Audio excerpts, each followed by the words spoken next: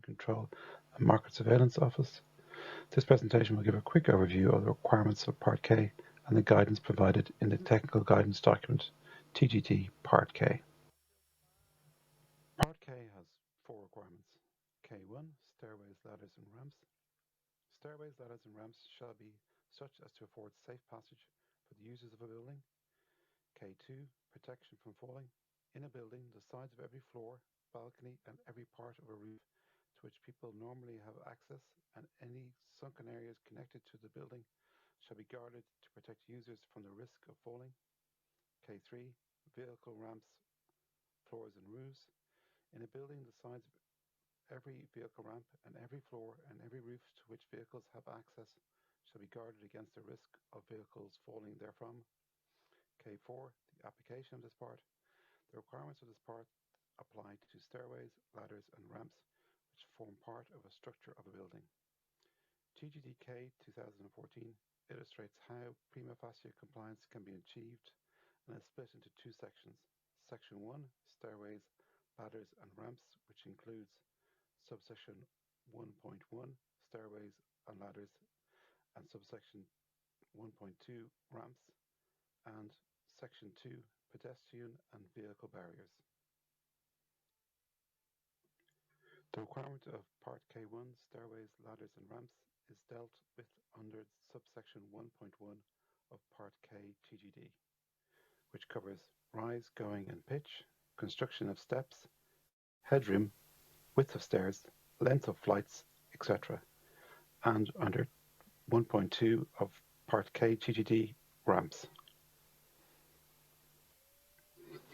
The requirement of Part K2 and K3, pedestrian and vehicle barriers, are covered under subsection 2.2 to 2.7 of Part K TGD, pedestrian guarding, subsection 2.7 of Part K TGD, prevention of falls from windows, and subsection 2.8 of Part K TGD, vehicle barriers.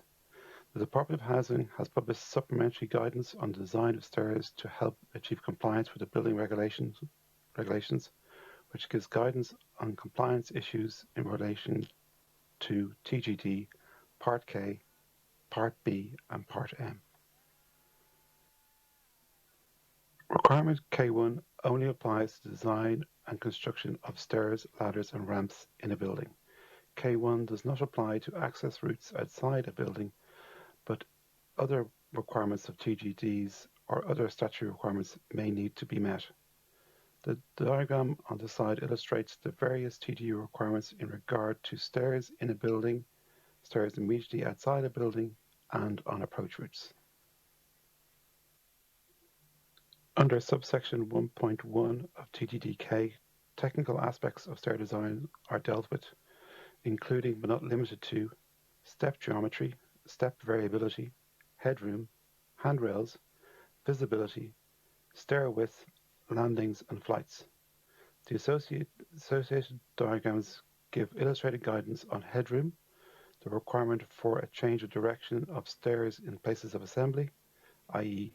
theatres and sports stadium, and the requirement for a clear area of landings free from door swings both at the top and bottom of stairs.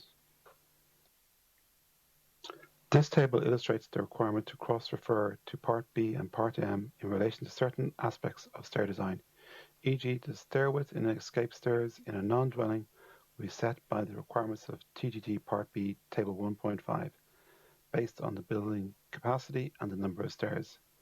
And in relation to Part M, an accessible stairs to a new building cannot have a riser below 150 millimeters or above 180 millimeters, and must have a going between 300 to 450 millimeters, as set out in section 1.1, parts K and L of TGD-M.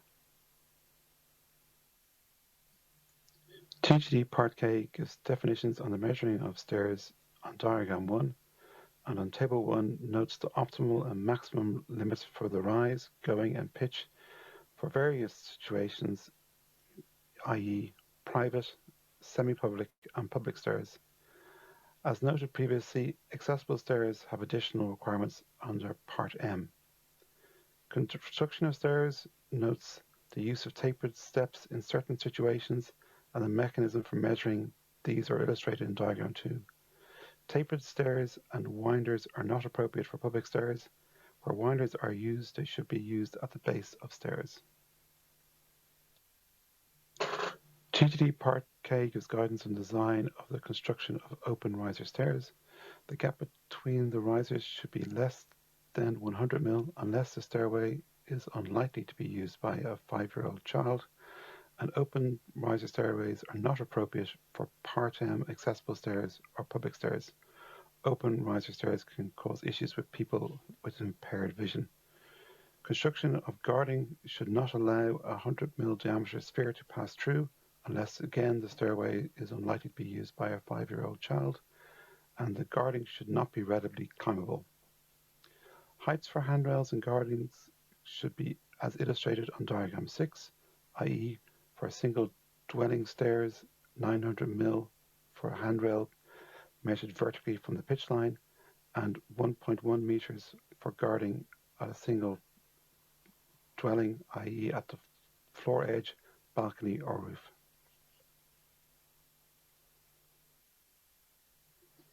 TGD Part K covers the design of ramps. These designs should be reviewed in concert with Part M, but in general, ramps should have a maximum slope of 1 in 12 and an optimum slope of 1 in 20 to comply with the total rise and lengths of ramps as defined in Part M. Ramps of 1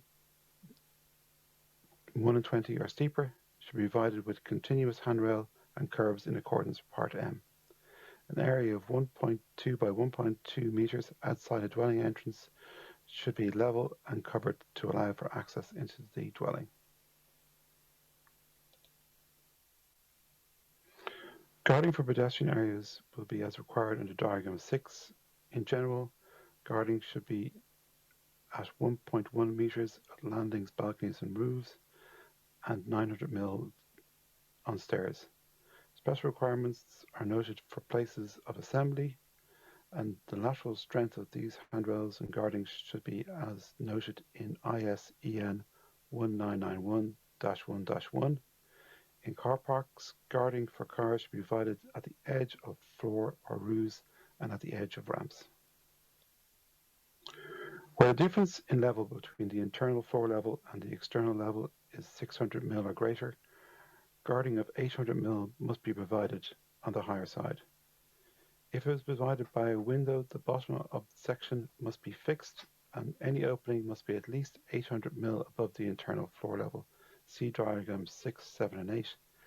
If boxing or a deep sill are provided that is readily climbable, then guarding should be extended 800 mm above this level.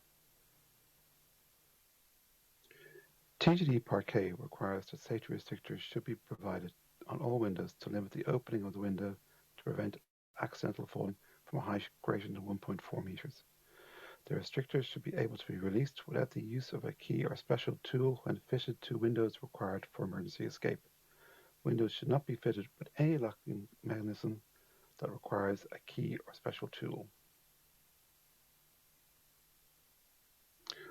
TGD Part K requires that vehicle barriers are installed at the edge of floors, including floors level with the ground and roofs, and that the barrier height must be of at least 375 millimeters, and along the vehicle ramps, the barrier must be at least 610 millimeters.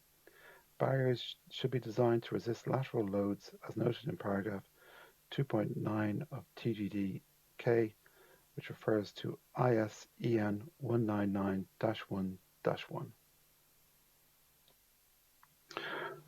When inspecting on site for compliance with the Building Regulations Part K, you should check critical dimensions, clear widths, risers, goings, gate, which would be twice the riser plus the going, headroom, handrail height, barrier heights relative to the building type and their location, clearance at landings, suitability of guarding and its design, force and impact, possible impact or effect of other building regulation, i.e. Part B and Part M, considerations for other building regulations, Part D, Part B and Part M, And under the framework for building control authorities in relation to Section 11 request, you should request the following information. Provide all details of stairs, ways, ramps, and guarding designed to indicate compliance with Part K, plans of each level and cross-section through stairs at appropriate scale to be included, gradient of any ramp to be indicated on all relevant plans, show all floor levels on general arrangement floor plans. This concludes the presentation on Part K and TGD Part K. Thank you for your attention.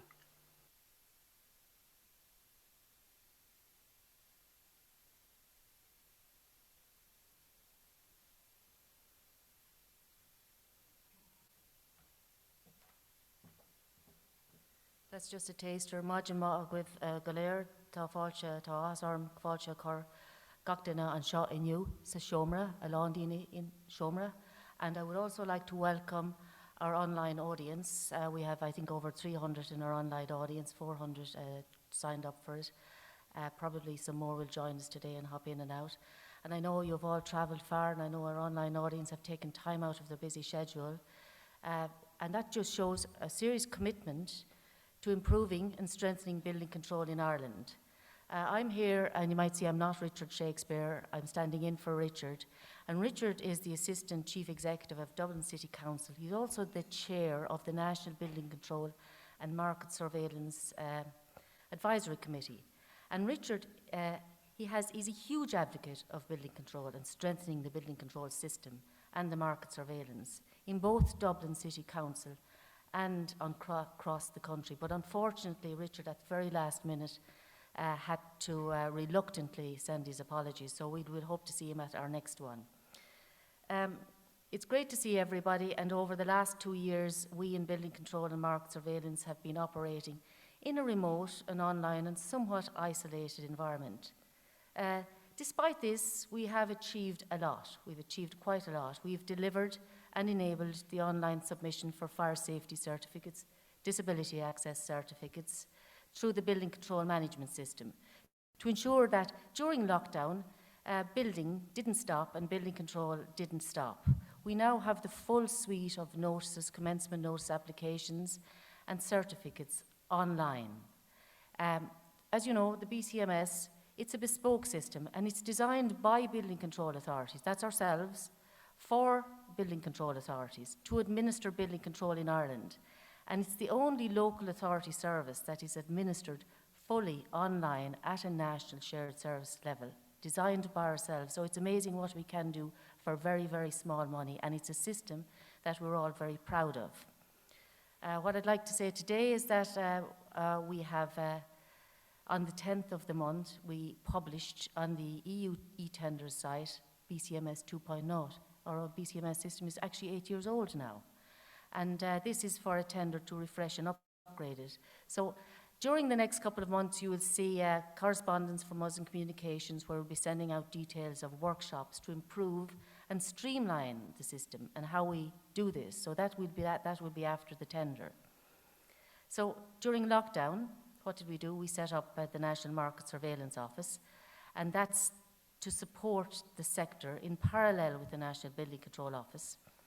And in 2021, in a very short space of time, we inspected and sampled over 100 quarries in 26 counties in Ireland. That's 20% of all active quarries for aggregates, for mortar, for underground fill, for concrete, were inspected by ourselves, and we're going back to review some of those. We also carried out at least 37 other reactive market surveillance inspections. All of us continued with building control inspections on site, and building control officers carried out almost 18,000 inspections in 2020 and 2021, and in 2020 and 2021 we had 11 and 12,000 requests for compliances with building control to owners, builders and designers. So that's no mean achievement from a very, very small army of building control dedicated officers. So we are out there, we're working, we're trying to promote compliance with the building regulations for health, safety and welfare of people in or about buildings. That's what we're about. So just talking about on-site work, where we go down in holes, up ladders, traverse scaffolding on a daily basis, I do feel that this is an opportune moment to have a minute's silence in memory of our roadworks colleague in Wexford County Council, that's Billy Kinsella, who lost his life serving the public 3 days ago while clearing up fallen trees of storms. So if you want, we'd take a minute's silence for Billy.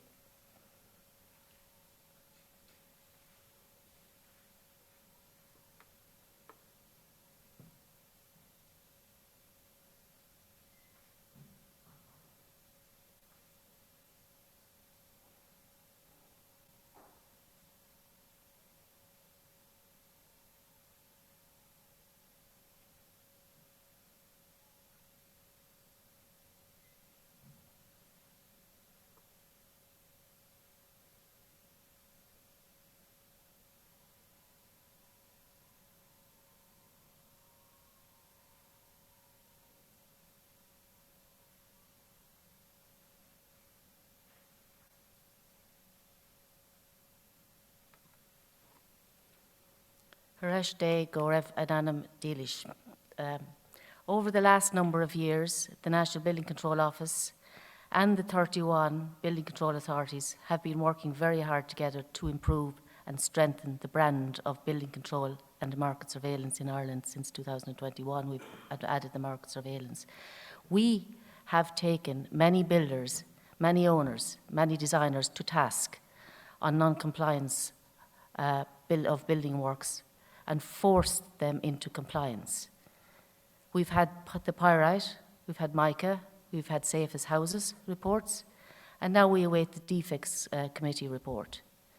2 billion of taxpayers' money is the figure that's been circulated to fix the MICA problem. When defects happen, it is the taxpayer that pays, and that's all of us. So it's important to get it right. So just a thought. We spend millions on planning.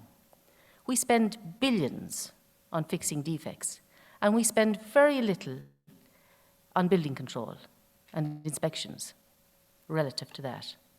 Think about it. The cost of submitting a commencement notice in 1992 was £27, and it's €30 30 years later. We might need to consider reviewing this.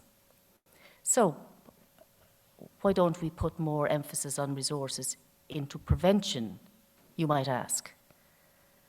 And you know that building control officers are out there all the time preventing problems, but then perhaps it's the case that nobody ever gets credit for fixing problems that never happened. And that's in a Massachusetts Institute of Technology paper by authors Nelson Repin and John Sterman. So maybe we should have a little conversation on that one. So anyway, this is a hybrid, in-person and virtual event. The format is very informal and discussion-based, and we're using the Slido to help facilitate our interactive questions and answers and hear feedback, because we have a lot of live polls going on during the presentations. So if you haven't already downloaded the Slido, it's www.slido.com, and the event code is 740730, or scan the QR code that we sent you out. Every local authority in Ireland has a voice here in these discussions and presentations, and I hope we'll have a very lively, interactive and meaningful, constructive day where all the issues can be discussed.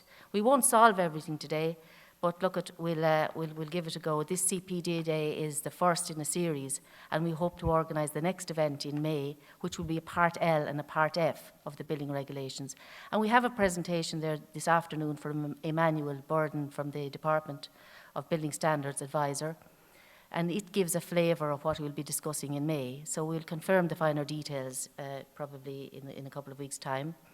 Ronan, Glynn, architect, will be your MC for the day. Shirley Lamb is the event organiser, and I will thank Shirley and Ronan for organising this event and all their hard work in putting the event together. There's a lot of work in putting events together. Richard Butler will do the roving mic, and I, with Jennifer McGlynn over there at the table, will be your rapporteur for the day. We'll be taking actions from this day, and we will bring them back and work on them collectively together in the interest of contributing to the promotion of health, safety and welfare of people in or about buildings. We have pre-recorded 15-minute presentations, and we sort of flip the thing, so 15-minute presentations, 30-minute questions, instead of people up on the 30-minute presentations and 10-minute questions. So during the networking sessions, we'll also have pre-recorded short presentations, and of note, the recordings will be published on the National Building Control Office YouTube channel, and they'll be there for you to download, share if you wish. So I hope now that everybody will get something from today. And without further ado, I would say let the proceedings begin. And Ronan, over to you, and we'll start getting our panel up here and switch on the next presentation. Thank you very much, and talk to you later. Good morning. So if the panellists for the first presentation come forward, so it's Colin Gallagher, Nestor, Kevin Mulrennan, Murtagh, Crawford and Jim O'Sullivan, if they'd like to go up on stage, please. So the presentation will be starting shortly. It's done by Pat Nestor, who's the head of building control in Dublin City Council, the largest county council. And it deals with the importance of compliance and the role of building control authorities. Also, Pat is the head of the Market Surveillance Working Group, so he does a lot of work for nationally on various issues, and we'll do his presentations and then we'll take questions from the audience and also online as they arrive. Thanks.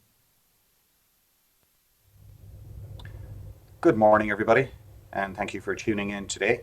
I've been asked to talk about the importance of compliance with the building control system and the building regulations and the role of the Building Control Authority. So I've given this talk before, and so I've shortened it down a bit, and thoughts have changed a little. And I'll tell you the most important reason why we need to comply with the building regulations are people. And there's really no other reason. It is the people who live in our buildings, who learn in our buildings, who sleep and eat, who play in our buildings. That's what's important. My thanks to my colleagues in Dublin City Council for these images. So it's people that matter. It's not the rules, it's not the regulations, it's not the reputations, it's people, their health and their safety. So I'll ask a couple of questions. Do you believe it's necessary to regulate the development of the built environment? And do you think people should be able to access and use and live and work in buildings and learn in buildings without being harmed? Obviously, these are rhetorical questions. Nobody here is a monster. So why do we need regulations? Why do we need regulators? The OECD have considered this, and this has very much informed the development of building control in the last number of years. Regulation is a key tool for achieving the social, economic and environmental policy objectives of governments that cannot be effectively addressed through voluntary arrangements and other means. Now that is achieving objectives that cannot be addressed through voluntary arrangements. So some people just won't do it properly. So when you're working on a building, and the importance of the building regulations, first of all, you need to know, do the building regulations apply to your project? You check what buildings are exempt in the third schedule of the building regulations, SI 497. As amended, you need to be aware of the conditions and limitations of those exemptions. If you're in any doubt, you can talk to your local building control officer, but please do it from an informed point of view before you ask building control. If the building regulations do not apply, then procedures of the building control regulations do not apply either, because building control is a set of procedures to demonstrate that you have complied with the building regulations. Now, if the building regulations do not apply, neither is that a reason to put things up in a haphazard, slipshod manner. Anything that's built needs to be safe. You should know the terms and definitions of building control if you're working in this industry. If you are a designer, assigned certifier, or any role in the building industry. What is a material alteration? What is material change of use from a building control point of view? And there are subtle differences from that in building control and material change of use in planning. What are minor works as defined? What is a repair or renewal as defined in building control? What are fixtures and fittings? What is an office? What is a shop? What is a shopping centre? What is a place of assembly, guest building? These are all defined in building control, and depending on where you're working and what project your job is on, there may be differences in what you need to do. Building Control Regulations 1997 to 2021, actually. A consolidated version is here, published by the Law Reform Commission. It's very useful. Part 2, commencement notices, certs of compliance before construction. Part 3 are fire safety certificates. Part 3A, 7-day notice, certs of compliance, revised fire safety certs, regularisation certs, statutory declaration, and 7-day notice statutory declaration. Part 3B, the disability access certificates and revised disability access certificates. Very important part of the regulations, which have made a very substantial positive contribution to the accessibility of buildings since their introduction in 2010. And Part 3C, certificate of compliance on completion, the cornerstone of the system, the one thing that must be questioned every single decision taken on a project. Could this decision impact on the ultimate addition of the cert of compliance on completion to the register? So you need to know your project's place in the hierarchy of building control. There are 4 ways to give notice. The commencement notice without accompanying compliance documentation, the short form. The commencement notice accompanied by the opt-out declaration, the opt-out notice. Commencement notice with accompanying compliance documentation, or the 7-day notice, which is accompanied by a valid fire safety certificate application. So the first 2, there are no additional documents required in terms of certification. The opt-out, you are required to have an inspection plan prepared by a competent person and some drawings. Completion certificates. Completion certificates are not, there's no completion for a commencement notice for the opt-out. The commencement notice with accompanying compliance documentation and the 7-day notice, there are substantial completion documents required and the certificate of compliance on completion required for those 2. The responsibility and the obligation to design and build in compliance with the building regulations is common to all building projects, regardless of how big or small or complicated they are. There is a significant practical incentive to getting it right.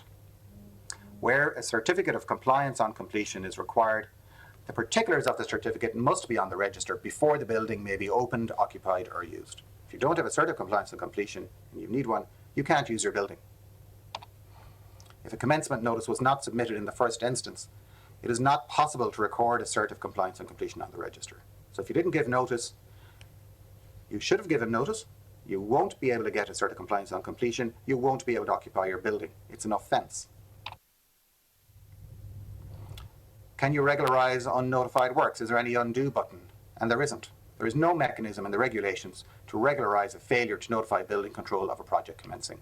It is an offence to fail to submit a commencement notice where required, and that may be prosecuted. It is recommended that building control authority be informed if the situation occurs.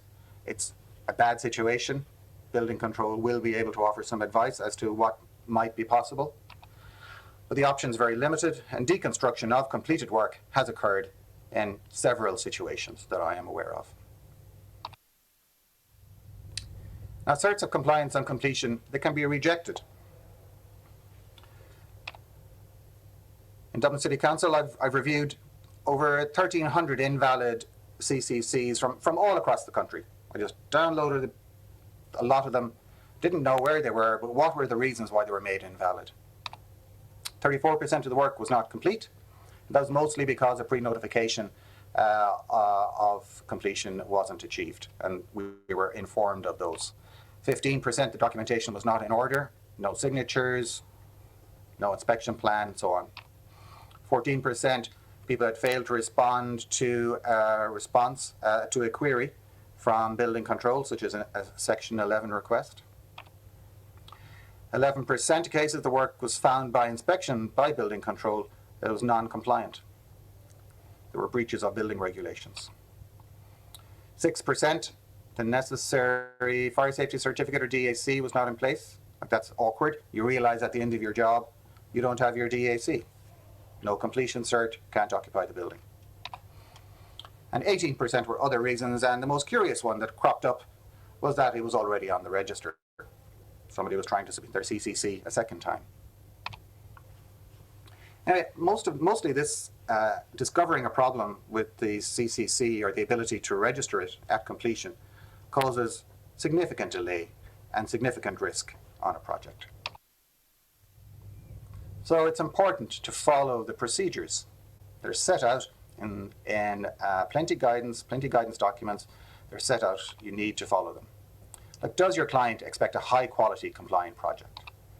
Will your client look for evidence the project is delivered to the required specification and is compliant with statutory requirements? So that the owner of the building, do they want a high quality project that complies with the rules? They do, of course. Does your client rely on everybody involved to voluntarily deliver the standard of quality required on the project? And of course, harking back to the previous question, does your client want a building that somebody may potentially be harmed by occupying? And they don't.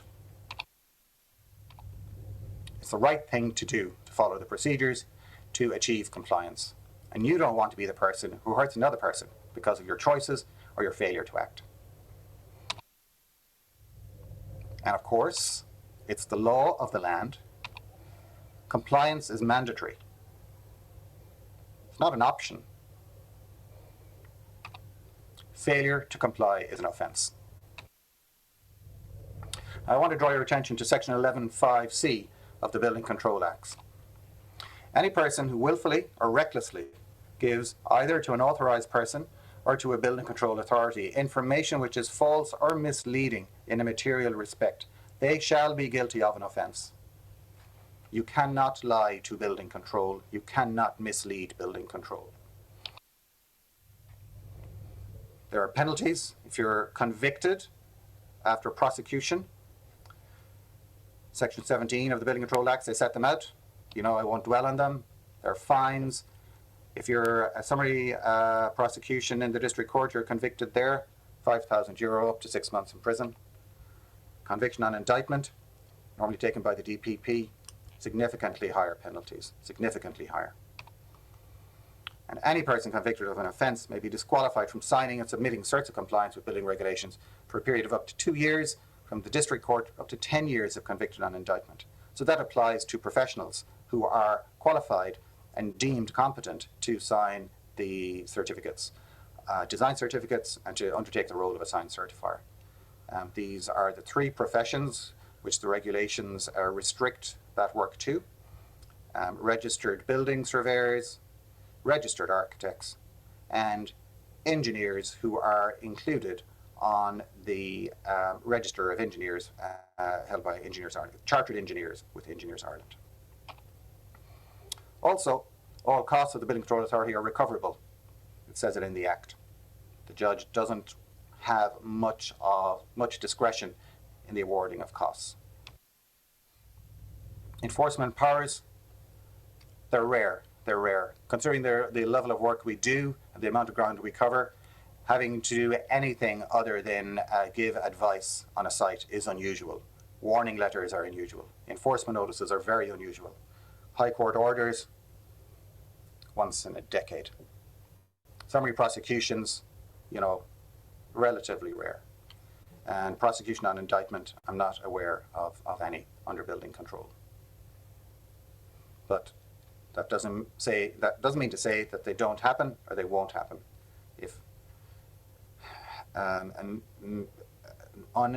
If non-compliant work is found, it's normally fixed. That's why when it's identified, people are willing to fix it. It's a technical, engineering, construction, scientific matter. It will be fixed. Arguing against fixing something that is known to be wrong is not wise. So the statutory duties of building control authorities then. We have managed submissions of commencement notices and 7-day notices. We have to determine applications for fire safety certificates, disability access certificates, and related certificates. Consider submissions of certificates of compliance and completion before they are placed on the register. Cooperate with the appeals process from Board Panola. Maintain the register. These are statutory functions. We've also other duties. Building control shares your goal of delivering a safe, high-quality, sustainable built environment. It's also subject to rules such as time limits on considering commencement notices, fire safety certs, of course. And performance is monitored. Reports published each year by the National Oversight and Audit Commission for local government, a very serious body who take their work very seriously. Framework for building control authorities is there. This guides us in how we do our job. It's free to download. Anyone can look at this. Standardized work practices and systems and procedures across the country. That is helpful to people working in the industry. It is frustrating to have different ways of doing things depending on your local authority. So the framework is aiming to standardize the work practice, enhance the consistency of operations nationally, and creating a common risk-based approach to inspections by building control authorities. So building control supports and encourages efforts to deliver compliance. We provide advice to the public, to builders, to professionals, to anyone who asks, and very often to people who don't ask. We give opinions where there may be a compliance disagreement on a project. A signed certifier may seek the views of building control. It may help resolve something. We engage with professional organisations. Days such as today are part of our educational and training programs and our support for the industry broadly. We provide a visible presence on construction sites through our inspections. It's very important to be out there, to be seen, for the people in the industry to know we've been out and to know we're going to come back before their project is finished. In Dublin City, we aim to inspect jobs at an early stage as possible following notification by commencement notice, and to return to those sites on a regular, recurring basis through to completion. We support the industry in delivering safe, compliant buildings. Everybody wants the same thing. So I have some final thoughts here, trying to keep under 15 minutes. The building control system is necessary, and it's reviewed regularly to ensure the tools are there to deliver compliance and that they're in place. The introduction of BCAR, the Building Control Amendment Regulations in 2014, it's made a real difference to the quality of our newly constructed buildings. I've seen it. I was in building control. I'm in building control a long time before BCAR came in, and it's a long time since BCAR was introduced in 2014. Brian O'Driscoll was still playing rugby for Ireland. It is the people who live and learn and work and play in the buildings. That's what matters. That's why it's important. It's the people. And building control authorities will support you in your efforts to achieve plenty help. Code of practice is there, bringing back homes, extremely useful manual for the professional and for their client, and the frequently asked questions on the National Building Control Office. So thank you very much. Thank you for your attention, and I look forward to the discussions to follow.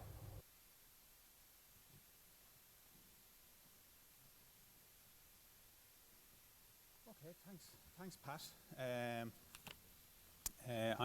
I'm chairing this session of the panel discussion. That was Pat Nestor from Dublin City. He's on the panel here. We have representatives from Laois, Galway, and Limerick here as well. So we have a nice broad spectrum of building control authorities here with us today.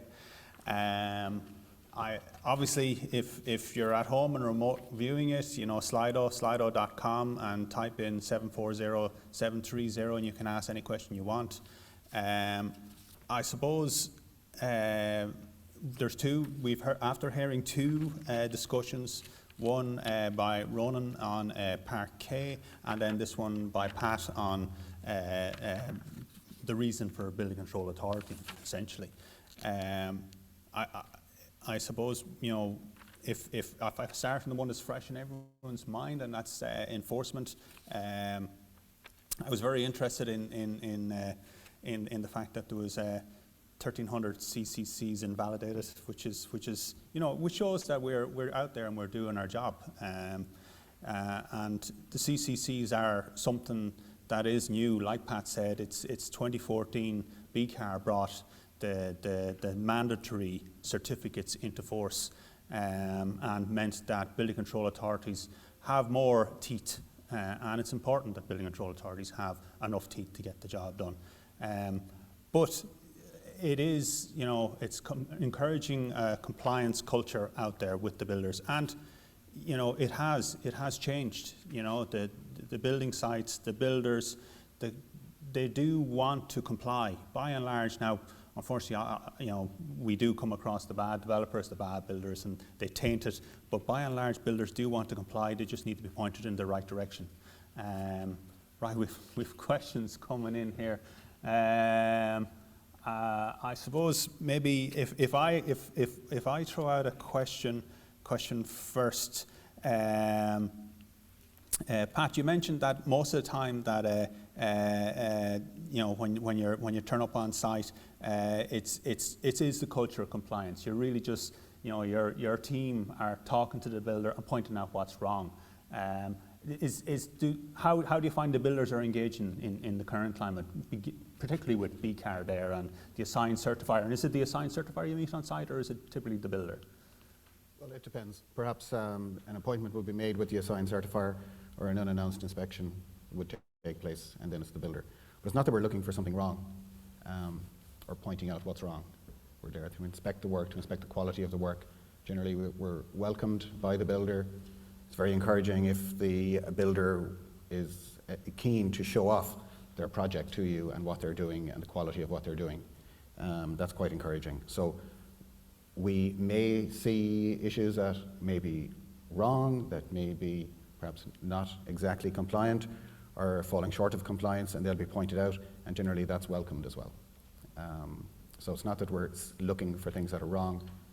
We're inspecting the work, the quality of the work and compliance of the work. And there may be deficiencies or shortfalls, or it may be very high quality, and that's what we see a lot. We see a lot of very high quality work in Dublin. Good. And I suppose, just as Pat mentioned, we have plenty of powers. You have your Section 11, you can ask for information. You have power of access under Section 11, but you can also ask for information to show compliance with the building regulations. Just running through the questions that are coming up. Has quality of documentation submitted to the BCA improved since SI9? So that's BCAR 2014. What's the panel think? Has documentation improved? Well, I don't know, has it improved? I wasn't involved prior to 2014, but certainly in County Galway is all I can speak for, and I find generally the quality is quite good. You have to work on it, look for revised information in a lot of instances, but it comes nonetheless, and certain designers and the likes readily provide it. It's just part of their process. But like the regs state, it's such plans, calculations, specifications, particulars as are necessary to show how the build will be carried out.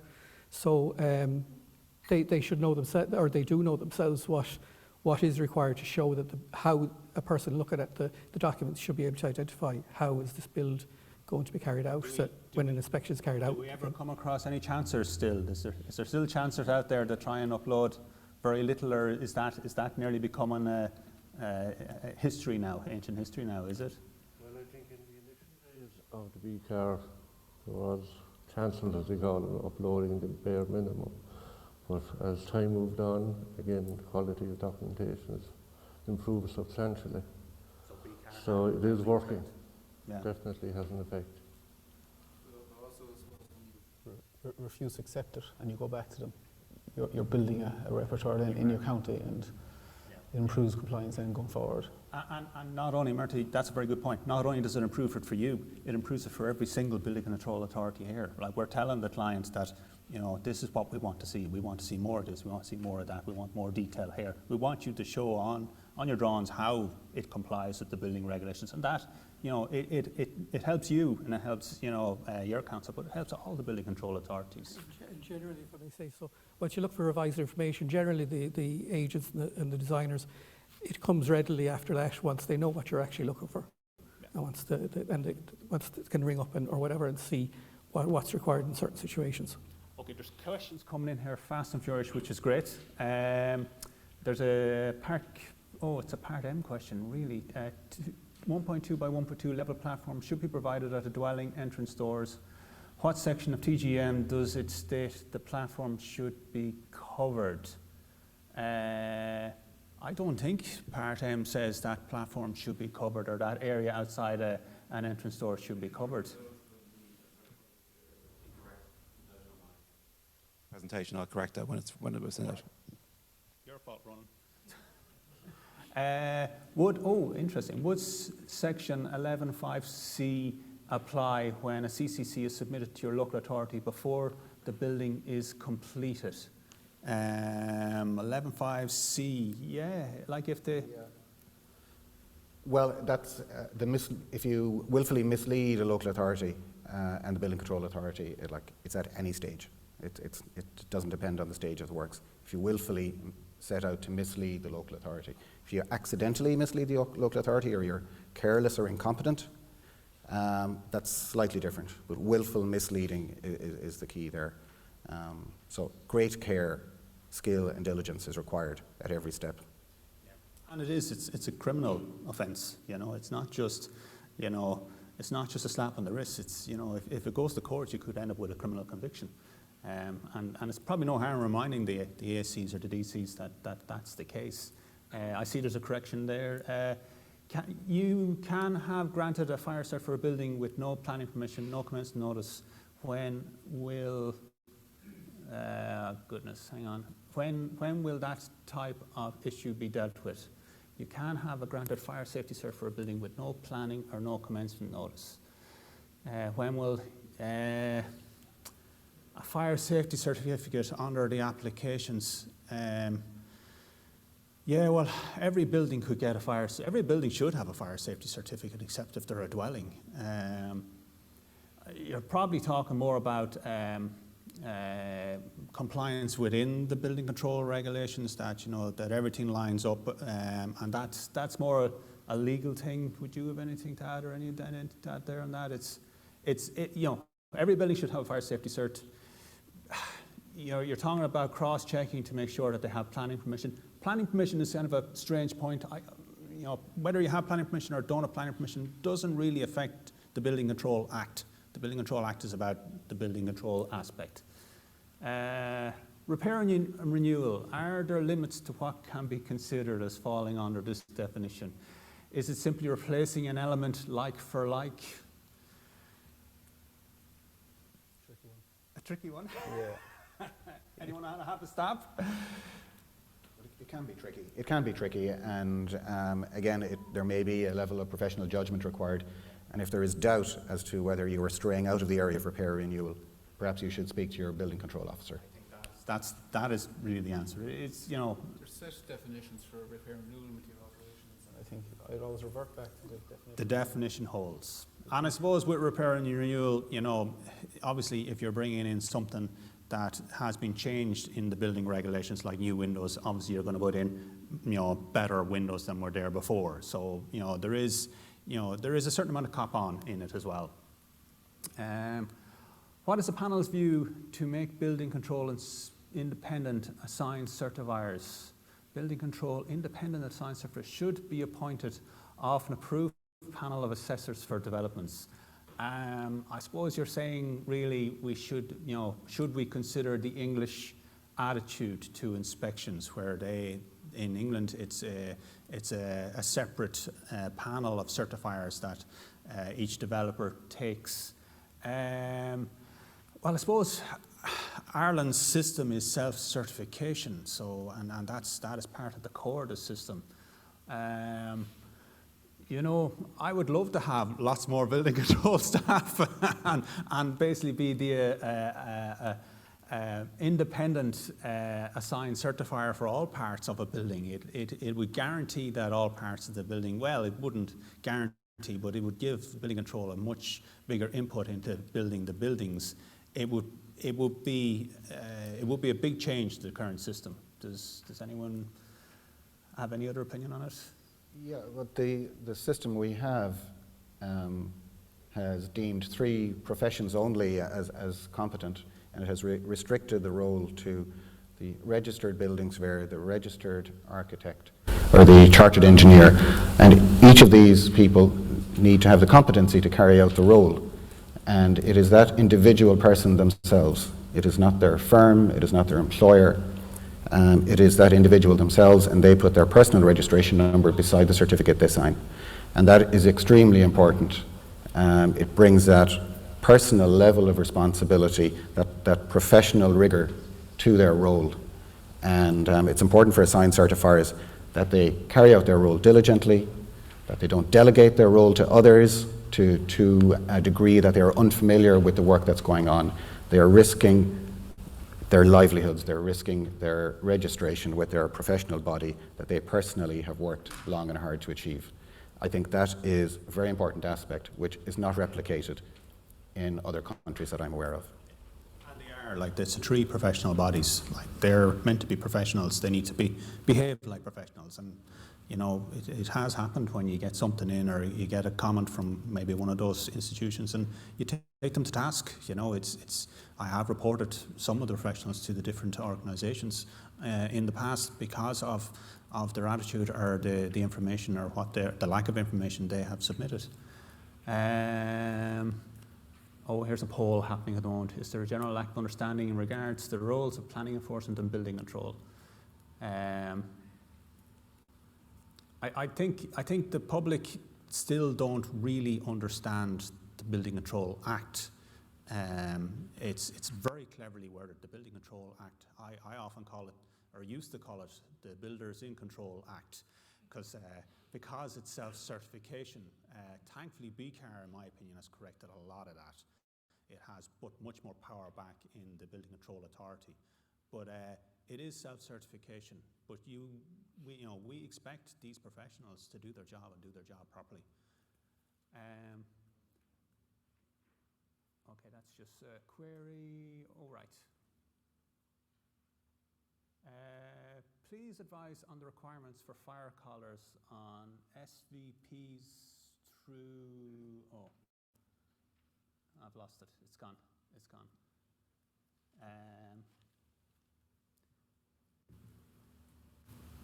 They're flying up here. Why is there no regularisation cert required for any parts of the building regs other than Part B? Well, Part M. Well, there's no regularisation. No. Part B, I suppose, in the suite of documents, all 12 building regs, Part B is the one that probably has the biggest potential. Happens all the time. Fire happens all the time, and it's very much in people's, it's more political, really. It's very much in people's mind. It kills a number of people every single year. The only one that's comparable debt-wise to Part B would be Part A if a building structure collapses. But fire does happen all the time. So I always say every building needs a fire cert. Simple as that, to show that its design complies with Part B. Obviously, we can't make every building have a fire cert. Any building that was built before, the building regs were in force don't require a fire cert. Oh yeah, it's back in. Please advise there's a requirement for fire collars on SVPs through an RC or hollow core floor in 2 to 3 story houses where the floor is not a separating floor. Oh, you're getting a very technical question there. Do we have any fire experts on this panel? SVP, what's an SVP? Oh, yes.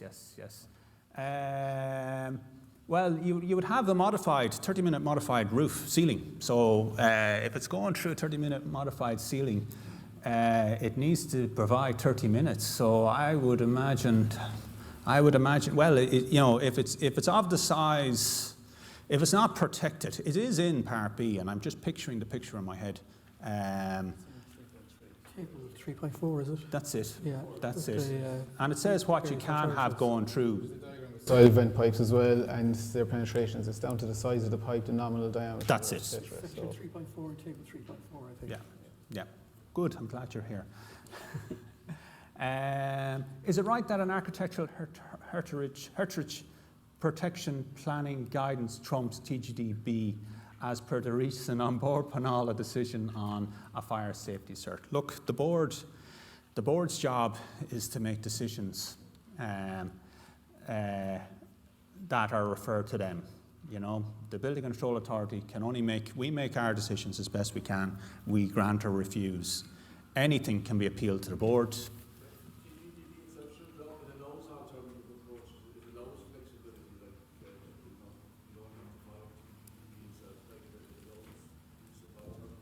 It does, TGDB does, and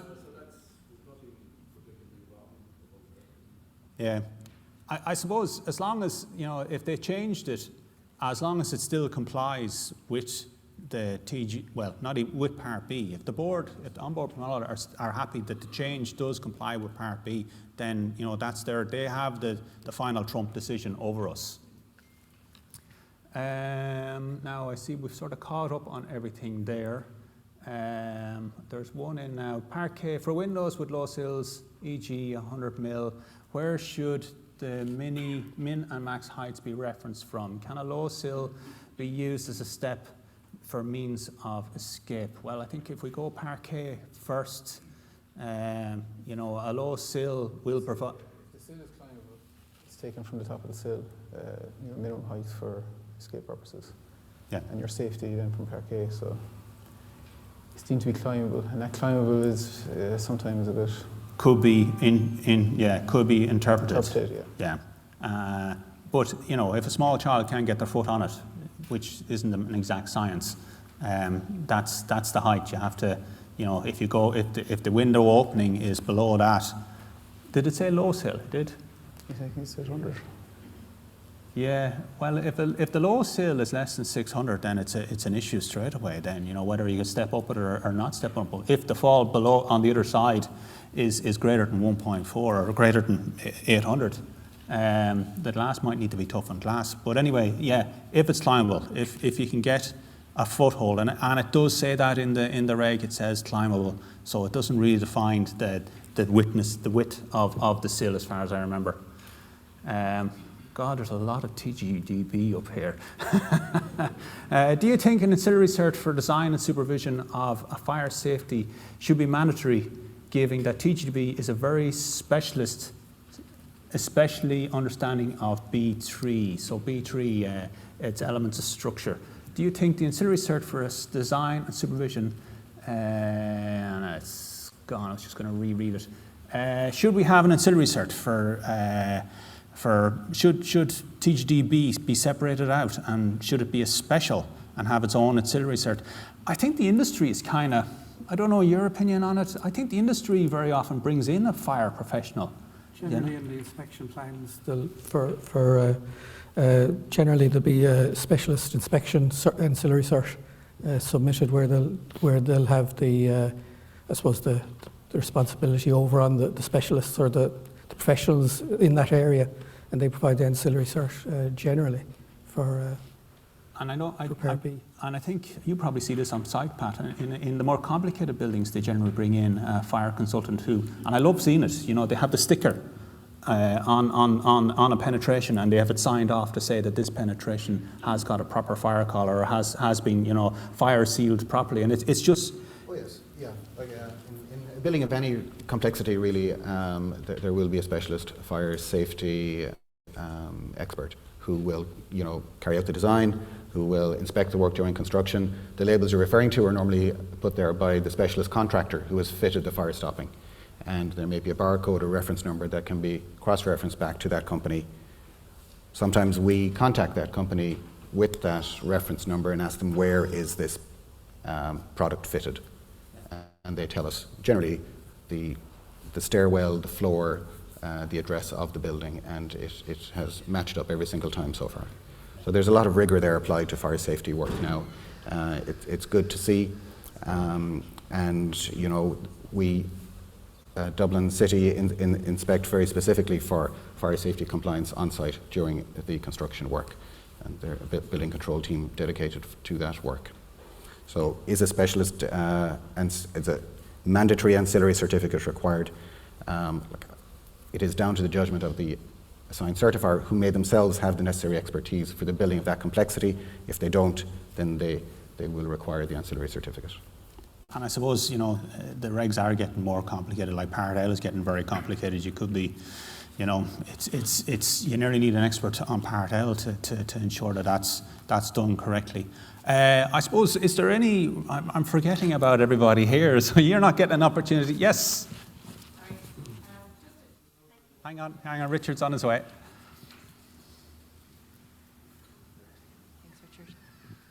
Thanks for the presentation, Pat. Just in relation to the certificates of compliance and completion, You mentioned situations where works are completed and no commencement notice has been submitted and there is no search, compliance and completion.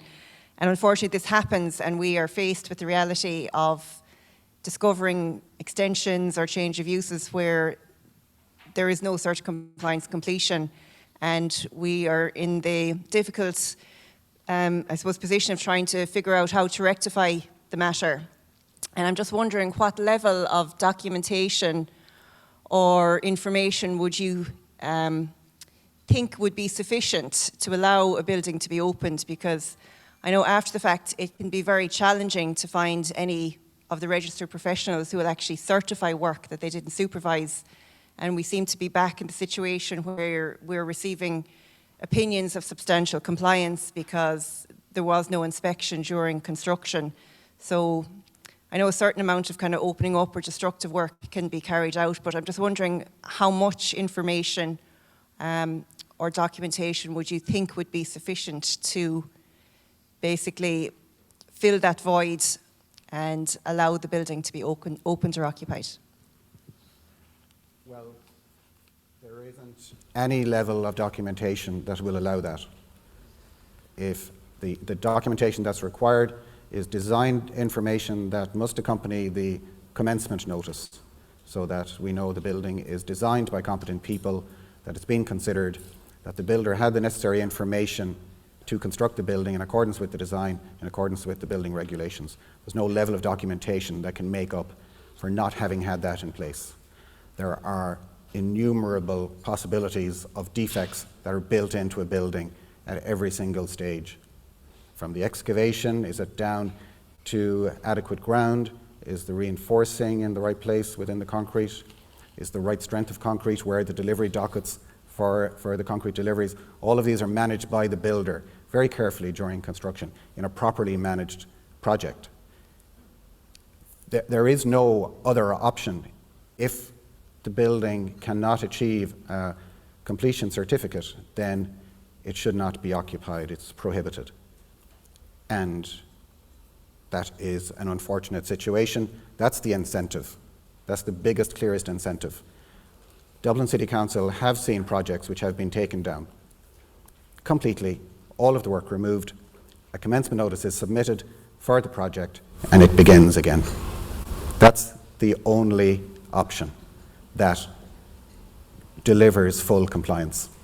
So, bar demolition, would you consider any situation where because it happens, unfortunately, Pat, you know. I know there are, like we've seen them. It depends on the project, like the possibilities, the intentions of the project people to begin with. Was there a genuine error? Was there neglect? Was there competence? If there is the same level of documentation and design information, and it's demonstrated that that was available every step of the way, inspection records are available, delivery dockets for every load of concrete are available, for example. Declarations of performance have been checked and double-checked, and that rigour was applied, well then perhaps there may be some middle ground to be found, that the public can be reassured that this building meets the requirements of the building regulations in the way that was intended, that the evidence is there. But that situation will be the exception over removal. Because if the commencement notice was not submitted in the first instance because it was forgotten or neglected, well then it's very likely that many other things were neglected. And where I've seen work taken down, it was non-compliant work. It was found to be non-compliant during the deconstruction. Thanks, Pat. Any other questions from the floor?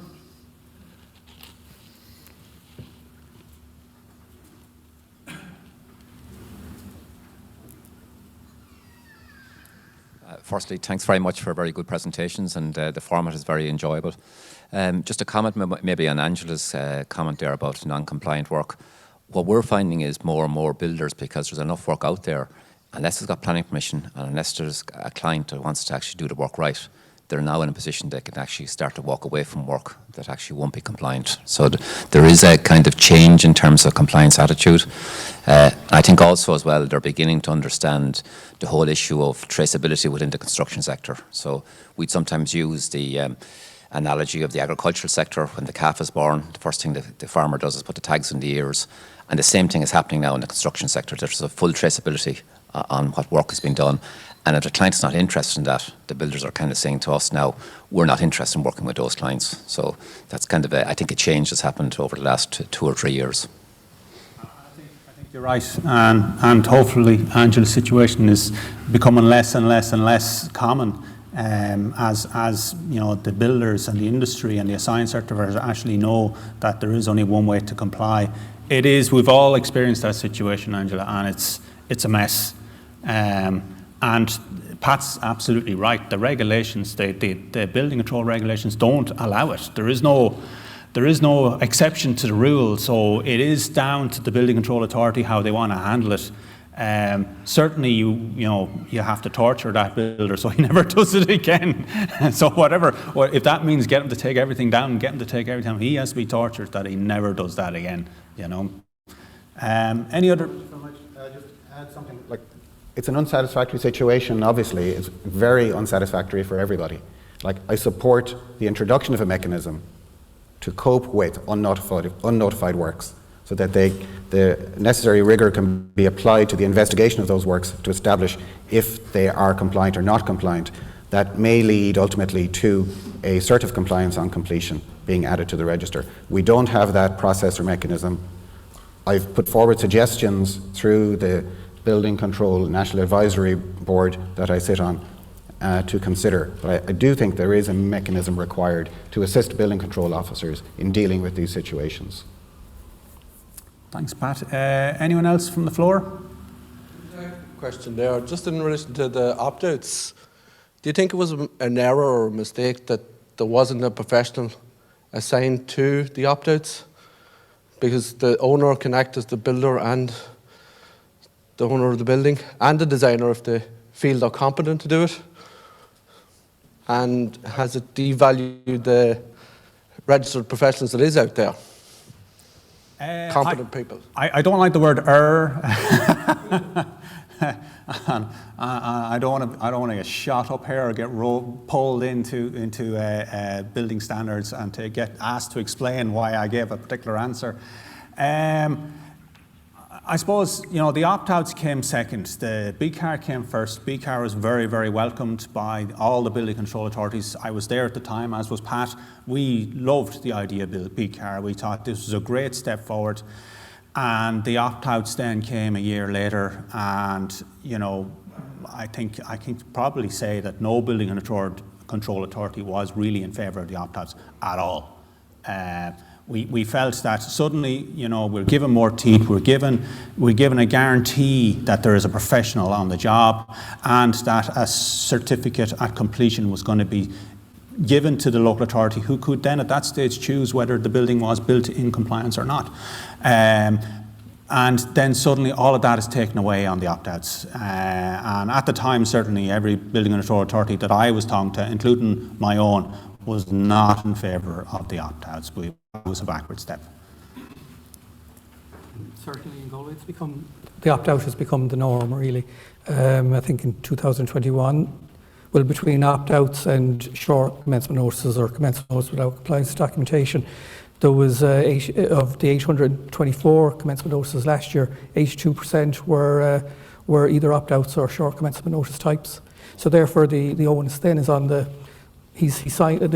owner is signing the opt-out form saying they understand their role as owner and that they're going to design and construct the works in compliance with the second schedule of the building regs. So then it's the owner that's taken on that responsibility. Yeah.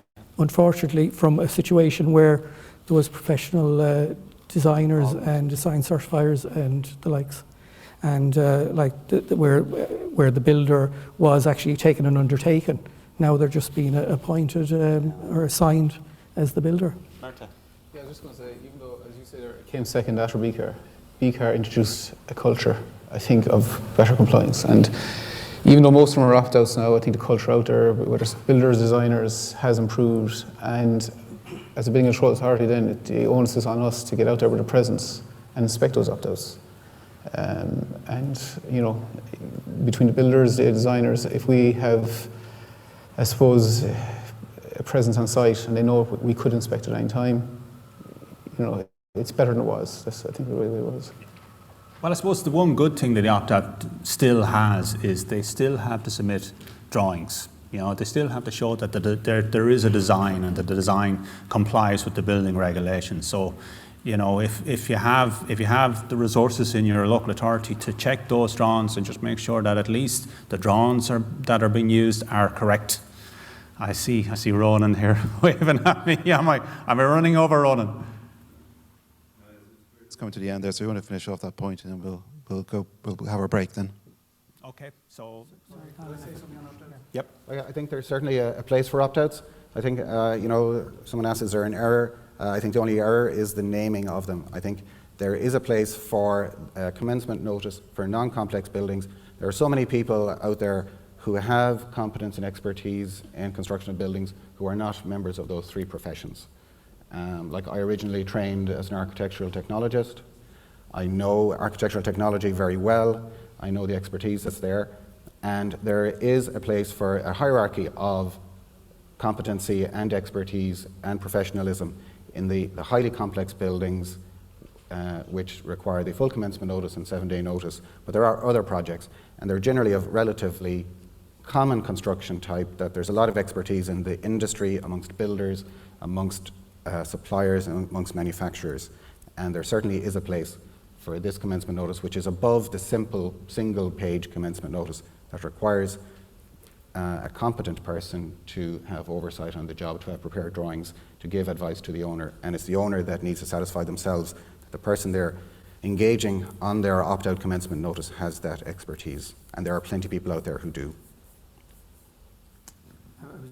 Sorry, Colin, I was just going to say, as Pat says, it's unfortunate the name of the opt-out, but I think what people or everybody needs to understand is that you're really just opting out statutory certification. It's design cert, the undertaken by the builder, the assigned certifiers forms, and the inspection plan. Other than that, everything else, the drawings, the documents that's required at commencement stage is the same. So. Okay, and thanks to the panel here. We've Kevin, Pat and Murtagh, and thanks very much for listening to us talk and try and answer your questions. Okay. So if we break now for tea. Okay, thank you very much again to the panel for the discussion. I think it was very informative. So we'll have a half an hour break. If the panel could go over and just take their mics off, and the next panel will have to go to get their mics on before the next presentation. So if we show our appreciation to the panel.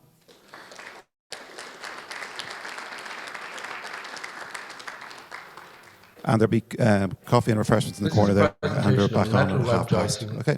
And how to comply with the building regulations by Richard Butler of the National Building Control and Market Surveillance Office. This presentation will give a quick overview of the requirements of Part A and Part B for metal web joist floor systems. Metal web joists, the designer should comply with the following building regulations for a floor system for dwelling houses: Part A, structure; Part B, fire; Volume 2, dwelling houses; and Part D, materials and workmanship. There is additional guidance documents that the designer should also review: Supplementary Guidance to Technical Guidance Document B, Fire Safety, Volume 2, Dwelling Houses 2017, and Manufacturer's Details and Manuals. It should be noted that there are 3 different manufacturers: Mytech, Easy Joist, Space Joist, and their details and guidance may vary slightly. So what are the parts of metal web joists? Top chord is the timber on the top, bottom chord is the timber on the bottom. Metal webs are metal fixings that is fixed to the top and bottom chord. Strong back is provided to minimize damping, reducing vibration and deflection of the floors. And the strut, vertical timber member between the top and bottom chord.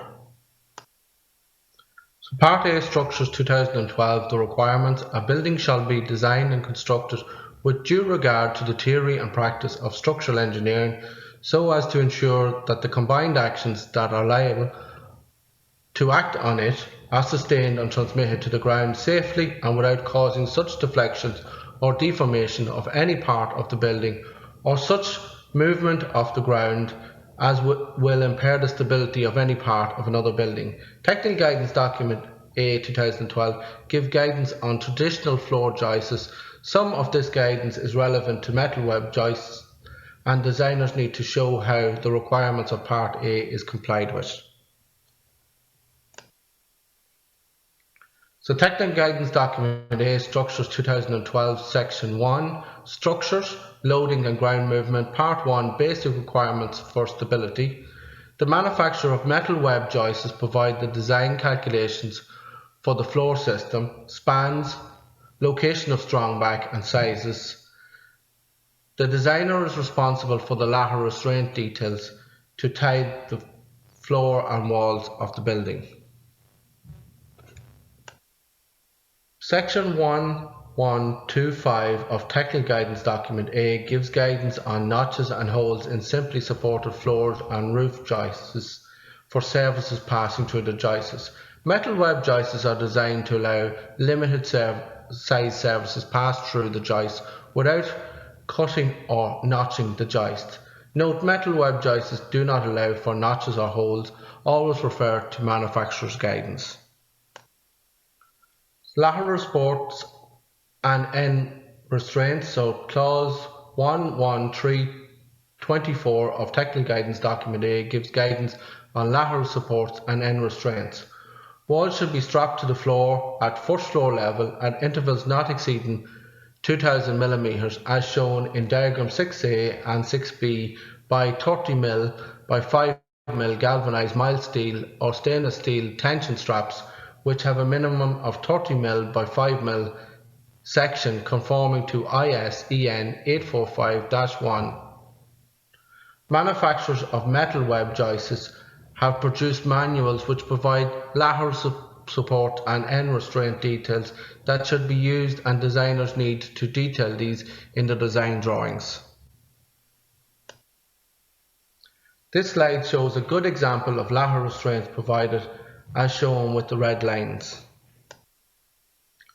The guidance on lateral supports and end restraints straps do not need to be provided in Technical Guidance Document are for traditional joists. Designers should seek manufacturer's guidance and manual details on lateral supports and end restraint details. This slide shows lateral support and end restraint details from manufacturer's manuals. A strong back is required when vibration checks to Eurocode 5. This is done by the manufacturer of the joist using their design software. Designers should ensure that the design is carried out to Eurocode 5. Strong backs are generally required where spans greater than 4 meters. This slide shows the strong back fixing from the manufacturer's manuals. This slide shows a staggered strong back fixing detail from the manufacturer's manual. This is used where span changes due to shape of room as shown in the slide. This slide shows the strong back being cut out to allow for ventilation systems. Remedial works are required to correct this, and guidance should be sought from the manufacturer of the joists. 2 and 3 ply joists are used by the manufacturer of the joists using their design software where loads exceed the normal joists. The manufacturer should provide the fixing design details as part of the design information. So Part B, Fire Safety Volume 2, Dwelling Houses. The requirement, internal fire spread linings B7 for the purpose of inhibiting the spread of fire within a dwelling house. The internal linings A shall have either a rate of heat release or a rate of fire growth and a resistance to ignition which is reasonable in the circumstances, and shall offer adequate resistance to the spread of flame over the surfaces. Internal fire spread structure B8.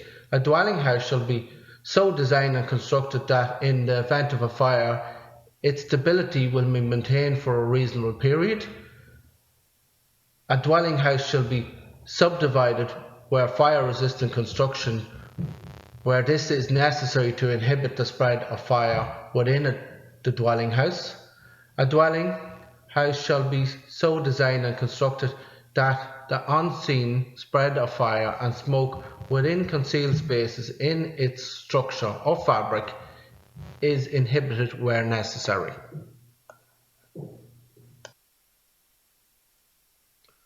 Supplementary guidance to Technical Guidance Document B, Fire Safety Volume 2, Dwelling Houses 2017. The purpose of this supplementary guidance document is to provide support compliance with the fire resistance provisions as specified in the Technical Guidance Document B, Volume 2 for dwelling houses. The fire resistance of any construction is the result of the combinations of the materials used, including their thickness, spacing and fixing of the materials. See Appendix A in Technical Guidance Document B, Volume 2, together with the workmanship implied during assembly. In order to claim a specific fire resistance for a load-bearing construction, it must be proven by test to the European test method EN 1365 series fire resistant test for load-bearing elements. This slide shows extracts from the supplementary guidance to Technical Guidance Document B, Fire Safety Volume 2, Dwelling Houses 2017 for metal web joist floor systems, and gives guidance on the fixing also. This slide shows extract from the Supplementary Guidance Technical Guidance Document B, Fire Safety Volume 2, Dwelling House 2017. It should be noted that a reduction in the thickness of the plasterboard or a substitution to a board not classified under EN 520 is not acceptable unless the build-up has been proven by test in accordance with EN 1365 series. 3.75 Fire Stopping, Part B, Fire Safety Volume 2, Dwelling Houses. In addition to any other provision in this document for fire stopping, joints between elements which serve as a barrier to the passage of fire should be fire stopped, allowing for movement where appropriate. All openings for pipes, ducts, conduits or cables to pass through any part of an element which serves as a barrier to the passage of fire should be kept as few in number as possible and kept as small as practical, and fire stopped, which is in the case of pipes or ducts shall allow thermal movement. See also section 1.1393.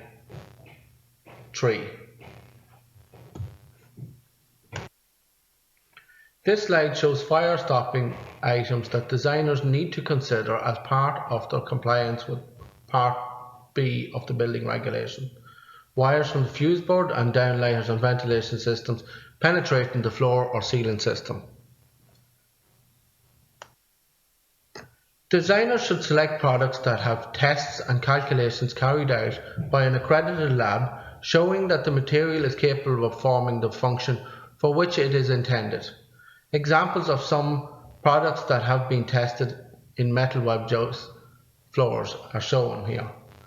It should be noted that the build-up in the fire test for the product may vary from the guidance given in the Supplementary Guidance Technical Guidance Document B, Fire Safety Volume 2, Dwelling Houses 2017.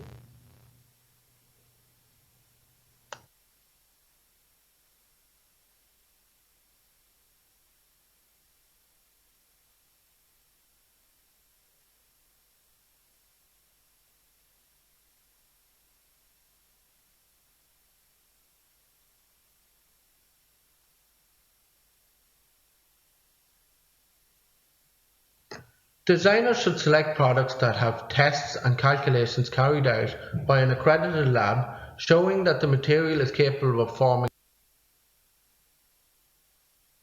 Just say for people online, we're on tea break at the moment and we'll be back at 11:30, so there'll be another presentation, or repeated presentation on web joists, and we'll be back to live at 11:30. Thanks.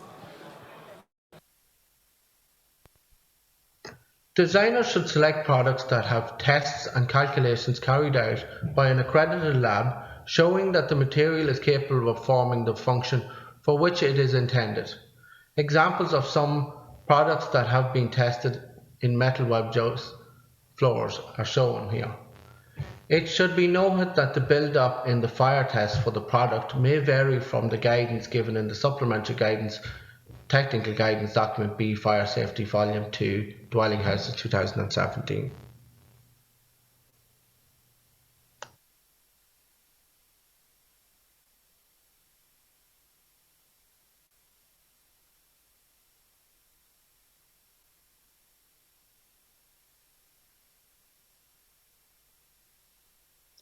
This is a presentation on metal web joisting and how to comply with the building regulations by Richard Butler of the National Building Control and Market Surveillance Office. This presentation will give a quick overview of the requirements of Part A and Part B for metal web joist floor systems. Metal web joists, the designer should comply with the following building regulations for a floor system for dwelling houses: Part A, structure; Part B, fire; Volume 2, dwelling houses; and Part D, materials and workmanship. There is additional guidance documents that the designer should also review: Supplementary Guidance to Technical Guidance Document B, Fire Safety, Volume 2, Dwelling Houses 2017, and Manufacturer's Details and Manuals. It should be noted that there are 3 different manufacturers: Mytech, Easy Joist, Space Joist, and their details and guidance may vary slightly. So what are the parts of metal web joists? Top chord is the timber on the top, bottom chord is the timber on the bottom. Metal webs are metal fixings that is fixed to the top and bottom chord.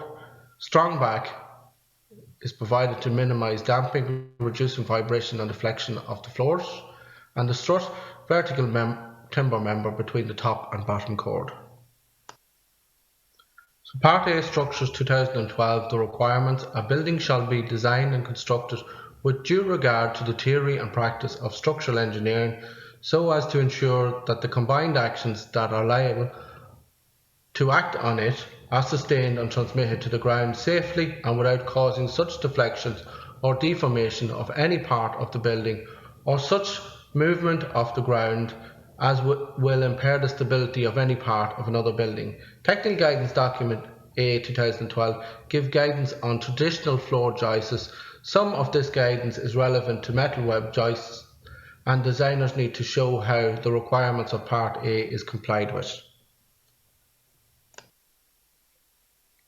So Technical Guidance Document A, Structures 2012, Section 1, Structures, Loading and Ground Movement, Part 1, Basic Requirements for Stability. The manufacturer of metal web joists provide the design calculations for the floor system, spans, location of strong back and sizes. The designer is responsible for the lateral restraint details to tie the floor and walls of the building. Section 1125 of Technical Guidance Document A gives guidance on notches and holes in simply supported floors and roof joists for surfaces passing through the joists. Metal web joists are designed to allow limited size surfaces pass through the joist without cutting or notching the joist. Note, metal web joists do not allow for notches or holes. Always refer to manufacturer's guidance. Lateral supports and end restraints. So clause 11324 of Technical Guidance Document A gives guidance on lateral supports and end restraints. Walls should be strapped to the floor at first floor level at intervals not exceeding 2000 mm as shown in diagram 6A and 6B by 30 mm by 5 mm galvanized mild steel or stainless steel tension straps which have a minimum of 30 mm by 5 mm section conforming to IS-EN 845-1. Manufacturers of metal web joists have produced manuals which provide lateral support and end restraint details that should be used, and designers need to detail these in the design drawings. This slide shows a good example of lateral restraints provided as shown with the red lines. The guidance on lateral supports and end restraints straps do not need be provided in Technical Guidance Document and for additional joists, designers should seek manufacturer's guidance and manual details on lateral supports and end restraint details. This slide shows lateral support and end restraint details from manufacturer's manuals. A strong back is required when vibration checks to Eurocode 5. This is done by the manufacturer of the joist using their design software. Designers should ensure that the design is carried out to Eurocode 5. Strong backs are generally required where spans greater than 4 meters. This slide shows the strong back fixing from the manufacturer's manuals. This slide shows a staggered strong back fixing detail from the manufacturer's manual. This is used where span changes due to shape of room as shown in the slide. This slide shows the strong back being cut out to allow for ventilation systems. Remedial works are required to correct this and guidance should be sought from the manufacturer of the joists. 2 and 3 ply joists are used by the manufacturer of the joists using their design software where loads exceed the normal joists. The manufacturer should provide the fixing design details as part of the design information. So Part B, Fire Safety Volume 2, Dwelling Houses, the requirement, internal fire spread linings B7, for the purpose of inhibiting the spread of fire within a dwelling house, the internal linings A shall have either a rate of heat release or a rate of fire growth and a resistance to ignition which is reasonable in the circumstances and shall offer adequate resistance to the spread of flame over the surfaces. Internal fire spread structure B8, a dwelling house shall be so designed and constructed that in the event of a fire its stability will be maintained for a reasonable period. A dwelling house shall be subdivided where fire resistant construction where this is necessary to inhibit the spread of fire within the dwelling house. A dwelling house shall be so designed and constructed that the unseen spread of fire and smoke within concealed spaces in its structure or fabric is inhibited where necessary.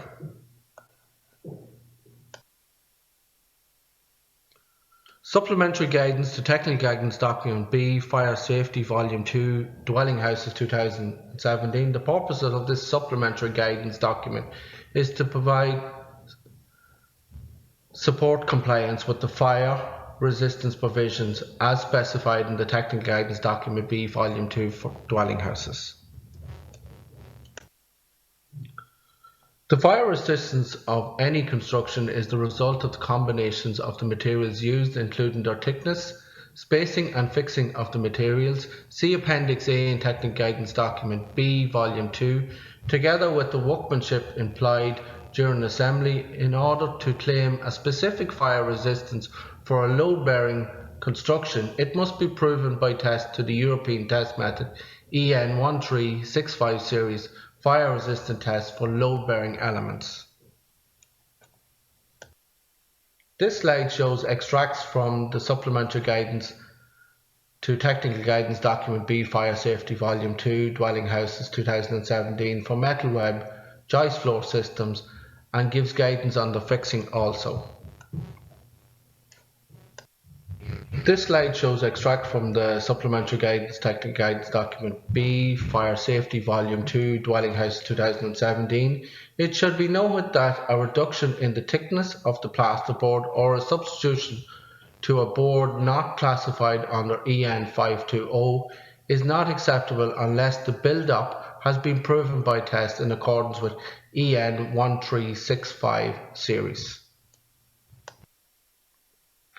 3.75 Fire Stopping, Part B, Fire Safety Volume 2, Dwelling Houses. In addition to any other provision in this document for fire stopping, joints between elements which serve as a barrier to the passage of fire should be fire stopped, allowing for movement where appropriate. All openings for pipes, ducts, conduits or cables to pass through any part of an element which serves as a barrier to the passage of fire, should be kept as few in number as possible and kept as small as practical, and fire stopped, which is in the case of pipes or ducts shall allow thermal movement. See also section 11393. This slide shows fire stopping items that designers need to consider as part of their compliance with Part B of the building regulation. Wires from the fuse board and downlighters and ventilation systems penetrating the floor or ceiling system. Designers should select products that have tests and calculations carried out by an accredited lab showing that the material is capable of performing the function for which it is intended. Examples of some products that have been tested in metal web joist floors are shown here. It should be noted that the build-up in the fire test for the product may vary from the guidance given in the Supplementary Guidance, Technical Guidance Document B Fire Safety Volume 2, Dwelling Houses 2017.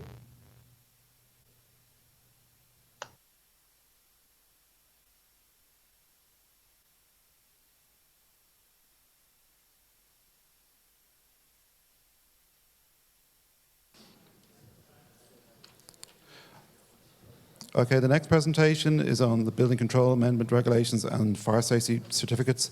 And it'll be a pre-recorded presentation by Martin Moore of Tipperary County Council.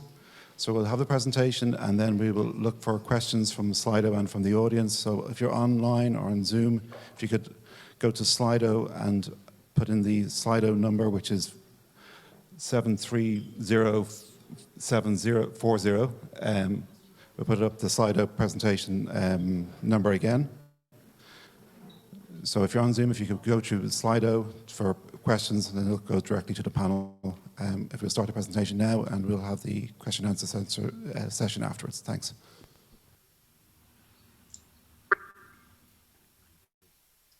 Hi, my name is Martin Moore, Assistant Chief Fire Officer with Tipperary Fire and Rescue Service, and this presentation is based on the Fire Safety Certificate process, more specifically more the assessment side of the house with regards to what the Building Control Authority will be doing as part of the process. So it's a cut down version of my presentation I would have given last year that's available on the NBCO's YouTube channel, so I'd recommend anyone to go and check that out.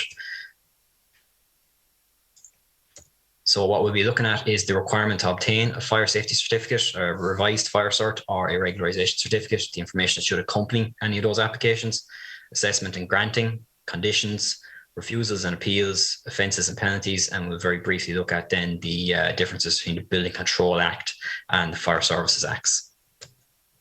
So in regards to the Fire Safety Certificate, Article 11 of the Building Control Regulations obviously outlines when one is required. So refer back to that for a more detailed explanation, but just very briefly, I suppose it's the construction of a new building, material alterations, material change of use, or an extension that's greater than 25 square metres.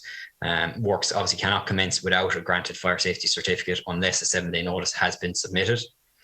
With regards to exemptions, you have single-storey agricultural buildings, dwellings other than a flat, single-storey domestic garage, single-storey building ancillary to a dwelling, works in connection with complying with a fire safety notice, and we'll talk about that at the end of the process, and works to a guard station, courthouse, barracks, and certain government buildings. And just for that one there, that's actually not mentioned in Article 11. You have to refer to Article 6 there, the Building Control Regulations for that exemption.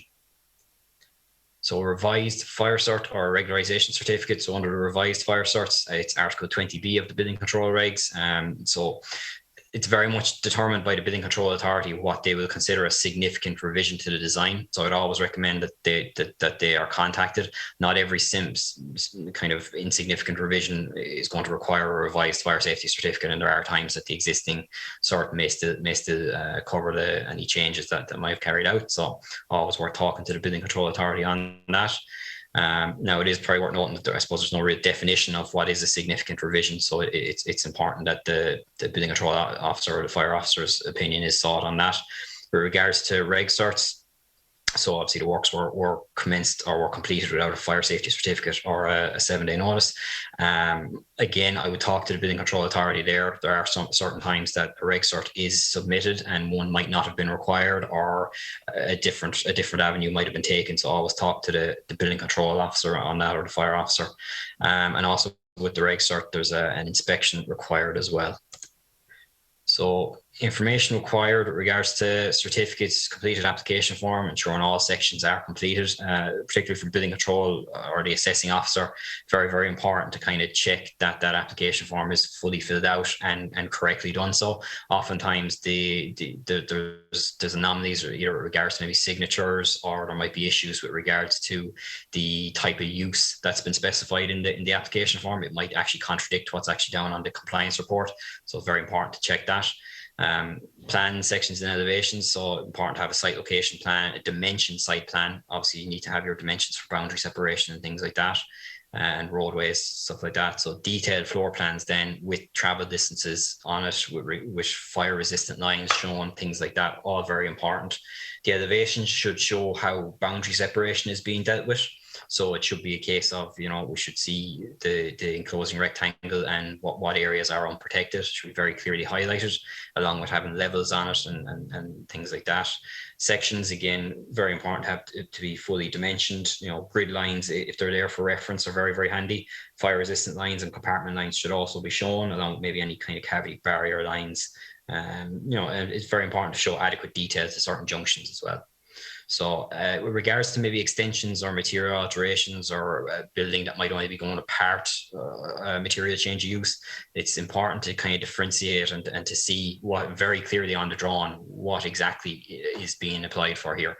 You know, so that the extension should be highlighted, or the material alteration area, it should be highlighted. There shouldn't be any ambiguity, and if the assessing officer isn't sure, that they should go back and look for further information on that. Also very important for the assessing officer that they have a unique referencing numbers and current revisions on all drawings. And I would just kind of maybe just talk about a word of caution with regards to legends and keys that are on drawings.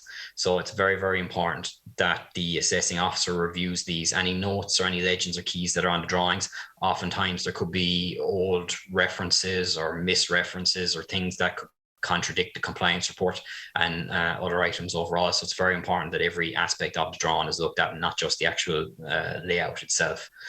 Finally, then obviously we'll have the compliance report, which should address regulation B1 to B5 of the second schedule to the building regulations. With regards to the compliance report and even the drawings themselves, there is an argument out there with regards to performance specification versus the actual materials of construction. So obviously there on the left-hand side, I have a blockwork wall. That's an actual material of construction. So you can tell me, look, it's a blockwork wall, it'll achieve 4 hours fire resistance or whichever. Or if it's a performance specification, it leaves it kind of a bit more open-ended with regard to what the final articles of construction would be.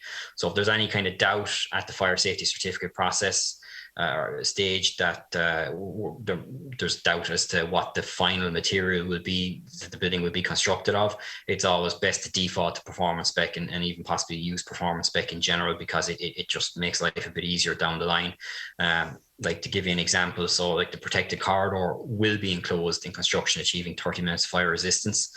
So that's the performance spec versus the protected corridor being enclosed with concrete block walls achieving 30 minutes fire resistance.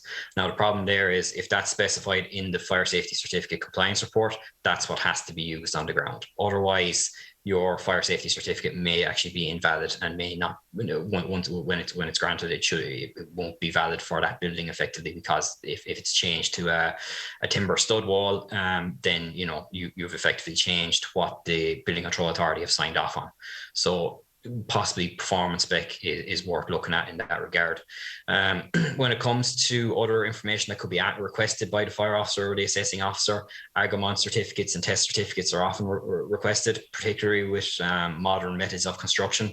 Anything kind of off-site prefabricated that's heavily relying on a test certificate, we will often look for further information on that as to how it's going to comply with Part B of the building regulations. So it's very, very important that all that is available, and that there is test certification or some sort of certification with the product or the system. So moving on to assessment, the Building Control Authority will obviously firstly assess the validity of the application. So determining that the compliance or the application form has been filled out correctly, the drawings are all correct, that we have all the documents we require in order to validate, so compliance report and as such.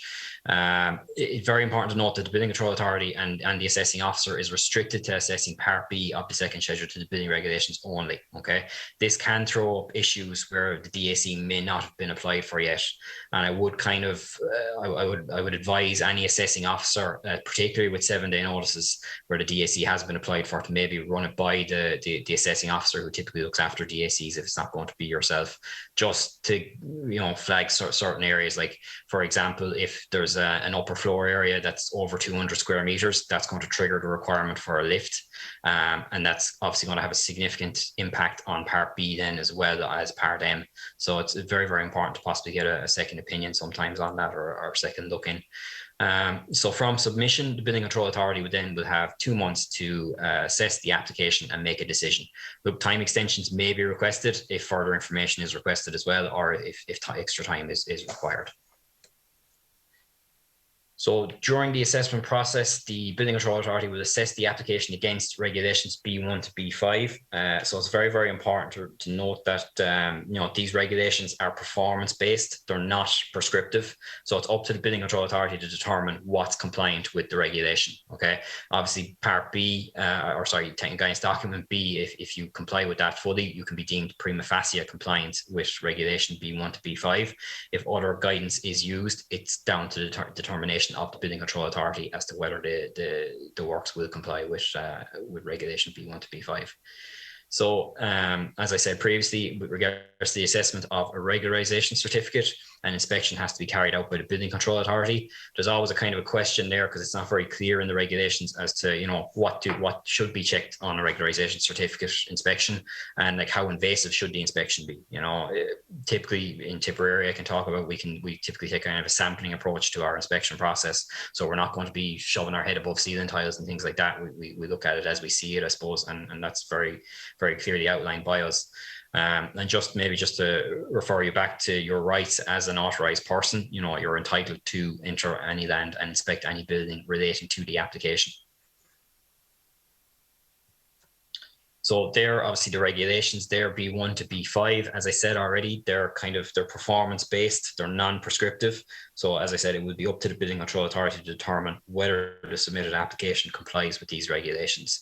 It should be noted, I suppose, look, Technical Guidance Document B, it provides guidance to meet the regulation, but it's minimum guidance, okay? So there's often a question asked, should we be aiming a bit higher maybe, why are we always aiming for the minimum, is it down to costs or whatever? So it's just food for thought. Moving on then to granting. So the Building Control Authority may grant a certificate with or without conditions. And I highlighted this in my previous presentation. It's very important as well for any assessing officer to realize, what we're certifying, I suppose, and how it's worded. So the fire safety certificate itself is worded that if constructed in accordance with the plans, calculations and specifications and particulars submitted, the building will comply with, or the design will comply with the requirements of Part B of the second schedule to the building regulations, okay? That's not to say that the Building Control Authority are saying that once the building is finished and fully built that it's going to comply. We are simply just certifying the design. That's it. With regards to conditions then, so for fire safety certificate and a revised fire safety certificate, normally you can get confirmation of compliance with conditions on these at the compliance on completion stage. With regards to a regularization certificate, the compliance with conditions has to be achieved within 4 months of the grant of the certificate. And then there's just some standard conditions there that you might see on certificates. With regards to refusals and appeals, the Building Control Authority may refuse an application, so the applicant is notified. If it's a reg cert, chances are that a refusal may result in enforcement being taken by that Building Control Authority, whether it be under the Building Control Act or under the Fire Services Act. We'll talk about that a little later on. Any refusals and conditions that are applied to a granted fire safety certificate or revised cert or reg cert can be appealed to On Board Penala. very important that the Building Control Authority and the assessing officer have their ducks in a row for this, because a report or an opinion from the Building Control Authority will be requested by onboard Penalties. So have your ducks in a row and have good grounding as to why it was refused or why this particular condition was put on it. Under offences and penalties, so if a fire safety certificate or a revised fire safety certificate is required in respect to works or a building, a person shall not carry out these works or make a material change of use as regards such a building in the absence of those certificates or in contravention of any conditions to which those certificates were granted. And if a person does that and a person is found guilty of an offence under the Act, then they could be liable on summary conviction to a fine not exceeding €5,000, to imprisonment not exceeding 6 months, or to both. And if the offence continues after the conviction, guilty of further offences, and then they're liable on summary conviction to a fine not exceeding €500 for each day after the offence is committed. So just to wrap up, I just want to run through a very significant difference between the Building Control Act 1990 to 2014 versus the Fire Services Acts 1981 and 2003, and that is with regards to the limitation on enforcement. So under the Building Control Act, it has a limit on enforcement of 5 years. So an enforcement notice cannot be served after the expiration of 5 years from the completion of works or the material change of use. Now, it can be very difficult to try and actually establish this timeline, particularly if a commencement notice and a compliance on completion certificate were never submitted for the works in the first place. As such, when do we actually know if the 5 years has elapsed? Sometimes we could be taking a shot in the dark. This is in significant contrast with the Fire Services Act that has no limitation on enforcement. Okay, so under the Fire Services Act in section 19 of the Acts, it defines what a potentially dangerous building is. And that can be anything from no fire detection alarm system or emergency lighting, all the way down to that a fire could spread rapidly throughout the building. Okay, so the more items that are going to be ticked off on that list, the more likely a fire officer or an authorised officer is going to take either a Section 20 fire safety notice or go down the route of a Section 28 closure notice. So, you know, if there's non-compliances with fire safety that might be covered under Part B, they can obviously be addressed under the Fire Services Act if the Building Control Act is gone beyond its enforcement limitation. This is particularly a significant issue if the building is actually occupied. Definitely then the Fire Services Act is probably going to be used more often than not. So with regards to a fire safety notice, it can be served upon the owner or operator of the building, and it will take effect after 14 days. The idea behind that is within those 14 days, it can be appealed. And if it is appealed, then it can't be, it doesn't take effect effectively until a judge makes a decision on the situation. By contrast then, a Section 20A closure notice can be served if the inspecting officer, an authorised officer, notes an immediate risk to life.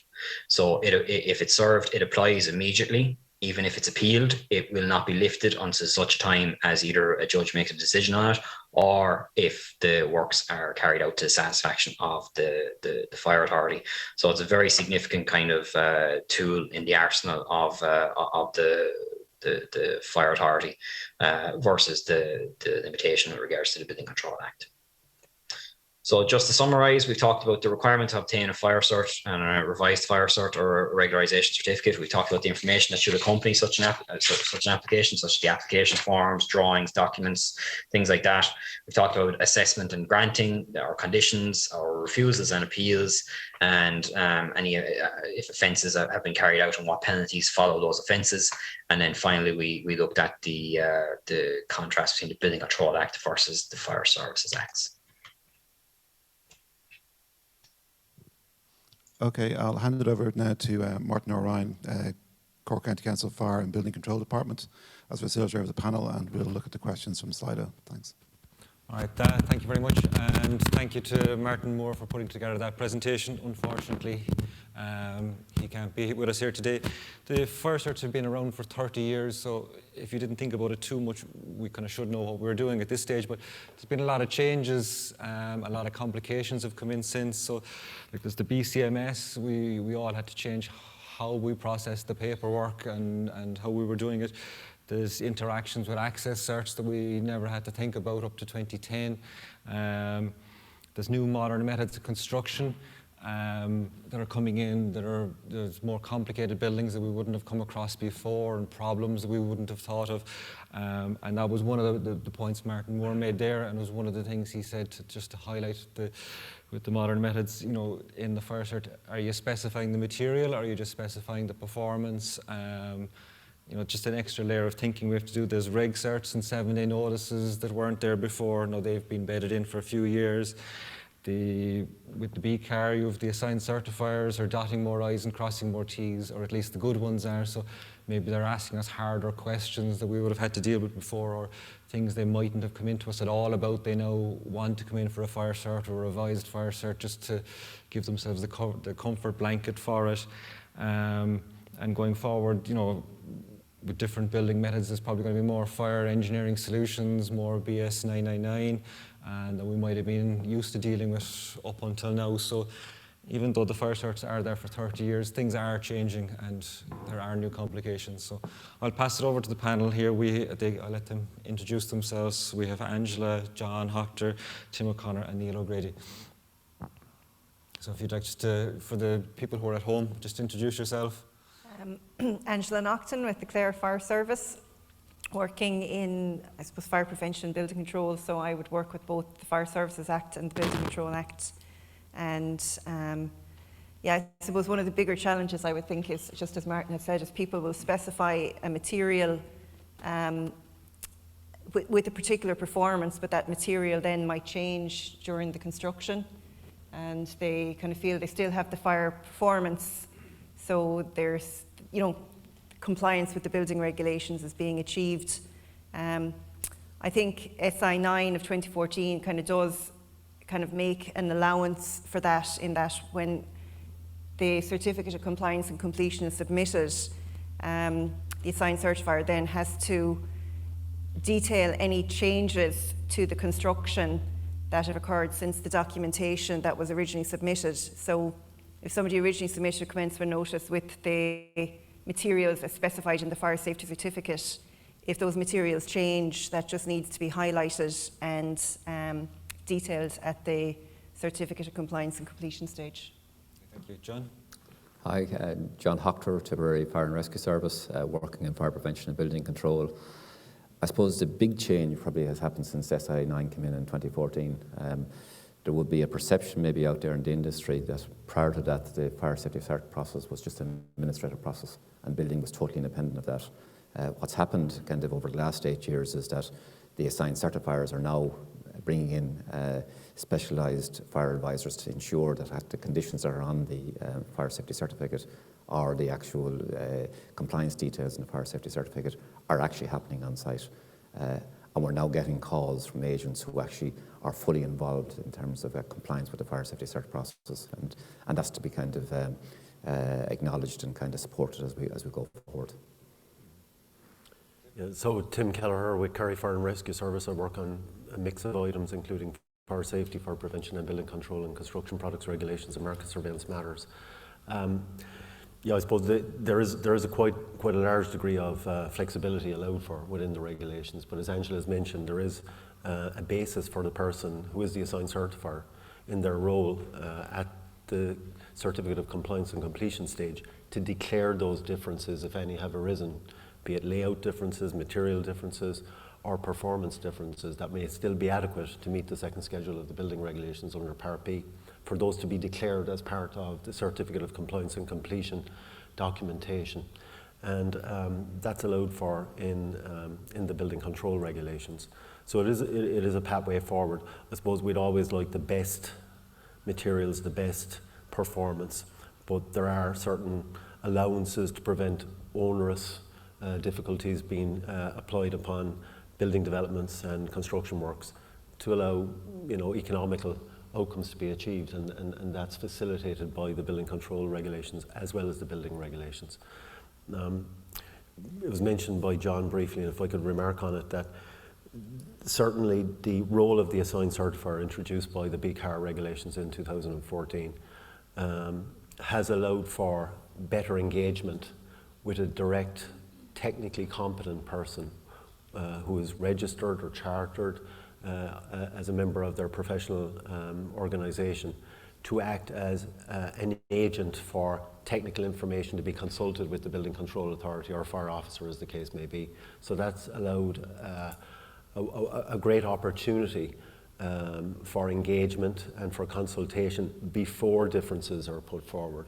So it allows for that interaction, and that's be welcomed by the building control authorities in our supportive role to the construction industry and to the professionals on the ground, that we can allow for those differences to be discussed, engaged with, and for opinions to be offered so that a good, competent outcome is achieved that delivers the expectations of the second schedule of the building regulations for Part B. Neil O'Grady is my name. I work in Carlow Fire Service. I look after fire safety, involved in technically assessing fire safety certificates and also supporting building control. I suppose an interest that I would have had, or a thought that I would be thinking about, is regularisation certs. That the whole system has been improved greatly, to echo the other panellists' comments, with the assigned certifier and so forth, and the whole framework and BCAR and the online system is fantastic. But I've always had a thought about regularisation certs. I'd be interested to hear what the panel's views on. I think you echoed it in your presentation there. Our inspections, what's the scope and scale, and what, I think there's a variation in the levels that people commit to, and certain caveats are put in conditions. I'd be interested to hear how other people approach the regularisation cert inspections. Thank you very much. So look, there's the panel. I'm going to pass the questions to those. Just the middle one there, which has got 5 thumbs up, I'll just answer that one because it's probably not fully applicable to what we're doing. It's a job where they've dotted all the I's and crossed the T's, but the contractor won't sign the cert of compliance and completion. I would just say that's a building regulations issue, not a fire issue, and it's a civil matter between the parties. Maybe the Building Control Authority might get dragged in to resolve a dispute, but at the end of the day, it's a civil matter between them because the assigned certifier and the builder have signed a legal contract in signing the certificate at the start, because they said they would sign the cert of compliance and completion, and they'd want to have a good reason not to. So just for the panel, just to look at the popular questions there. So where are fire certs granted with generic information in section B3, wouldn't it be better to push for actual methods and fire stop? So then that was a point that Martin had honed in on materials. So would somebody like to address that one?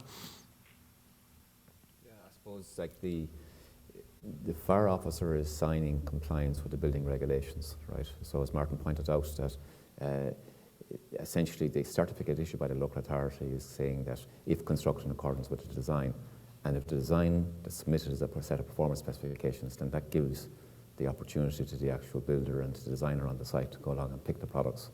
But then at the end of the actual project, they're signing on the actual cert of compliance completion that what they put in has met those performance requirements, right? So particularly in the context of Brexit and supply chain difficulties, I think it would be restrictive of local authorities to go along and actually ask designers up front to detail right down as far as the actual fire stopping used in collars on a particular design would cause kind of difficulties in terms of project execution. Yeah, thank you. And the bottom question there, should fire stopping and cavity barriers drawings be detailed and submitted with the fire cert? So one of you can answer that as well, but it'd be tied in as well, is that level of detail realistically designable at an early stage? I mean, you can design where your lift is going and where your compartment walls are, but are you going to design where all the pipe runs are? Would somebody like to address that one, or have we answered that one already? It's kind of just, it's very similar to what John just said there.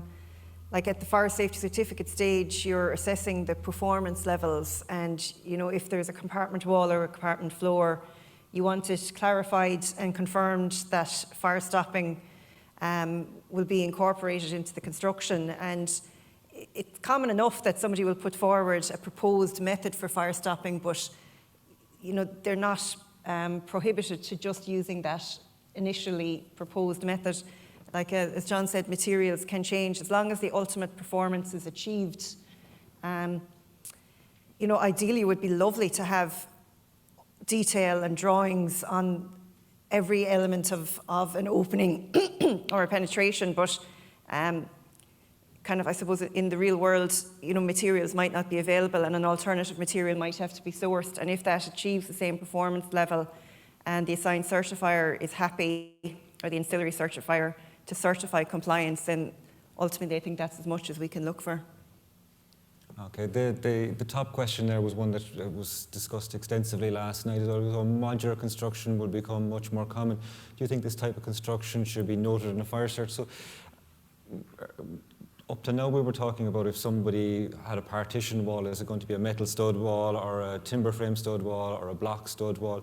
But this first question, you're talking about a modern method of construction, you're talking about an entirely different construction. So the building was proposed, the whole building was proposed as blockwork, and now the whole building is being constructed as pods. It's something entirely different rather than just swapping out effectively like for like. Does somebody like to address that question? I think it's going to be a huge challenge for the sector over the next 20 years or so. Like on the climate change side, the whole concept of embodying carbon is going to become more and more of an issue. So we're going to see more a move away from concrete and steel being the actual methods of construction for relatively low rise. And I'm not sure how best to do it, because the complexity and the opportunity for kind of deficiencies in terms of compliance become an awful lot greater in modern methods of construction. So I think it's probably something maybe a working group should look at in terms of going forward to kind of develop guidance for both the building control authorities and the industry to say how should they go along, present the actual designs to the actual building control authority, then how to work with the industry so that they actually end up with compliant constructed buildings on the actual site. Because particularly when you're looking at a blend of factory-based construction and on-site construction, it becomes very difficult to make sure that everything works out correctly.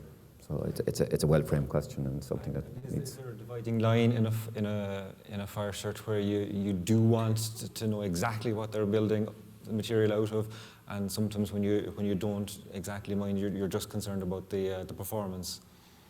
To be honest, I think most of the time, like it would be very unusual that there would be a completely drastic change, that you would have a design for a kind of traditional method of construction, and then a completely different modern method of construction would actually happen in practice, because and some certifier has to certify that, you know, some assigned certifier has to certify that the works are carried out in accordance with the building regulations. So I think in general it'll happen that you might get a revised fire safety certificate if there's a drastic change in design.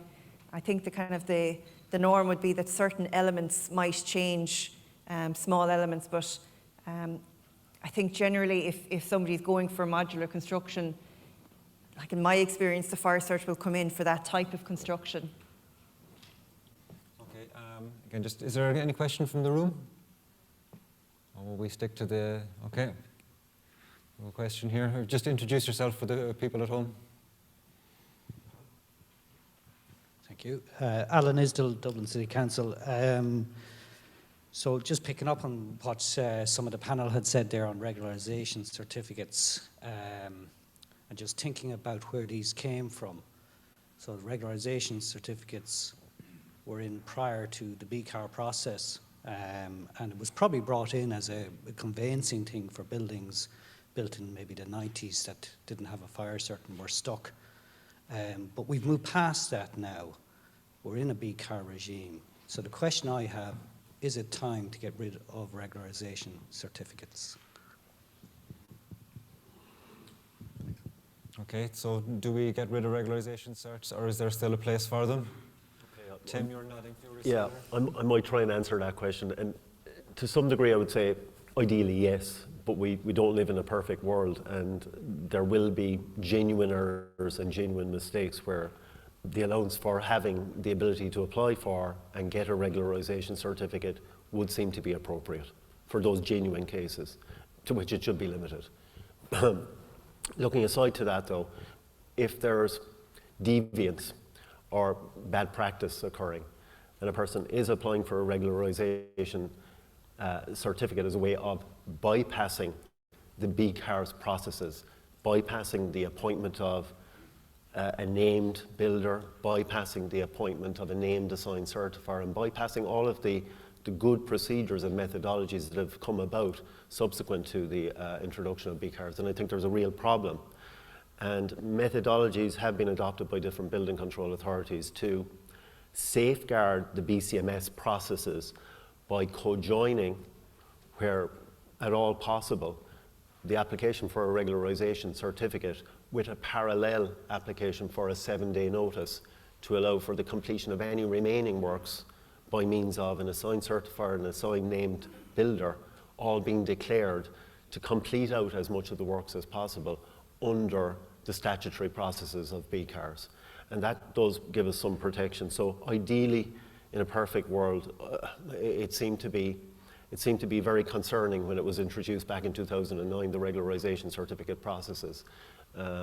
Many fire officers were very disturbed by it because it effectively bypassed the legislative provision that was there that you should not commence works on a building without having a fire safety certificate initially granted. And it was allowed, I suppose, to accommodate as well some of the activities of much rushed work that had occurred during the Celtic Tiger building boom days. It came in 2009 as the Celtic building boom, and Celtic Tiger was fading away. So there was an element of compensation. It has a place in genuine circumstances. So for that reason, I would retain it. I would prefer it wasn't there, but I do think it has a good statutory basis for genuine situations. But where there's any doubts or elements, it is the option of the Building Control Authority to review the application and to review the processes that it's put through and the design works for fire safety that the regularisation holds within it, and to co-join that if there are remaining works to be done by means of either a fire safety certificate or a 7-day notice if there's a rush to get works done to enable operability of the building. I suppose the only other thing, Tim, to follow up as well is there's a definite anomaly in the legislation. We spoke about the certificates of compliance on completion earlier, and in one regard, SI 9 of 2014 states that a building cannot be occupied unless you have a commencement notice and a certificate of compliance and completion. But the legislation also allows you to regularise a building that's been completed. So for a building that has a regularisation cert, which is allowed for in legislation, and it's an approved process, that allows you to effectively occupy a building without a cert of compliance completion. So I think the fact that the regularisation certs came prior to SI 20 or SI 9 of 2014, there's an anomaly there that needs to be corrected because the two conflict, and it just doesn't make sense. Yeah, thank you. I suppose, as I said at the start, this was when it came in, it wasn't too bad. But then when the SI 9s came in, it added complications onto the regularisation process. And maybe prior to 2014, if you got a fire cert or a regularisation cert, you might have just dealt with the whole building and the works that were done and the works that were going to be done under the regularisation cert. But maybe now you need to split it into the regularisation cert for the work that was done and then get a fire cert for the work that's yet to be done. So again, it's a complication. So another question from the room over here. Yeah, sorry, just thank you very much. That's really interesting comments there. Maybe I was being a little bit tongue-in-cheek by saying, should we get rid of it? But maybe it is time to review it. And there are certainly people in the industry who seem to think that they can bypass a BCAR process by going the regularisation route, and that is not the case. So maybe it's one that we can develop further, and a review at some stage might be appropriate given the comments of the panel. Thanks very much. Thank you very much. Excellent question. Just Eamon, Wolf. Yeah, I agree that they need to be reviewed because there's a basic incompatibility between regularisation certs and the BCAR process, as Angela pointed out very well there. And in time, they probably should be restricted to pre-2014 developments, and maybe with some sort of a date in the future when that will happen, so as to sort out whatever needs to be sorted out that's post-2014, but there's a basic contradiction there. Okay, thank you. Right, so if there's no more questions, is there no, we have one more from the room. It's slightly related. With fire certs and in particular regularisation certs, very often, the customer, the client, or the applicant looks for time extension because, maybe they haven't got the information together, or particularly in a regularisation cert, they've built it but it's not in compliance, so they need to go back and fix it, and then it's inspected again. How many times, like with a regularisation cert, the building's occupied. How long do you give them? The legislation allows them to apply for a time extension, but they could continue to apply for time extensions, knowing that, you're putting it up to the Building Control Authority to pull a big trigger, which basically says you're prohibiting the occupation of that building if you refuse that fire cert. What is there a guideline, or what's the general feeling on how long do you give to comply with a regularisation cert? Okay, good question. I mean, it's down to what you allow on site and what your procedures for processing fire certs and certs are. So that's a hard question. Who wants to answer that one? In Tipperary, what we do is we give extensions as they request them, and we work with them to bring them into compliance, right? So typically, it comes from the client, so they've got a commercial driver that's actually looking for them to get a regularisation cert in place, whether it's their insurers or whether it's another regulatory agency. And we work with them with the timeline, but we haven't pulled the trigger on any case to go along and actually ask them to unoccupy the building. Just come back now. Should the section 20 notice be issued on when a regularisation cert comes in anyhow, under the Fire Service Act? Because they're basically saying the building doesn't comply. Maybe fire safety issues? That's always at the discretion of the inspecting officer. So like if an authorised officer goes into a building and they form an opinion that it's actually a potentially dangerous building, then they can issue an advisory, a fire safety notice or a closure notice. So that's independent of the building control process.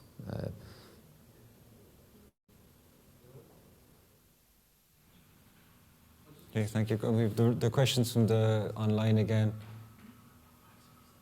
So, why is so I think we've answered the middle question. Why is the fire safety cert process not reliant on self-certificate? Oh, no.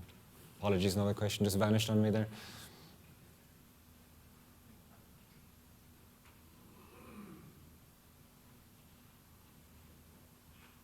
So why is the fire safety process not reliant on self-certification, as is the case in other building control generally? So the question there, I presume, is why are we getting fire certs in the first place? Why aren't the designers going and designing it and getting it right? There's potentially another slight anomaly there on the fire safety certificates when they're being done by means of the 7-day notice methodology. That at that point in time, under a 7-day notice, the designer is actually signing off that they're declaring the design to be compliant with the regulations, yet they're applying for certification to the Building Control Authority to certify the fire safety certificate being done by 7-day notice. So you've two declarations, one by the designer nominally making a declaration that it's compliant and will address issues, and then another to the Building Control Authority. So you have two compliances working in parallel, or two certificates effectively of design statement. One, the fire safety certificate is granted with conditions by the Building Control Authority, and the other, the certificate of design that's submitted as part of the BCAR's commencement notice procedures being done by 7-day notice. So I suppose looking at, and it was mentioned earlier today, the building control regulations as a whole, they're a massively complicated piece of legislation. They span 30 more years now of legislative detail. Okay, 1997, I suppose, was a major revision. So 1997 up to now is 25 years. And we're looking at how things have transitioned with really the history of the country across a quarter of a century. And if we look back and look at the world that it was back then and the world that it is now, a lot of changes have occurred. So there is that need for review that Eamon Wolfe, CFO, mentioned there earlier. That's probably a very worthwhile thing. I would feel that is necessary. That there may need to be a relook at the building control regulations as they sit now in the overall And while there's always a good basis for an iterative developmental process, as has been the case over the last 25 years since 1995, there is possibly a need for a refresh and a review of the content so that it fits significant changes that have occurred, what with the introduction of B cars versus times previous to that.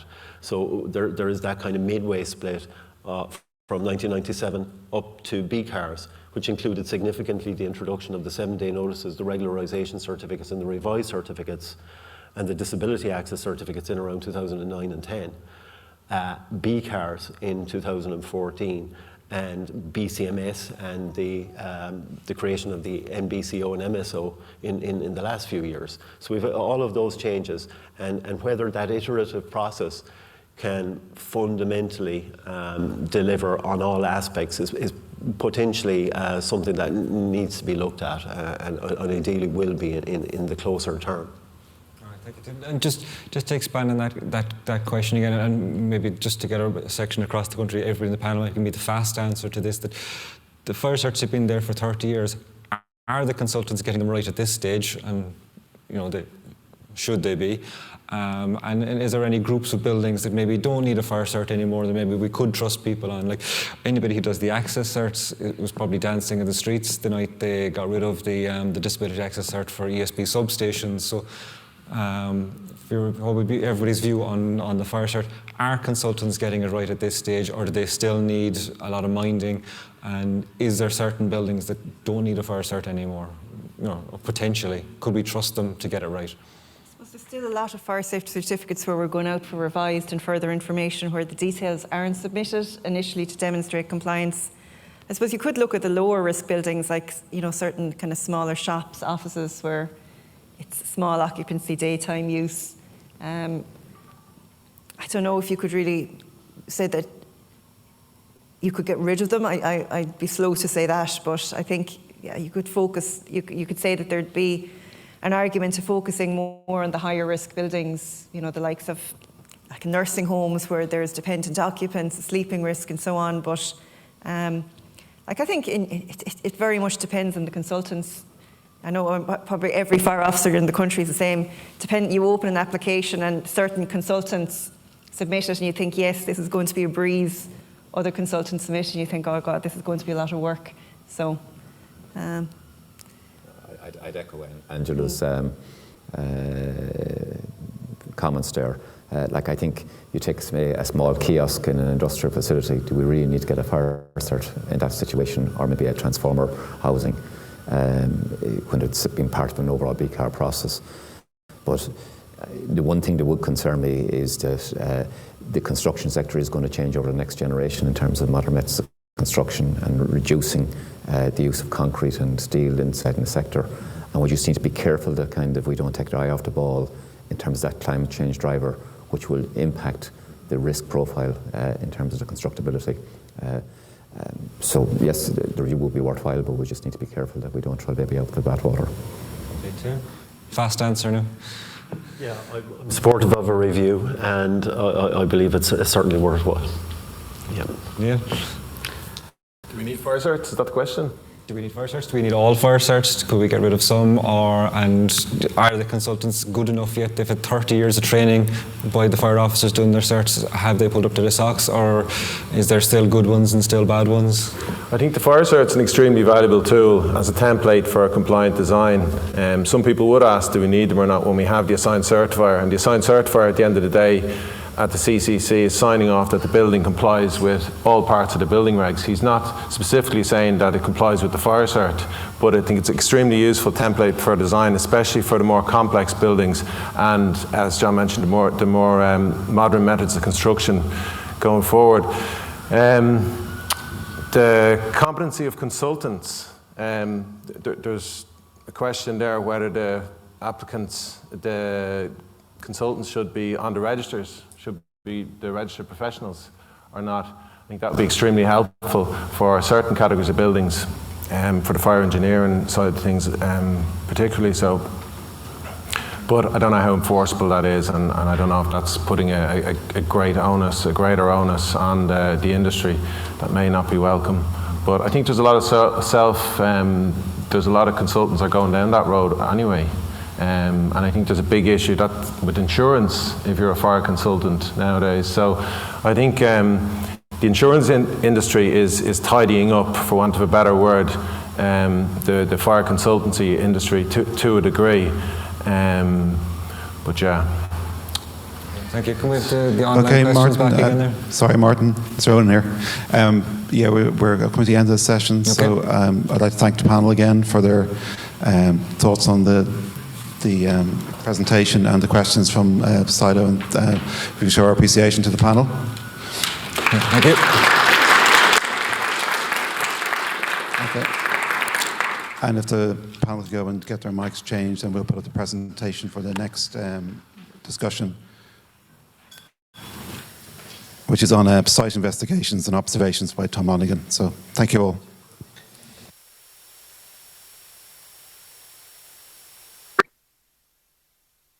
Hi, I'm Tom Longan from Waterford City and County Council, and I'm going to give you a presentation just on site inspections and some of the stuff we observe when we're out on site.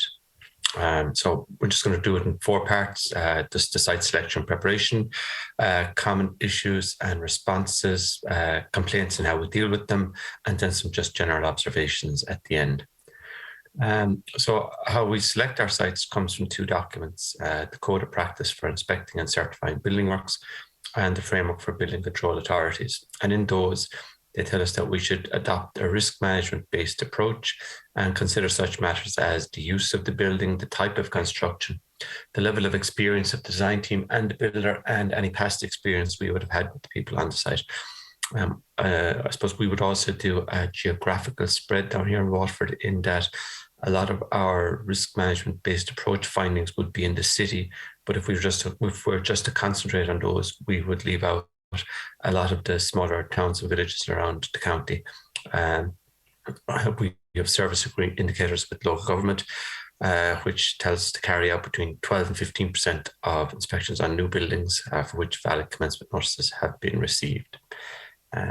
So these are some of the common enough kind of issues. Like, this is a radon barrier that's been put in and it's been damaged, and then someone's come along and tried to repair it, but not to any kind of a satisfactory level of repair. So we would take some photographs and send out a Section 11 request letter, and the assigned certifier would come back with something like this. It would show us another photograph coming back in, showing us the repairs that would have been made there. And that's kind of detail that we're looking for. This is a product called Extra Term Cavity Term, and it's insulation, and it's got 2 sides of it. On the inside, it's supposed to be a foil-based side for keeping in the heat inside the house, and the outer layer is supposed to be a plastic sheeting that carries the water. If water comes through the outer leaf of block, it will run down the plastic and run away from the building. I suppose we go out inside sometimes, and what we see is like the photograph in the middle, where the layers are turned either way, which probably reflects badly then on the product. It probably doesn't work to the standards it's supposed to. And you can see as well, just the foil-based side, that kind of a gap of 15 mil isn't going to do much to retain heat inside in the building. This is heat producing appliances where timbers are supposed to be kept 14 millimeters away from a chimney, and you see the picture on the left here, they're nailed to the chimney. So again, you take a picture and then the assigned certifier comes back with the picture on the right showing the timbers haven't been moved away from the chimney. This is the one that we still get. It's still common enough, and when you explain it to the homeowner, they're not happy enough. They're not very happy that the keys were installed. But this keys in bedroom windows, and it's a Part B problem that if there's an emergency, you shouldn't be fumbling around looking for keys. So again, the picture on the left shows the key in there. The picture on the right shows just a push button assembly. Another one that we get a few problems with is ventilation, and this is a Section 11 request letter we sent out. F1 means of ventilation, adequate and effective means of ventilation shall be provided for people in the buildings, because in this particular one there was no vents in the walls. But even sometimes when the vents do go in, there are still issues with it. The picture on the left here is a housing scheme in Dunmore East, where all the vents were put in all the rooms, but every one of them had been packed in with fiberglass. And then the one on the right is, again, the vent was put in, but the stairs was put in over it. So again, on both of these, you would take the pictures, you would send out the Section 11 requests, and the adjustments would be made on both of those housing schemes. This was some complaints, and we don't get many complaints. This is a complaint we would have gotten from a wheelchair advocate in Waterford City, and he would have been pretty adamant that there was a housing estate going up and that it would not comply with Part M. And we'd been on the site of this estate a few times, and we hadn't seen any problems. So what we did was we marked out the minimum requirement measurements for the house.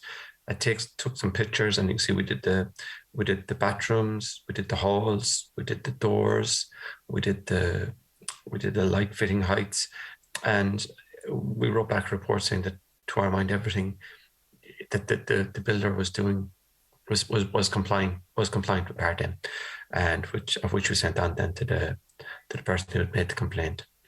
This is just some workmanship issues we'd see on site. This is another estate we would have visited fairly regularly, and everything on this site would have been very good. And then we go down one time and everything seemed to have gone wrong there. This is just a few things. Say separating walls for Part D sound. The key point to watch, the first one is do not use double coursing, and you can see in the red ring on the back, it's a single layer coursing, but on the near one they decided to go double layer coursing. Again, all the other OPs on this building site had wall ties in at every course of blocks, and on this particular section it was gone to every second one. And then in the picture on the right, we have beams resting on slates, whereas again in the rest of the estate they had all been rested in concrete pads. So whether the block layer had changed or whether the person managing the site had changed, but something had definitely changed there. And in all fairness, they wrote back to us and they said, look, that they sent us pictures showing that the concrete bearing pads were now in place, that sound tests would be carried out for Part D compliance, and that they were going to dressing the wall tie spacings. But this is another problem we had. It's more when the whole COVID issue was going on at its peak. I suppose people weren't traveling a whole lot, and we were getting in CCCs, but there were no BERs attached to it. And when we contacted the assigned certifier, he said that due to COVID travel restrictions, the BER assessor won't be in a position to carry out final processing of BERs for these houses. But at the same time, we were getting in BERs from this BER assessor for other CCCs. So we asked the BER assessor, look, what is the problem here? Why aren't you doing BERs for this particular assigned certifier? And he told us that the assigned certifier had never contacted him to do a CCC, that the assigned certifier had just I suppose maybe just try and speed things up. He just wasn't going to contact them about him. So we contacted the assigned certifier and told him that we would not be validating any CCCs without the BERs. And pretty soon after that, then we did get the BERs that we needed. I suppose this is just another some observations then, just about supply of materials, whether it was Brexit or COVID, I'm not sure, maybe a bit of both, but some products seem to get fairly scarce on building sites, and one of them was insulated board. And so for a while we were going out on site and we were looking at the cavities expecting to see insulated board, and there was nothing in there. And when we spoke to the builder on site, he said, look, we can't get the insulated board. We're going to keep building, keep moving, and we're going to pump in beaded insulation in the end. And that's all fine. But I suppose maybe just depending on the width of the cavity and the U values you're trying to achieve, and the wall spacings then, or the wall ties that you're going to have to use, sometimes you have to maybe pre-plan this. It just can't be a decision made on site, because there are further reaching repercussions then when you try to go for a B, or if your wall ties are incorrect. And another observation, I suppose, is just the cost of materials. These two products, the piping and the beams, we've been told again by builders inside that these could have gone up by a third to a half in price. And I suppose just the concern is, when does this become prohibitive to use the proper materials, and when do builders start to look for maybe a cheaper alternative? And I suppose just something to be aware of as much as anything else. Then this is just another little observation we had. This is for any who don't know it, it's still a relatively new type of construction. It's called insulated concrete formwork, and opposed to the traditional build where you've got 2 leaves of concrete block with insulation running up the middle of it. Here you've got 2 leaves of insulation, and there's concrete poured through the center of it to give it its strength and its stability. We were lucky enough, Richard Butler came down and he gave us kind of a master class of it and inspection one day in Waterford. And this is one of the sites we went to. And when we were out in site, what we noticed was they were slabbing and plastering to the ceiling level, but up in the attic, it was just the bare insulation up there. And we just had a concern just about the surface spread of flame, B2 and B7. So we wrote them a Section 11 request, and we just asked them about the attic space. And they said, as these walls are located in the attic space, the following points are noted. The attic space is not a room or circulation area as described in the regulations. And the non-provision of lining space is considered and demonstrated in Figure 5 of the NACI Agreement Certificate. And they sent on their Agreement Certificate, and in that, where the section on separating walls says that the separating wall consists of the following: 4 millimeters of gypsum skin coat plaster and 12.5 millimeters of plasterboard slabs. And they say further down, and these are acceptable for all areas according to the general provisions of clause 2.1 of section B2. So we kind of went back to them and said, look, in your agreement cert, it says that this gypsum skin coat plaster and the plasterboard should be the makeup of all of the walls, but you're not doing it in the attic. And again, they came back with the build-up noted above refers to habitable rooms, while the attic space is accessible. It is not a habitable room. And that may well be right, but I suppose we just have a slight concern. If one or two of these catches fire, and they haven't done this, well, what happens then? Is it a case then that retrofitting has to come back and builders may be gone, and it may become something that the owner has to try to get through? And I suppose we were wondering as well, is the agreement is the agreement cert, is that right? Or is it something that should be relooked? Or maybe it is just something that they should continue that build up all the way to the attic. But I suppose maybe I think Richard has done some more work on this as well. So but that's the presentation. And if you have any questions, please fire away. Thank you very much. Hi, I'd also like to thank Tom. He can't be here today, so he was essentially that presentation. So Eamon Wolfe, Chief Fire Officer of Limerick County Council, will be facilitating this discussion. So I'll hand it over to Eamon. He can introduce the panel to you. Thanks. Okay, that was an interesting presentation there on inspections and observations and the various typical cases that can happen. I suppose inspections are a critical element of the building control system, and probably no area of activity has had more focus for the National Building Control Office over the last few years than inspections. Like they've gone out to counties, they've accompanied building control personnel doing inspections, and that's been very useful in helping to standardise things. Obviously, we've been sending back quarterly inspection returns, so that kind of puts the pressure on as well to get more inspections done, increases level of activity generally. Also, the National Building Control Office is piloting this it's a software system, Airtable, which will hopefully eventually, with all the data they'll have, will better help us in prioritising high-risk buildings for inspections, and that's underway as well. And what they also have in the office there is a range of specialised inspection equipment which would enable the building control officer to do a far more effective inspection.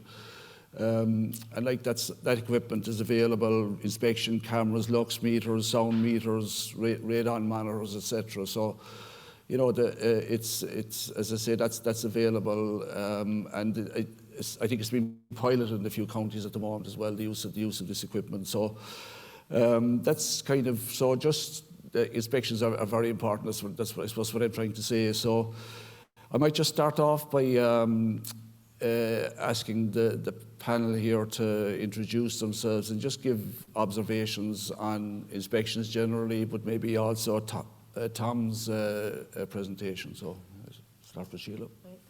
Sheila Broderick, I'm Chief Fire Officer at Meath County Council Fire and Rescue Service.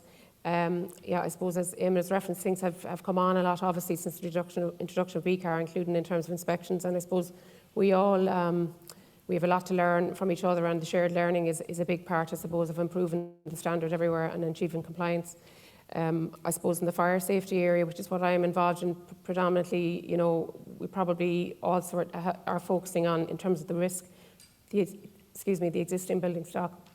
But we can see, obviously, operationally from fires and incidents that we're attending, kind of recurring themes, I suppose, and some of that's been reflected there in the presentation, like, you know, where there may be fires in stove installations and chimneys where you have timbers exposed in the area, and also things like the recessed light fittings that aren't properly protected. So I suppose we do see that those issues still arising, and even in terms of new builds, you know, there's still those issues occur. So I suppose the risk methodology, it'd be interesting, I know it was referenced earlier, but just it'd be interesting to see how that develops in terms of assisting, I suppose, building control officers locally as regards how to prioritise in terms of inspections, and that we, I suppose, have more standardisation, I suppose, across the sector in terms of the customer out there, that everybody around the country feels like they're getting the same level of service, I suppose, to a certain degree. Thanks. I'll pass over to Mike. So, hi, my name is Michael Hogan. I'm Offaly Fire and Rescue Service, fire prevention and building control as well. And I'll just echo Sheila's thoughts there as well, and Eamon's thoughts as well. I suppose for myself, yeah, absolutely, being on the ground is important and being seen to be out there. And I suppose from my own experiences, typically it's the usual stuff on an inspection for me anyway. Part D, you know, workmanship. You know, you have materials coming to site, and they're the correct materials, correct specifications. They have Agrimon certs, they have CEs, they have everything that's required. But how they're actually implemented or fixed on site can be an issue. And I suppose the usual offenders for me would be, you know, cavities, just mortar in the cavities. You know, insulation boards not fixed properly, not fixed securely. You know, believe it or not, safety restrictors on windows just missing, and no explanation why they're missing other than they're missing, and a CCC is already in for that development, you know. So it begs the question: a CCC is submitted, you know, and I might go out and do a pre-CC inspection, you know, and you find issues, you know. So, but it's Part D, it's just workmanship, and it's education on site. I mean, if you have an ICF method, you know, typically I've found in Offaly with an ICF method, the product is perfectly good. It's got whatever it needs in terms of paperwork and specification, gets delivered, and then when it's actually fixed on site, issues arise. And that's education and training. The guys doing this have no training, they have no education in the product, and they're just treating it as if, well, I think this is how we do it. So, yeah. So they're just my experiences today. Anyway, Part D, workmanship issues still continue to be an issue. So. Not a bother. Well, my name is Niall Patterson, Building Control Officer with Cavan County Council. Our issues with inspections are that we don't get out doing enough of them. We're hoping that this year things will change. The last 2 years were obviously an anomaly. Please God, they're going to be a distant memory fairly soon. But you need to be out. Anyone who thinks that you can have an enforcement regime without inspections is mistaken or deluded. I think if you think you'll enforce any set of regulations without actually being out on site, you've got great aspirations. They're about as useful as a New Year's resolution. They'll only last a few weeks into February. You have to be out. If the builders, if the assigned certifiers, if everyone did their job properly, 90% of the people in this room would be unemployed. There'd be no need for us. We don't have a culture of compliance. We have a system that's come in that has improved compliance absolutely no end. Since BCAR has come in, it's fantastic. We also have a cohort of people who want to be regulated. The assigned certifiers at the moment are being crippled with professional indemnity insurance. They've been crippled for mistakes that others have made in the past. But in order for them to be believed, they're telling their clients, you better do this right, or building control are going to come out and nail you. We are kind of like the bogeyman under the bed. Everyone's afraid to look in case we're there. Unless we are actually out, we're letting down the people who are going to be living in the houses. I was watching Pat's presentation earlier on. I told him it was a good presentation. I thought it was actually brilliant, because we have to forget, we're not just here to check something that's supposed to be 1,100 wide is 1,100. We're here to ensure the safety, health and welfare of people in and around buildings. And if you can't do that, you might as well stay at home. And site inspections, every single site inspection you do, even the worst site inspection you do, has a good effect. The builder will see you, he'll tell his mates, he'll tell his other mates. You get out there, you see the problems, you do your best to get them resolved. I would like to think we will be serving a lot more Section 11s this year. Not because I want to serve Section 11s, but because we're going out there and we're doing good work and no one knows about it.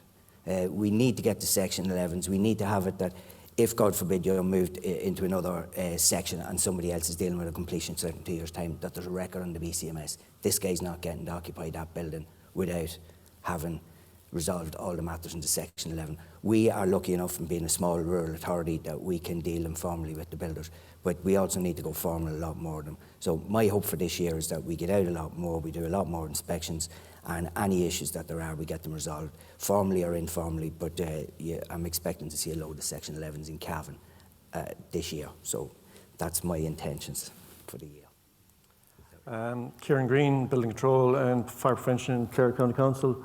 Similar to my colleague from Cavan here, I definitely think we could be doing more inspections, not alone obviously for compliance, but from, I suppose, my own ability as an engineer and as a building control officer.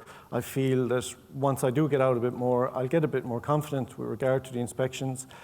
My engagement with the operatives and the builders on the ground, I suppose you'll develop a relationship, and I will get across to them then that basically I'm not here to be cracking a whip or to be keeping an eye on them the whole lot. We're all trying to achieve the same thing. That basically I'm an extra set of eyes.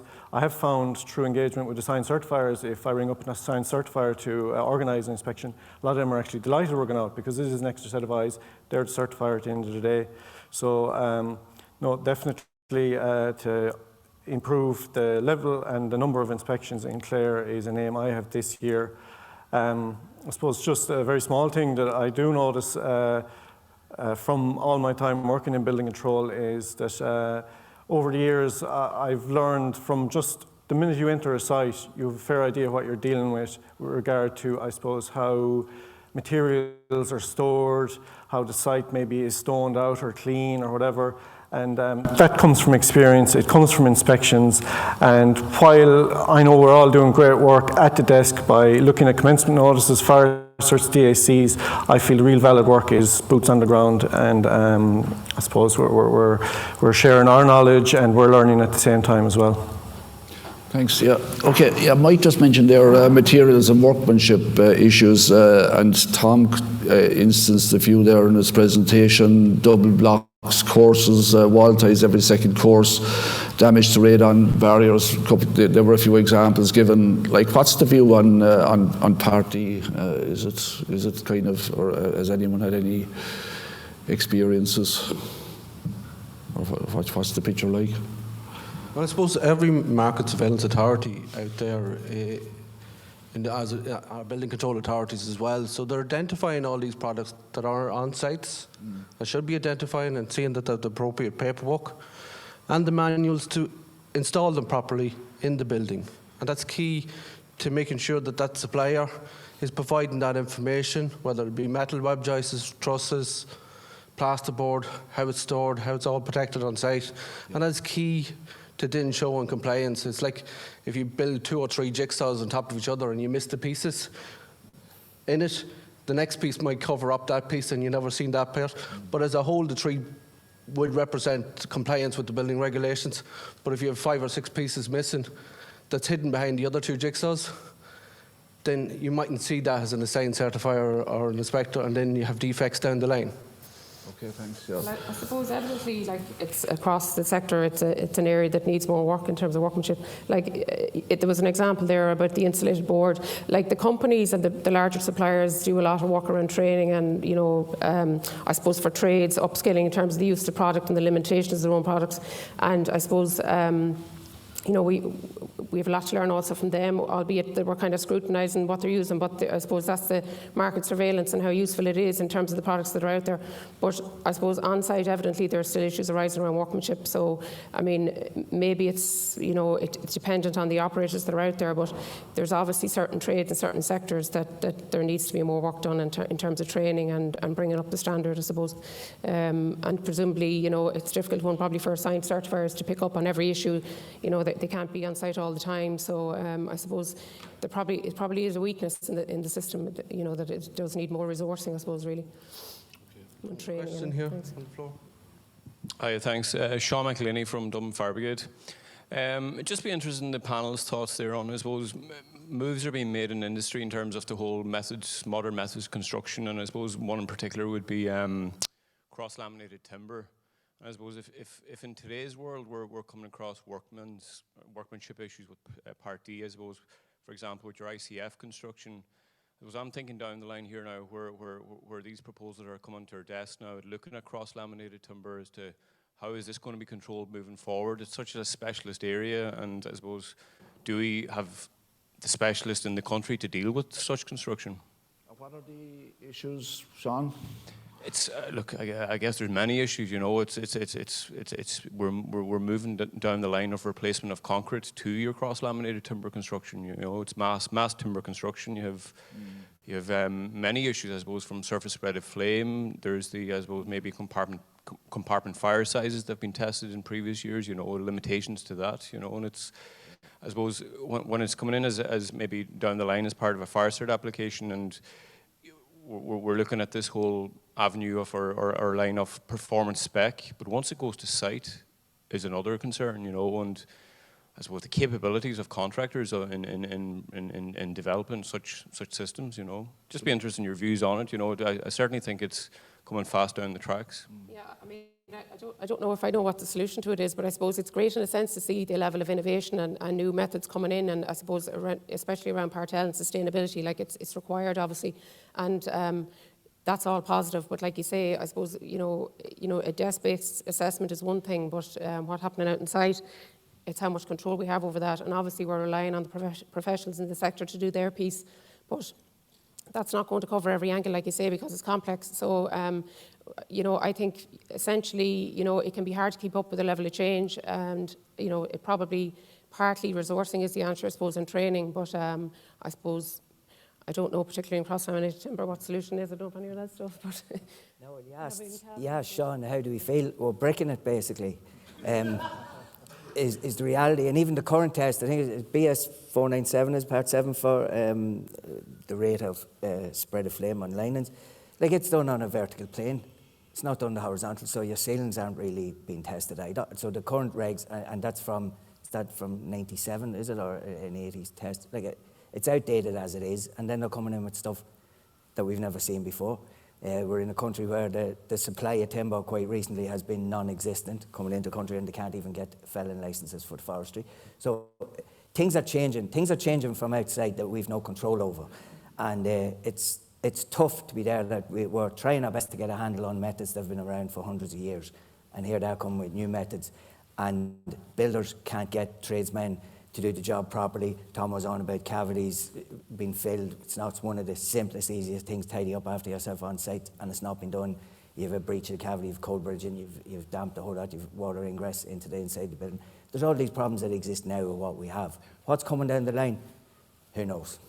It's even as simple as like the Agrimont cert. My understanding is there's no Agrimont certification for CLT, but yet we've got the biggest developers in the country looking at it at the minute, you know, and pressing to move on, you know. And walk into any particular supermarket chain at the moment and you see it's constructed predominantly. Yeah. You know, clear that. Looks lovely, but yeah. I don't know what's like.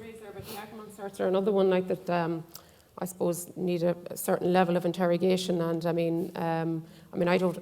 In a small amount of experience that I have with looking at them, I mean, it picks up particular issues where it's suitable for a particular set of circumstances, I suppose, and I suppose it's down to kind of carrying out due diligence and interrogating them the right way, I suppose, but you certainly can't be taking them at face value either. I think it's an ongoing problem that has been there since the start of BCAR. Is obviously the assigned certifiers. They have to undertake CPD, and they're doing their best to keep abreast to innovation in the sector and the whole lot. But still, there doesn't seem to be any incentive or push on the operatives on the ground, the builders, to engage in any form of CPD.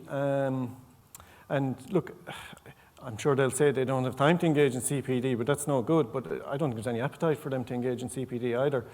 So it's all well and good for the likes of ourselves to be going to seminars and meeting here and discussing different things, but it's just, there's a big divide between us and the people working on the ground, and that's not their fault, that's the system, and it needs to change. Okay, just another issue highlighted by Tom, there was this risk assessment process for an inspection program, and obviously there are guidelines in the code of practice for that. He was kind of saying that if you follow that rigidly, you tend to get pockets of high-risk sites, maybe, but not cover the authority area, evenly. Has that been an issue with people that following the recommended inspection guidelines doesn't lead to a satisfactory coverage of the whole county? Or is it just an issue that's maybe in Waterford? It's similar in Offaly as well. I suppose, rightly or wrongly, I think there probably isn't a requirement in building control to cover a specific geographic area. I know, for example, in Tullamore there's a number of developments, and I could inspect there all year and get the KBI, and that's it. But that's the simplistic approach, and I take your point as well. I mean, you need to go to other towns in Offaly, in my example, and see what's happening there. So I suppose in terms of risk assessment, it's the standard risk assessment. We look just for the life safety issues, red flags for builders, red flags for assigned certifiers. We know the good players from the bad players, I'm sure we all do.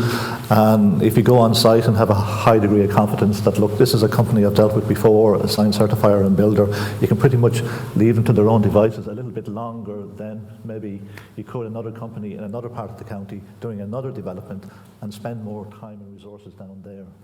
So in terms of, that's the way I would build my risk assessment there in Offaly as well, that technically you could just inspect in Tullamore and that does you, but that's not the right thing to do. You're not spreading your net as wide as you should, and it allows certain fish to escape because you're just concentrating in one geographic area.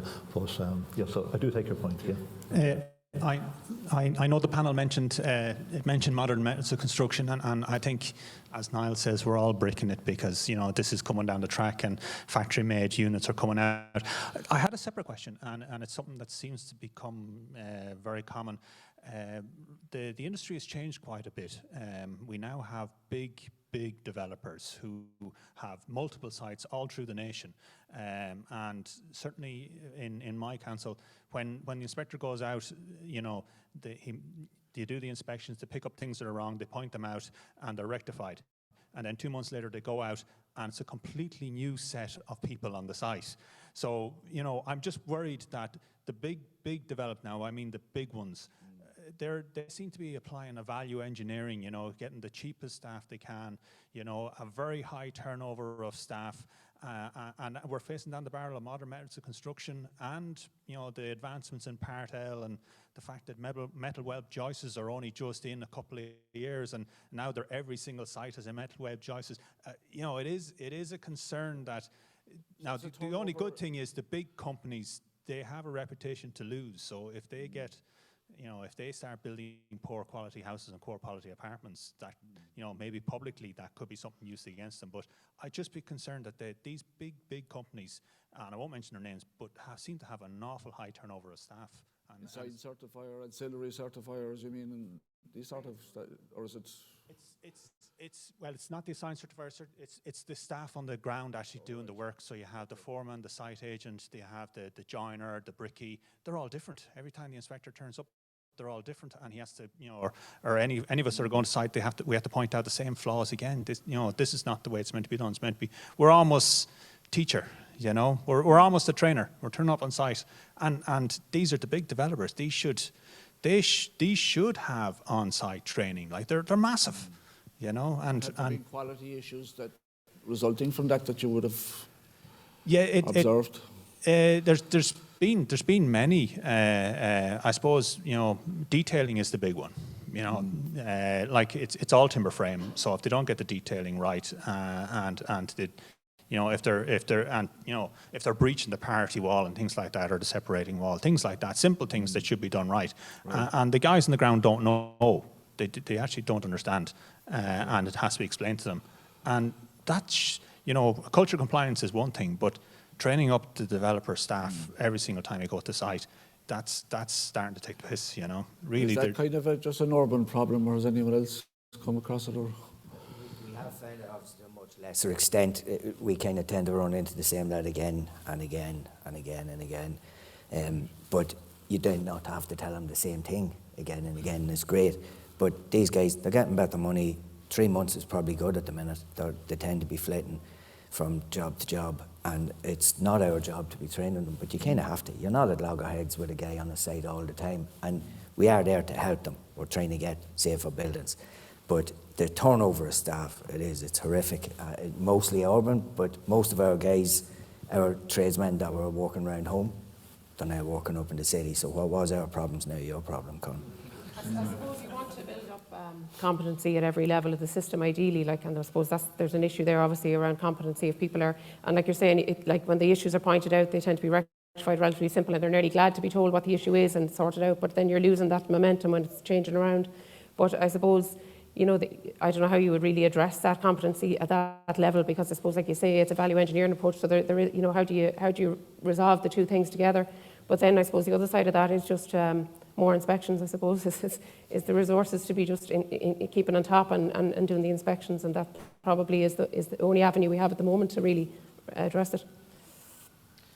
I could just comment on that.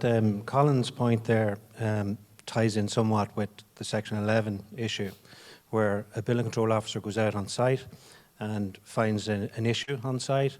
Basically, he has two options. He can call the builder aside, he can explain the issue, and get it rectified that way, nice and quietly and quickly, which is typically what happens in the rural areas. Or for the bigger developer, you would go back to the office, you would send a Section 11.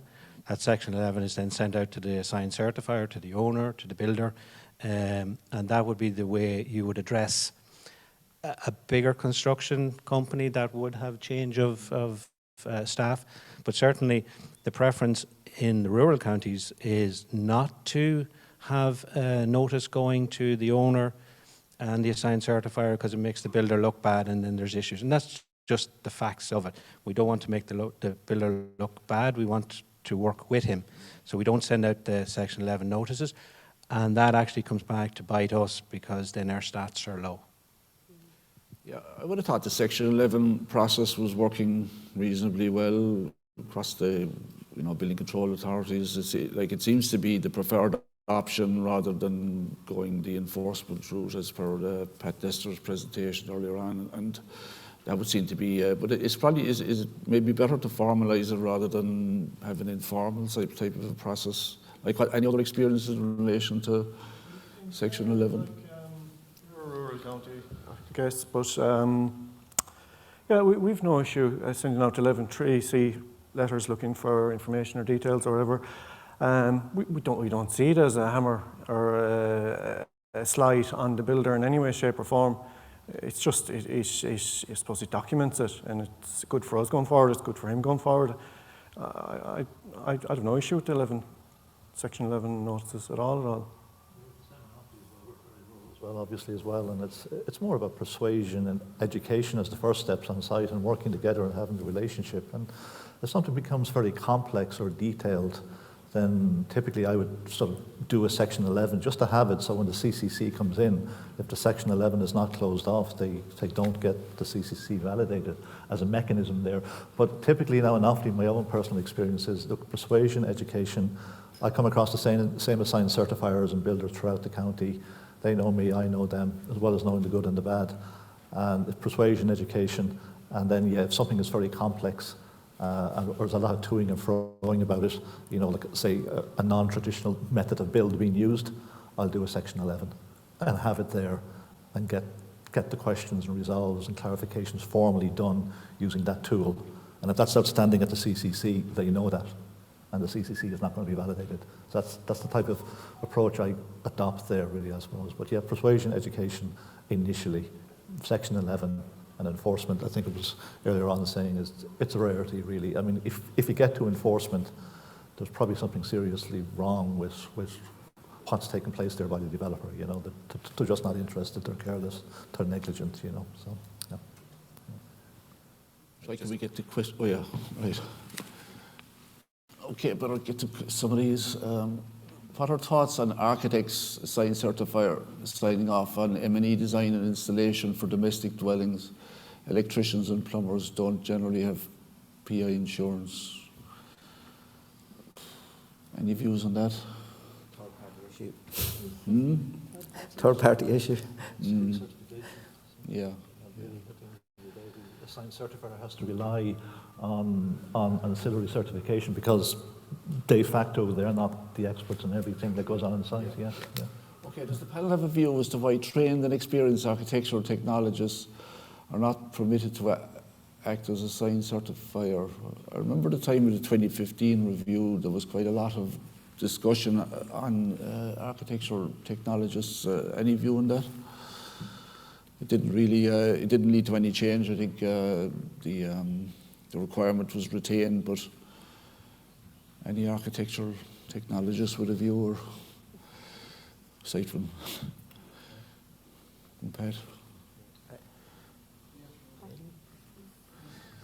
Nestor. Thanks, Eamon. Like I mentioned before, I originally trained as an architectural technologist many years ago. I'm a chartered surveyor now, a building surveyor. The decision was taken by government to limit the professions who could sign the certificates to only 3. And 2 of those were provided for in the Building Control Act, 2007. The registration of building surveyors and registration of architects was provided for in the legislation.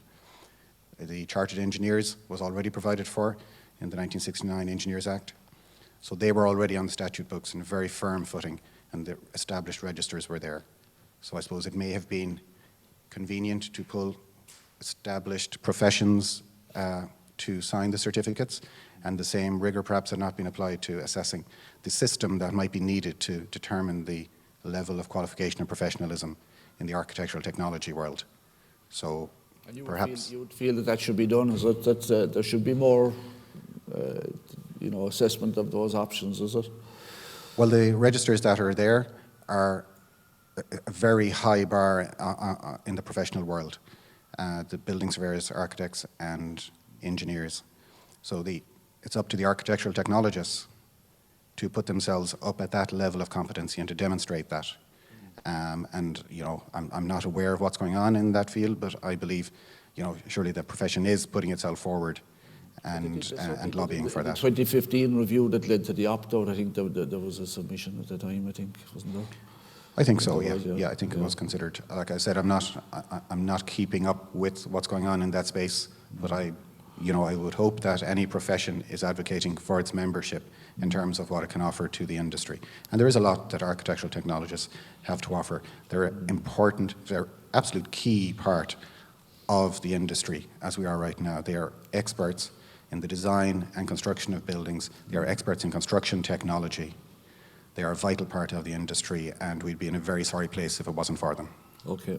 I'd back up what Pat's saying, and the majority of times when we are making contact with an assigned certifier's office, it's the architectural technologists we're dealing with.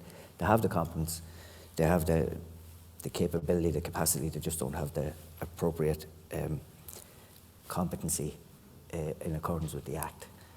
Yet. And Question like Pat says, hopefully they will. Okay, what was Hi. John Hopton's question. Hi, John Hochter here from Tipperary Fire Service. Sorry. Just congratulations on a very interesting discussion. Just a comment that the construction sector over the next 5 to 10 years is going to grow, and we're probably going to see people coming into the sector that haven't been traditionally in the sector. So there's going to be a huge requirement for training and competency within the sector. There is a provision there for the kind of registration under CIRI through the CIF, which is a voluntary registration right now. Would the panel think that that might be worthwhile to put on a statutory basis, and that for people who are signing into the statutory process must be on the CIRI register? And of course, coming with that then will be CPD for people who are on that register, so that a bit like the engineers and architects where they're doing CPD on an annual basis, keep the registration, the people in the CIRI register would have to demonstrate that they're keeping their CPD levels up as part of that registration process. Well, obviously, I agree with that because I alluded to it earlier, but I mean, like, as far as I can see at the moment, to become a builder, you need tax clearance and a sticker on the side of your van, and it's just, yeah, it's a huge anomaly in the whole system. Again, the innovation that's happening at the moment with regard to materials and construction methods and the whole lot, we're struggling ourselves to stay abreast of it. So, I mean, like, yeah, there are a lot of builders out there, and in their mind, they're still building the 300 mil cavity wall, and, you know, they really need to get with the times. Yeah, there has to be, there eventually has to be a system put in place where competency has to be, I suppose, shown from a builder's point of view. Sorry, we've gone to the end of the presentation, so it's time for lunch now. So if you want to wrap up there, Eamon, and then we'll go to lunch. That's fine. That's fine. Okay, well, everyone show their appreciation for the panel, and thank you all for your attention. Just to say that we'll be at lunch until 1:45. There will be a presentation on SR 325, which will be online at 1:45. So we'll be back live at 2 o'clock for anybody. In this video, I'm going to talk to you about SR 325 standard recommendation for the design of masonry structures in Ireland to Eurocode 6. The Eurocodes are a series of 10 European standards providing a common approach for the design of buildings, other civil engineering works, and construction products. They are the recommended reference for the technical specifications in public contracts. Eurocode 6 applies to the design of buildings and other civil engineering works, of parts thereof in unreinforced, reinforced, pre-stressed, and confined masonry. The standard recommendation produced by the NSAI contains non-contradictory, complementary information as guidance material for the use in Ireland of the following EN Eurocode 6 standards. That's EN 1996-11, 1996-12, and 1996-2.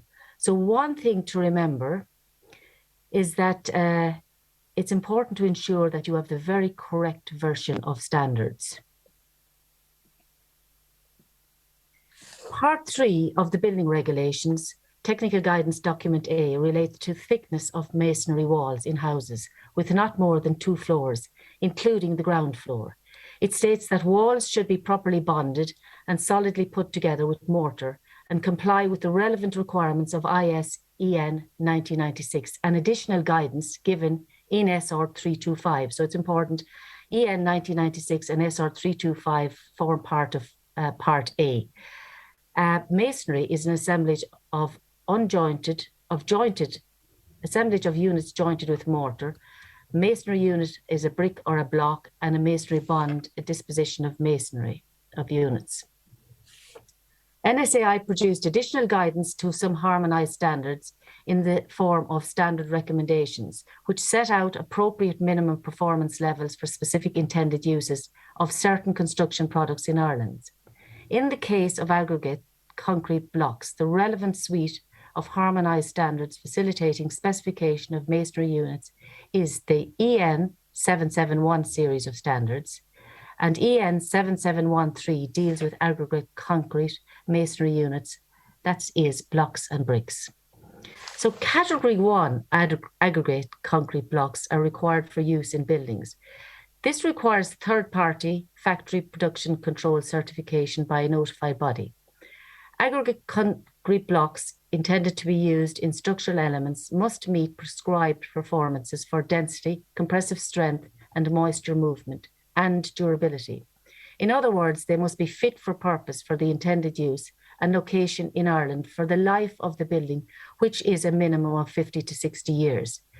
Aggregate concrete blocks are required to be made with aggregate conforming to IS EN 12620 plus A1 2008 and SR 16 2016 aggregates for concrete. Manufacturers of aggregate concrete blocks must draw up a declaration of performance and affix a CE marking to the blocks or the pallet of blocks. It's the law under construction products regulations, and this must be available in a language which can be easily understood by users of these blocks. What are the obligations under construction products regulations? Well, you should have a copy or a photograph of the CE marking, a valid declaration of performance, that's the DOP, the test reports to support the declared performance of essential characteristics, and these are included in Annex ZA of the standard, data to confirm that the constituent aggregate conforms to EN 12620 plus 2002 plus A1 2008 aggregates for concrete, the technical documentation to support that the product complies with the requirements of SR 16, and a factory production control certificate for category 1 blocks. That's the AVCP, the Attestation, Verification and Consistency of Performance, and it's a System 2+. The instruction and safety information. This means the means by which identified and traced throughout the supply chains. So you should have traceability, and these documents must be kept for at least 10 years. This slide just shows how the compressive strength requirements changed between the old and new standard. The minimum for a solid block is now 7 newtons and hollow block is 4.5 newtons. For designers, it's important to check that aggregates for concrete complies with SR 16, the national standard recommendation when designing to Eurocode 6. It is also important to check that the aggregates for concrete is System 2+ for attestation and verification of constancy of performance. And so in the presentation, I briefly outline the main elements to be aware of. In essence, SR 325 provides information on materials and components, design and workmanships. Also, Annex A gives information on masonry bonds and joint finishes. Annex B, use of replacement wall ties. Annex C, masonry units. Annex D, ancillary components for masonry. Annex E, specification for mortar. And Annex F is the national guidance for EN 13914, which is the design, preparation, and application of external rendering and internal plastering, part 1. So that's a very important part. And note, there are 67 normative reference documents which are indispensable to the application of SR 325. So you should have a copy of those 67 documents. Factors to be considered by the designer include stability, materials, mortar, accommodation for movement, adhesion, resistance to moisture, penetration, durability, fire, masonry bonds, provision of services and other construction details, and the bedding of units and other aspects of workmanship. Other design considerations include applied facing, weight of the wall, thickness of the wall, speed of construction, and accuracy of construction. TGD Part A, building regulations, requires that concrete blocks are of dense and lightweight aggregate and must be Group 1 masonry units conforming to IS/EN 7713 with a minimum thickness of 90 millimeters for bearing and a minimum declared mean compressive strength of 7.5 newtons per millimeter squared. Clay bricks should have a thickness of 103 millimeters, be frost resistant, conform to IS/EN 7711, and may be either Group 1 or 2 masonry units with a declared mean compressive strength for Group 1 of 9 newtons per millimetre squared and 13 newtons per millimetre squared for Group 2. Lintels should be designed for the actions and spans occurring and should be installed strictly in accordance with the manufacturer's instructions.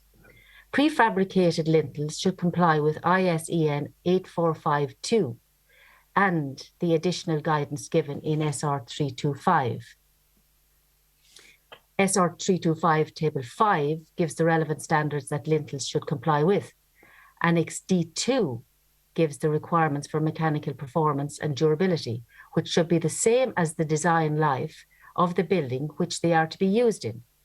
Now, you need also to refer to Part D of the building regulations. That's to make sure that these lintels are fit for the purpose. And I draw your attention there now in the slide to figure 14, page 65, which outlines a steel lintel with separated damp-proof course. If you look at section 5.3.4, it outlines the requirements for support over openings. And the thing to remember is that masonry should be set out to provide a full block under the bearing. For workmanship, see section 6.4.9.4. The thing here to remember is that lintels should be bedded on mortar. They should not bear on a short length of cut block. If propping is required, instructions for the propping the lintel should, during construction, including the maximum spacing of the props in millimetres and the load that can be applied during the installation of the lintel must be considered. The props should not be removed until the masonry element of the lintel has achieved its design strength. So in the slide is an example of a manufacturer's instruction for composite lintels used in aggregate block construction. For concrete lintels, make sure that it is built in with the reinforcement in the correct orientation. Usually a marker is cast into the lintel to indicate the correct installation orientation. It's good practice to prop steel composite lintels at centres not exceeding 1.2 metres during construction, but make sure and follow the manufacturer's requirements. Make sure that all joints are solidly filled and exposed surfaces of lintels are provided with fire protection. Avoid point loads immediately above the lintel unless proven by a structural engineer. Many factors influence the selection of wall ties. So I'm talking about wall ties now, including the type of masonry to be tied, cavity width, type and height of buildings, and the geographical location. For cavity wall construction, the leaves should be tied together with wall ties comply with ISEN 845, should have a minimum mortar embedment of 40 millimetres to the other face of the wall at a frequency of not less than those given in the National Annex to ISEN 1996-11. So remember that.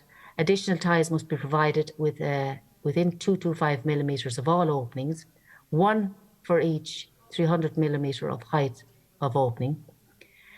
Important to provide additional flexible ties across the cavity adjacent to movement joints. So follow the manufacturer's instructions, stick with the standard.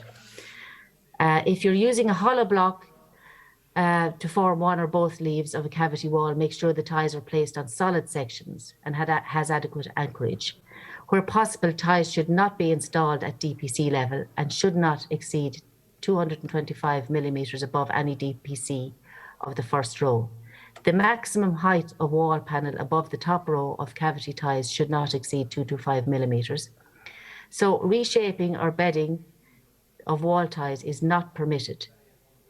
Bending and reshaping is not permitted. Need to watch that each tie is placed, that the drips will cause water to fall within the cavity away from the cavity fill. And in the slide, you'll see a properly placed tie where the drips are placed properly. SR 325 Annex D, and that's D1, provides the recommended minimum declared mean load capacities for wall ties used in buildings in Ireland. So of note, this annex is informative and must be interpreted as specifying requirements other than those contained in the normative parts of the European standards for these products. So watch out for that. For cavity widths greater than 150 millimetres or dynamic pressure greater than 1.1 kilopascal, specialist design and manufacturer's guidance must be sought. Just Technical Guidance Document A of the building regulations specifies that wall ties should comply with IS/EN 8451. And EN 8451 states that the materials and protective coatings materials for ancillary components, the appropriate protective coatings shall be selected from Table A1. So Table A2 or Table A3. So make sure you get and check the declaration of performance for your wall ties to ensure that they are fit for use. Watch out for workmanship, in particular embedment, no bending and drips. Where possible, to control the contraction in concrete masonry, it should be designed as a series of panels, separated by movement joints. As a rule, vertical joints should not be less than 10 millimetres wide to accommodate horizontal movement, and should be provided at intervals not greater than 7 metres. The ratio of length to height of the panel should generally not exceed 3:1, and particular attention is drawn to long, low horizontal panels of masonry like those under windows.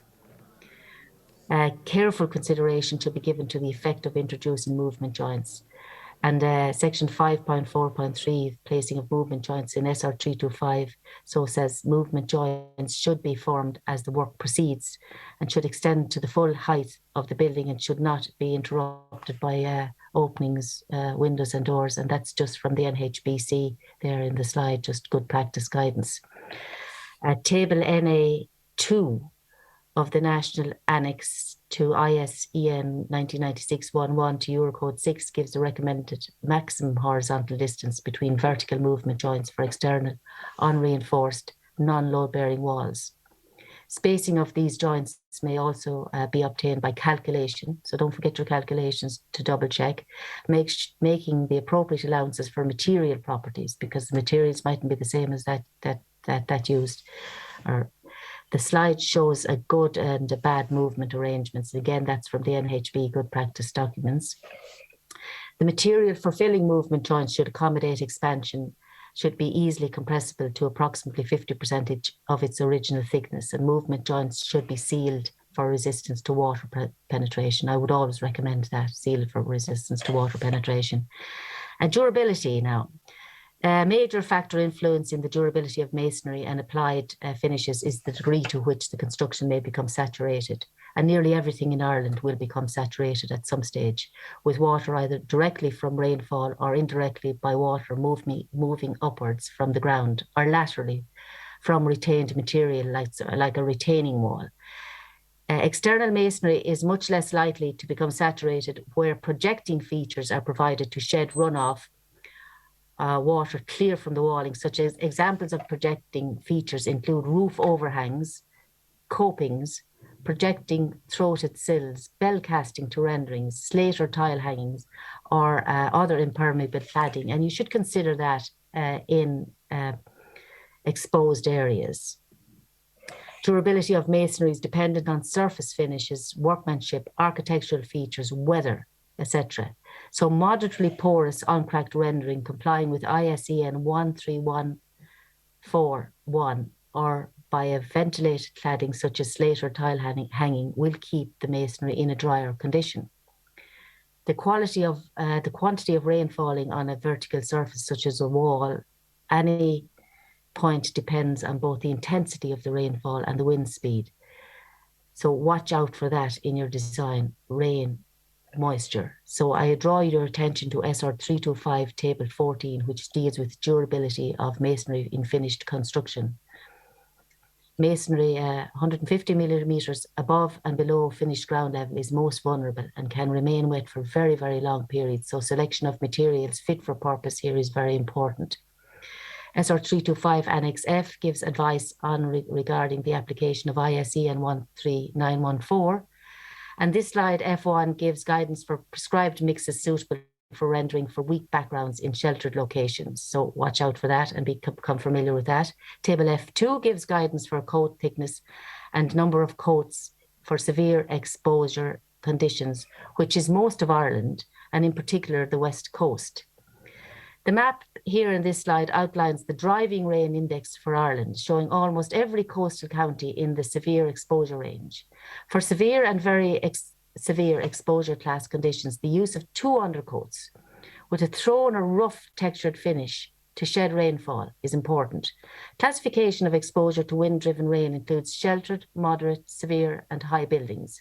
So SR 325 recommendations for the design of masonry structures in Ireland to Eurocode 6 is not simple, and masonry structures should always be designed and built by competent professionals and competent builders, competent designers.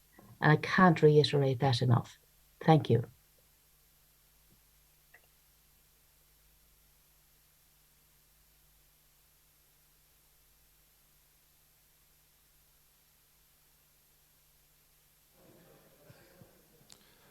Okay, good afternoon, everybody. We're back on our session for the afternoon presentations. So we're going to be starting with Modern Methods of Construction, which is presented by Kevin Cook of Mayo County Council. And then there will be a panel discussion facilitated by Pat Gaynor of Cavan County Council. And we'll put in the presentation now, and then we'll go on to discussion afterwards.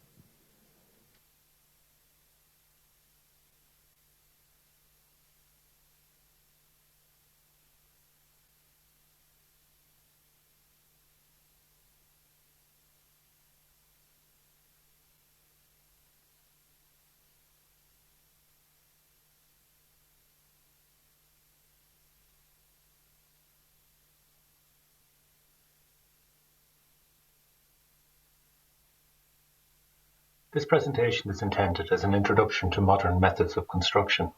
I hope to provide an overview of some of the different types, identify some of the advantages and disadvantages, and some possible considerations from a building control perspective. So what do we mean by modern methods of construction? It's a term used to describe a range of off-site manufacturing and on-site techniques that provides alternatives to traditional building. Effectively, it describes an approach to constructing buildings more quickly, reliably and sustainably, and it differs from conventional construction methods such as concrete block build. In Mayo, and I'm sure a number of other counties, construction heretofore has predominantly been traditional in form, that is, concrete block, external plaster finish, solid timber floor joists and a cut roof. Use of other construction methods such as ICF has up to now largely been confined to one-off housing. Drivers for modern methods include shortage of housing supply, skills shortages, availability and cost of materials, speed of construction, and value for money. And drivers like these are resulting in a move towards utilising modern methods of construction more. Today's discussions are therefore timely. Hopefully those of you from counties who have had a greater exposure to modern methods of construction will give us their thoughts and suggestions in dealing with them at desktop assessment stage, Section 11 requests for information, and on-site inspections. The definitions of modern methods of construction have varied over the years, but in general it can be broken down into volumetric construction, pods, panelised systems, sub-assemblies and components, and site-based modern methods. Volumetric construction is characterised by the off-site design and manufacture of three-dimensional units. They are assembled under factory conditions, typically made of timber or steel, and they're very often transported to site fitted out with their internal fixtures and fittings complete. Once they arrive on site, the units are placed on prepared foundations to form a building.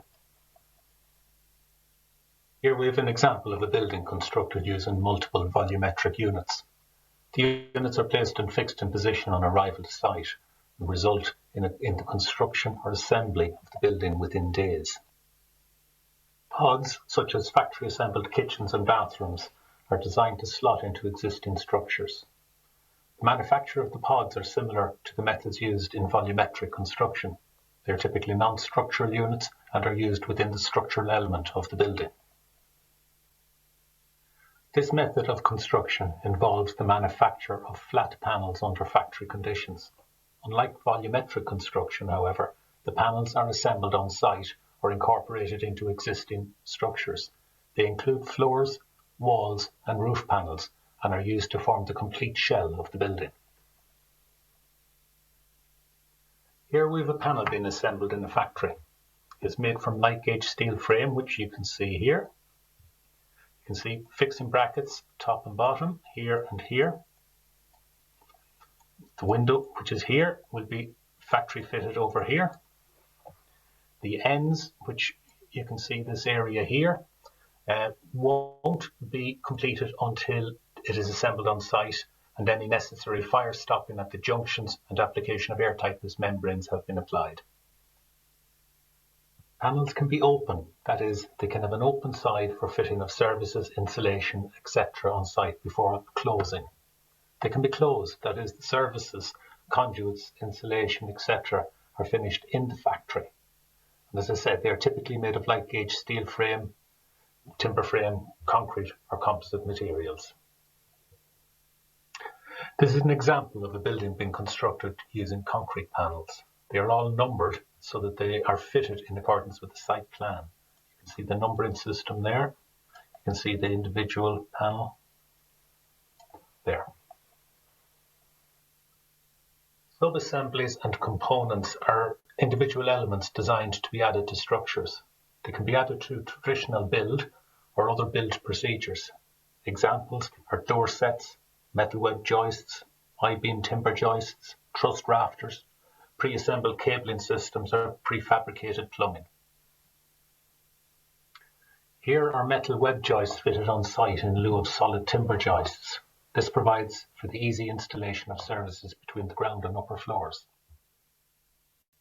Modern methods of construction also include on-site methods such as insulated concrete formwork. This is known as ICF construction.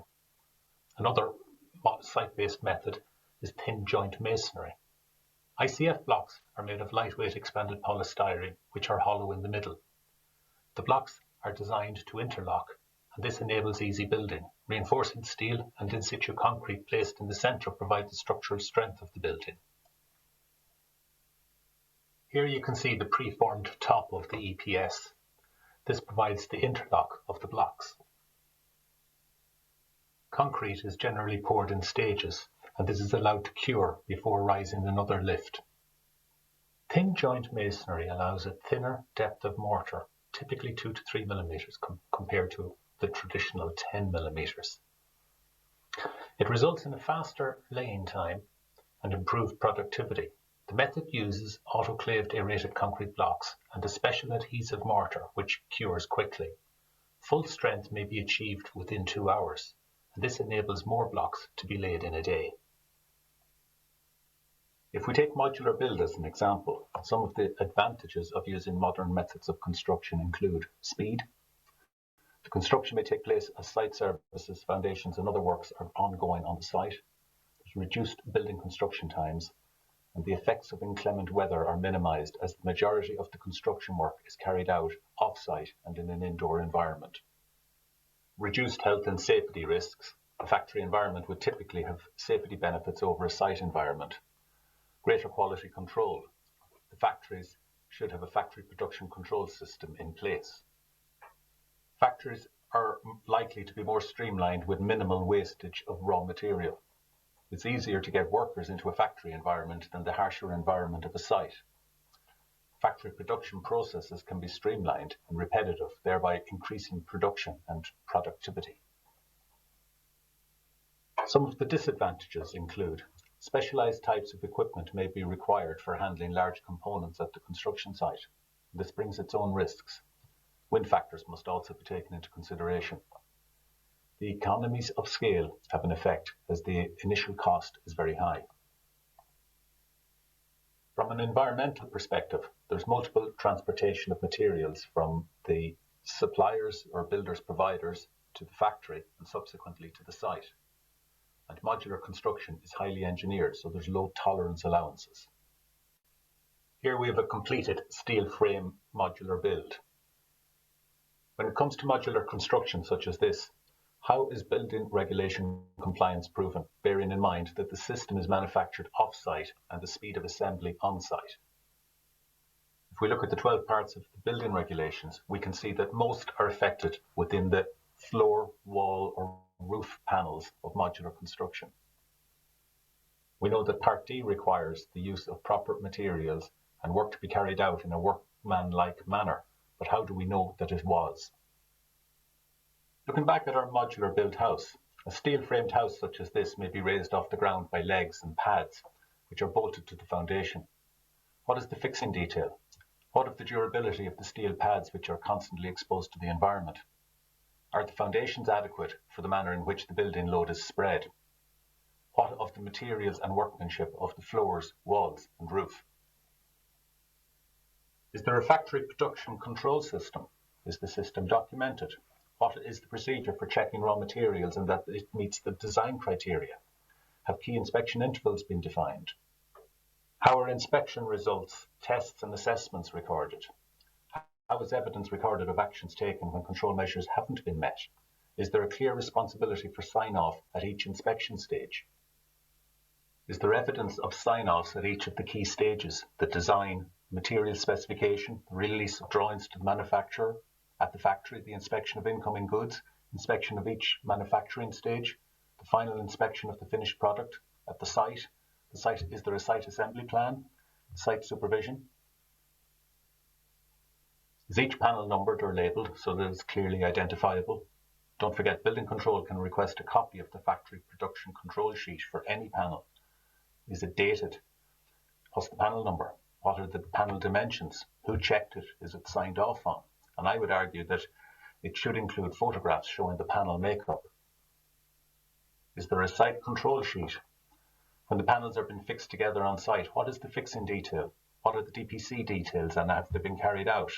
What about fire stopping, air tightness membrane across panel junctions? Is there thermal bridging? Is there proof of all of these? And as before, building control can request a copy of any of the information deemed pertinent. Factory and site control records should be an integral part of the overall documentation. Is the interior of a glue-lam constructed house? What is the fire classification? Does it offer adequate resistance to the spread of flame over the surfaces? What about the durability of the building? In December of last year, the NSAI produced a guidance document to provide more information on the aggregate certification process for modern methods of construction. The aim of this was to enhance the certification process and to provide a clear pathway for manufacturers on the assessment process. The document guides the applicant through the assessment process. This includes building regulations and European standards compliance, laboratory test results, on-site evaluations of the as-constructed product or system, factory production inspections, quality management system verification, installation procedures, on-site inspection plan, and post-construction maintenance program. In conclusion, modern methods of construction can and do produce good buildings compliant with building regulations. But as building control officers, we need to look at the manufacturing and installation processes to ascertain compliance, and there should be adequate records demonstrating this at every stage of the manufacture and construction process. Thank you. Okay, Pat, we'll hand over to you as facilitator and go through the panel. Thank you, Ronan. Thank you, Kevin, for a very good presentation. Modern methods of construction, it's been referenced in each of the talks prior to this one. It's definitely a challenge for Building Control Authority going forward. What I hope to glean from this conversation is a series of questions. I don't know that we will have so many answers, but we would have a series of questions that would maybe help us plot a way forward towards dealing with modern methods of construction, dealing with proper training to allow us to be in a position to do that. I think most people would agree that modern methods of construction is a positive thing. It's a positive step forward. It helps us to address the issues with regard to housing, and it's innovative, and we should embrace innovative technologies and methods. But how do we, as building control authorities, ensure compliance when something is not there 1 minute and the next minute it is? So ensuring compliance is underpinned by a combination of the NSAI aggregate certification and factory production certifications. NSAI certification or aggregate certification to me is a little bit like a fire cert. It's if you build it in accordance with the plans particularly submitted, it's going to be okay. The real issue, I think, in my opinion, and I'll get each one of the panel's opinion in a minute, my opinion is that the factory production certificate, our certification process, is going to be the key for us going forward. In reality, if we had a scenario whereby a product was arriving on site, a modular home was arriving on site and it was completely compliant, happy days for us.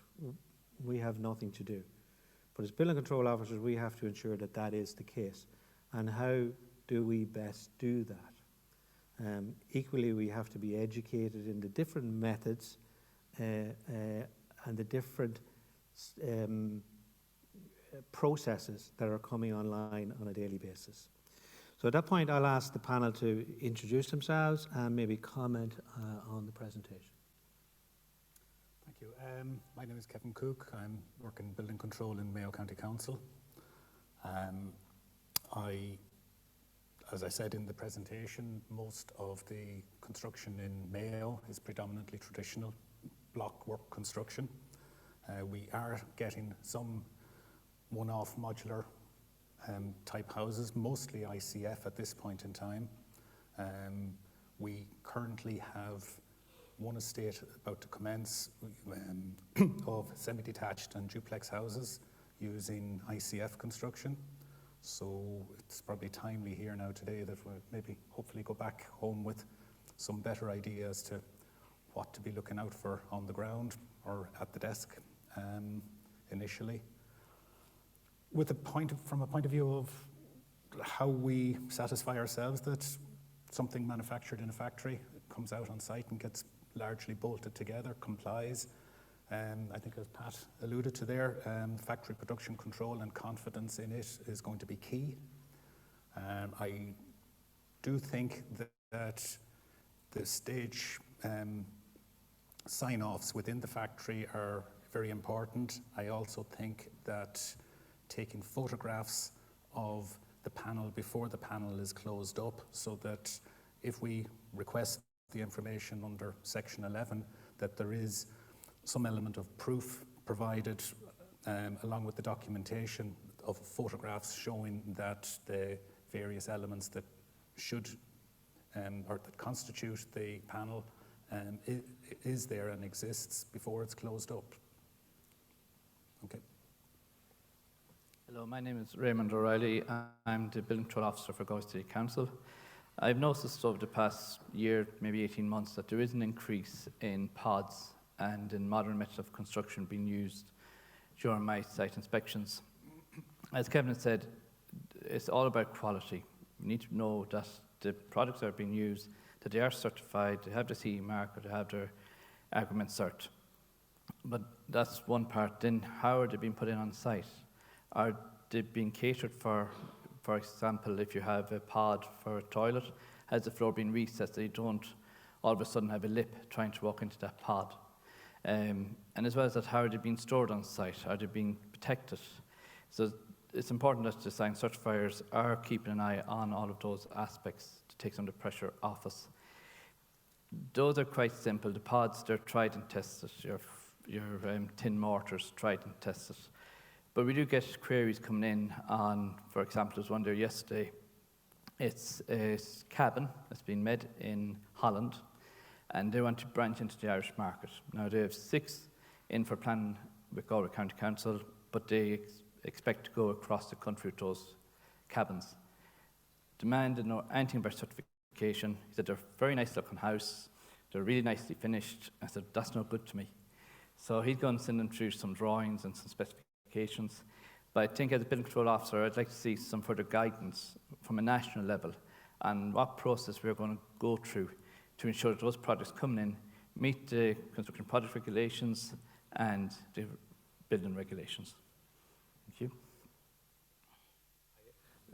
My name is Paul Faulkner, and I'm working in the building control section in Dún Laoghaire, Down County Council. Just following on from what Mairéad is saying, I echo the same kind of sentiments. I suppose we have some of these modern types of construction in Dún Laoghaire. We have one particular case. It's a once-off house, but I suppose that in broad terms, the we've had issues with it in that the actual the whole modular system is manufactured in Eastern Europe, and it's been supplied by a supplier in Dublin, if you like.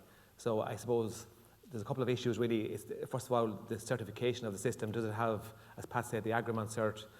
Does it have all certification? We're having difficulty trying to, it appears that it doesn't have it in this particular case.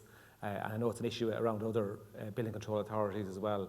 And I suppose first of all, the certification of the system, the construction and site, as Raymond has said, and then I suppose there may be market surveillance issues as well in terms of where it's manufactured and where it's being supplied from. I suppose on balance, it's all new, as Pat said from the outset. You know, we're not experts on this. Any of us, maybe some people in the room, maybe experts, but I'm certainly not. You know what I mean? So I think we need to have more discussion around these form of construction, because they are the way things are going to go in the future. And I suppose it would be good maybe to get somebody in to give a presentation nationally, even to ourselves, from some of the companies who are doing this kind of correctly, and we could all maybe learn from that. I know from talking to other people there at lunchtime that it would be a good way to kind of go, just that we all kind of get familiar with what we're looking for on site. And obviously the assigned certifier has an important role to play then when this system is put in place, that it actually ties in with the rest of the construction and that it can be kind of signed off on properly. That's basically it. Thank you. John Hochter, Tipperary Fire and Rescue, working in building control and fire prevention, and a bit gullible to say yes twice in one day, but anyway. I suppose my own view is that that you can't inspect quality into a product, okay? And really with the role for building control, I think, is an opportunity to go along and become more process-based rather than actually task-based. So what NSEI have published is actually very opportune in that it's now a new system for giving details around the agreement certs. But I think they should also consider then the whole issue of risk assessment for the quality of the actual build, okay? I often use the example of the car industry, for example. So like if I go into a main dealer and I'm getting the cam belt replaced in my car, okay? The technician who's actually going along and replacing the cam belt is a Ford-trained technician, okay? He's using Ford-approved parts, and I get a certification saying the car is actually finished, okay, with the cam belt replaced. So what I'd be suggesting that what might be worthwhile considering is that actually the NSEI agreement cert would include a constructability aspect of the actual construction, addressing some of the issues that Paul and Peter raised there around terms of how the stuff should be transported on site, how the actual stuff should be stored, what type of evidence should be taken before the actual things are closed, the items are closed up, and what level of training the actual operatives should have on site, so that only trained operatives are actually assembling it rather than somebody who's just come in with no experience in the area itself, right? And our role within building control would be then to go along and assess the viability of that system, rather than just going in and discreetly testing something on the second floor, because just because we check some on the second floor doesn't mean that the same operatives have done all the work right throughout the actual construction itself. So, but overall, I agree, like as we go forward over the next 20 years or so, the move away from traditional construction towards more climate-friendly construction with less embodied carbon is going to drive this method of construction. So we do need to find a system within building control that will actually support that. Richard Butler from the National Building Control and Market Surveillance Office. I suppose really the agreement certs in accordance with Part D have to be assessed for Irish building regulations. So if you get an agreement cert that's from the UK, it may not be assessed for Irish building regulations, and then you may need further documents to show compliance with Part D of the building regulations. I suppose really there is a lot of systems out there. A lot of them are going through agreement processes at the minute, and they're being constructed on sites. So we have issued guidance to the building controls to look for Part A, B, C and D compliance at an early stage. So that you're assessing that that it's designed to some standard, whether it's a European standard, whether it's made of timber, steel, concrete, that there is supporting calculations for that. B, so the elements tested, if there are floors, walls, or 3-story protected corridors, stuff like that, are they elements tested, load-bearing elements also, that's in the technical guidance document B. The surface spread of flames of the products that are going to be used if they're coming with external renders or distance and boundary distance and stuff like that needs to be considered. Part C is the moisture. Are the walls, roofs, ceilings of this going to prevent moisture getting into the inside of the building or preventing the deterioration of the products in the makeup of the construction of the modern methods? And the D is the materials. Are they fit for purpose? Are they properly CE marked? Are they properly fixed together? And then you may have the Part L requirement as well. They may need to have thermal modelling details carried out because they're not covered under the current ACDs. And they may have to have condensation risks and other FRSI calculations done to show that it complies with Part L of the building regulations. Thank you, Richard. So really what we're talking about there is should we have training in all these new technologies, innovative methods of construction? Who will organise that? How will we roll that out? The input, should we have an input into the agreement certification process? Or are we prepared to just accept the certification? Are we prepared to say that every pod that's out there is going to be compliant with the agreement certification? If we do that, then we're not testing. What does the audience think? Should we be doing destructive testing on modular homes to ensure compliance with an agreement cert?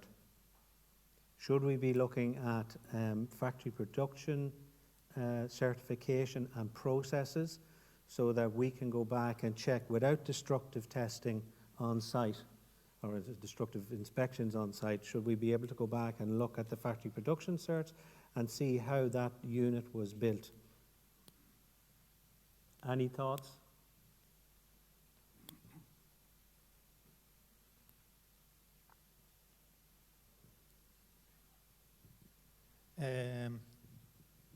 Hi, Pat. Yeah, I suppose I'm just talking about a particular situation where we basically had, in Fingal, we had homes arriving out of the factory, a Cavan factory, coming on four lorries and being literally put together on site within a couple of hours. And suddenly you went from just a slab on site to an actual full house working and all plugged together and all plugged in play. And like you're asking there now, we didn't know, well, how the hell do we do building control? And this is nuts. So we did. We actually contacted the manufacturer and said we wanted to see. We were going to come up for a proper inspection, and then we were going to turn up on a random base and call into the manufacturer, and we wanted to see, how the process is being worked, how things are being put together. We want you to convince us that your factory control method does meet the requirements of the building regulations. Now that's going back a few years, and the problem is time moves on, and I know these houses are still going in. We haven't called back to the place in Cavan, but I think you're right. I think, we are building control officers. We know how things are meant to go together. New modern methods of technology is something that we're going to just have to get used to and understand. And I think it probably will mean we're going into the factories where these things are being built. Maybe they notify us when they're building the ones that are going to hit the building control authorities area, or maybe we go in on random. But I think that is probably where we're going to have to go. Thank you, Colin. That's very well if they're coming from Ireland, but if they're coming from out of state, then we don't have a system in place. If we had a system in place, perhaps that we had a standardised factory control system that could be checked, photographed or videoed of construction, then maybe we might have something. There's a question here, is how is an assigned certifier expected to certify modular buildings without carrying out factory inspections? So you see right there that the assigned certifiers have the same issues that we have, and that was mentioned earlier on that. How do you address that one?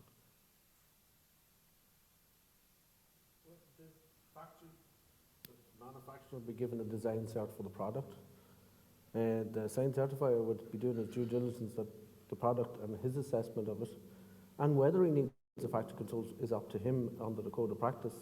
So he's risk assessing them as a manufacturing process and how they're putting maybe elements of the floors and the systems, and maybe if they're putting in electrical services, are they're required to be fire stopped? Is there additional design there? A lot of these argument certs are for the building, and then the responsibility for the fire stopping elements or additional ventilation systems goes in, falls back on the other designers. But there may not be a test out there for that fire stopping product in that system of build up of the floors or walls that can satisfy the requirements Part D, fit for purpose and use. And way to verify that is testing, because most fire stopping products are not CE marked because they're not under a harmonised standard. Anyone else like to go on to that?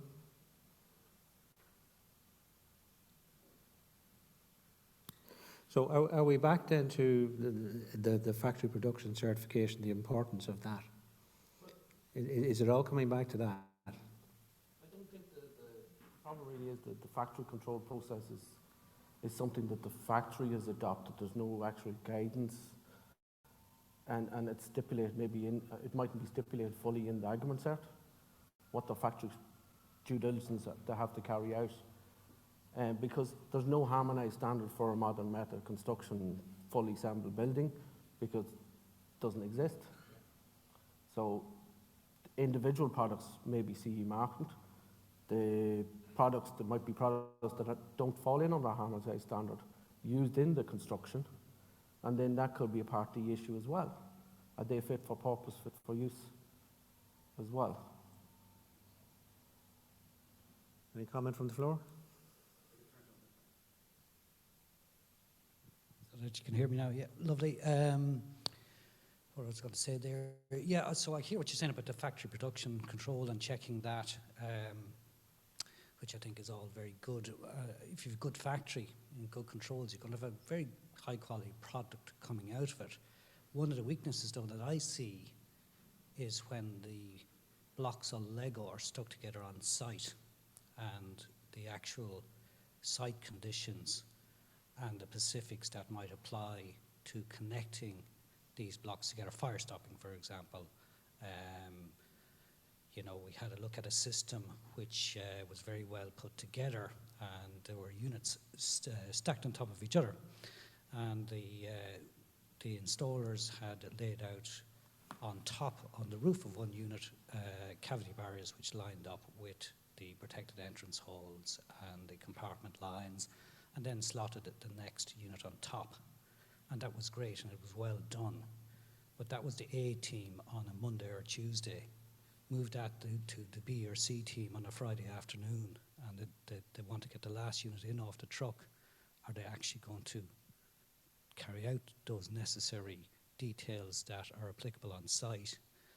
And the other aspect that we come across with modular construction or modern methods is the individual nature of buildings and sites and the complexities of details that arise. And with all the best will in the world, argument certs don't cover everything. And people will come up with details because they have to, because of a particular site, geometry or whatever. And it's the interrogation of those individual elements that I think are a weak point, and how we control that. So I think there is going to be a big need for the installers of these units to be competent. And you know, if we look back in the industry here in Ireland and what we had with timber framing and how we dealt with that, and how we have the NSAI approved contractors, that, you know, maybe we should be looking at schemes that train people in the necessary details to construct them on site as well, and provide some kind of register for builders. These are very specific schemes and need to be pulled together properly. You know, even on the slides there was numbering of panels. That can be very important. So if you put the panel on the top of the building, if you put it at the bottom of the building instead of the top, well, it might not be man enough to hold the building up. So they're the kind of things that I see as the issues. I think the stuff coming out of the factory will probably be very good quality because it's built in a nice factory condition. I think the failing of it is actually going to be when it's bolted together on site. That's all I have to say at the moment. Thanks. Very valid point, Alan. Thank you. Oh.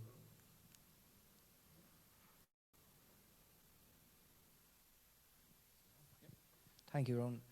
I'm aware that in the UK, the warranty providers, they publish their defects and percentage-wise of where the problems are, you know, thermal bridging, cavities, whatever, water ingress. Whatever their latent defects period are, they have a record of where the issues are. I'm not sure if it would be worth centralising the information that we have out there. Like, we wouldn't know there's an issue with a particular house, regardless of what the construction is, unless the person comes in and complains to us. And the complaint we get might be because the guy who's making the complaint is a complainer, or it may be a very valid complaint that could be replicated in hundreds, if not thousands of houses nationally because of the nature of the modern methods of construction. So I'm wondering, is a time when maybe we should start pooling our information together in a structured fashion, either from the warranty providers. Now, I'm aware, by the way, the crowd in England, there was a couple of different ones. There was one crowd called the National House Building Council. I'm aware it's also informally known as the No Hope of any building being compliant, because they're one of the first private companies to take on inspecting buildings that were independent third parties as opposed to local authorities. And it was the first part of the deregulation of the building control industry in the UK. So I'm not just advocating going to private companies for problems, because we spoke at the last building control meeting on Zoom, Raymond, about issues, and I said I'd be worried if complaints are coming into us that we end up doing the snagging list for people who are buying houses off a developer. I'd be very reluctant that we become the go-to people. But I can't understand how else these units are coming fitted, been thrown up on site, there's nothing to inspect effectively, or very little to inspect. How are we going to know these problems unless we actually get out there, unless we know where the problems are? And how the hell are we going to know where the problems are if the units are being delivered? And is it time for us maybe to go to the industry or go to the Construction Industry Federation, whoever has the information, get it, compile it, find out where the problems are, and then our inspections are evidence-based, risk-based, whatever the case may be. But it's just, I think we're fishing in the dark here just at the minute. And is it going to get worse? I have no idea. So I'm just posing that question. Yeah. Just a thing there, like if you take the car industry as an example, where they don't get everything right first time, the car goes out, a year down the road, they find faults with it, they take them back in and fix them. Modern methods of the factories, they need to adopt that approach as well. That they're giving that comfort to the end user, that where they found stuff was non-compliant, they will go back in and fix it. And I think that it works well for the car industry. You have confidence when you're driving it. Your upgrades or things are notified to the manufacturers when it goes in and service, and they amend the car and keep the performance of the building going. Or like that's the same principle that I think should be adopted in modern methods construction. Yeah, you could argue that the car industry has the product from start to completion, whereas there's a third party, the builder, which is assembling, and a lot of as mentioned earlier, a lot of the issues can arise in the improper assembly of the unit, which is perfectly constructed in the factory. But to devise a system where a building control officer nationally can go out to any of these modern methods, modern constructed methods, and be able to be confident that they're doing a proper inspection on it, that's really where I think we should be focusing our attention. How do we actually standardize the method of inspection on these homes? The concept of making sure that whoever is actually putting it together on site has necessary competence, right?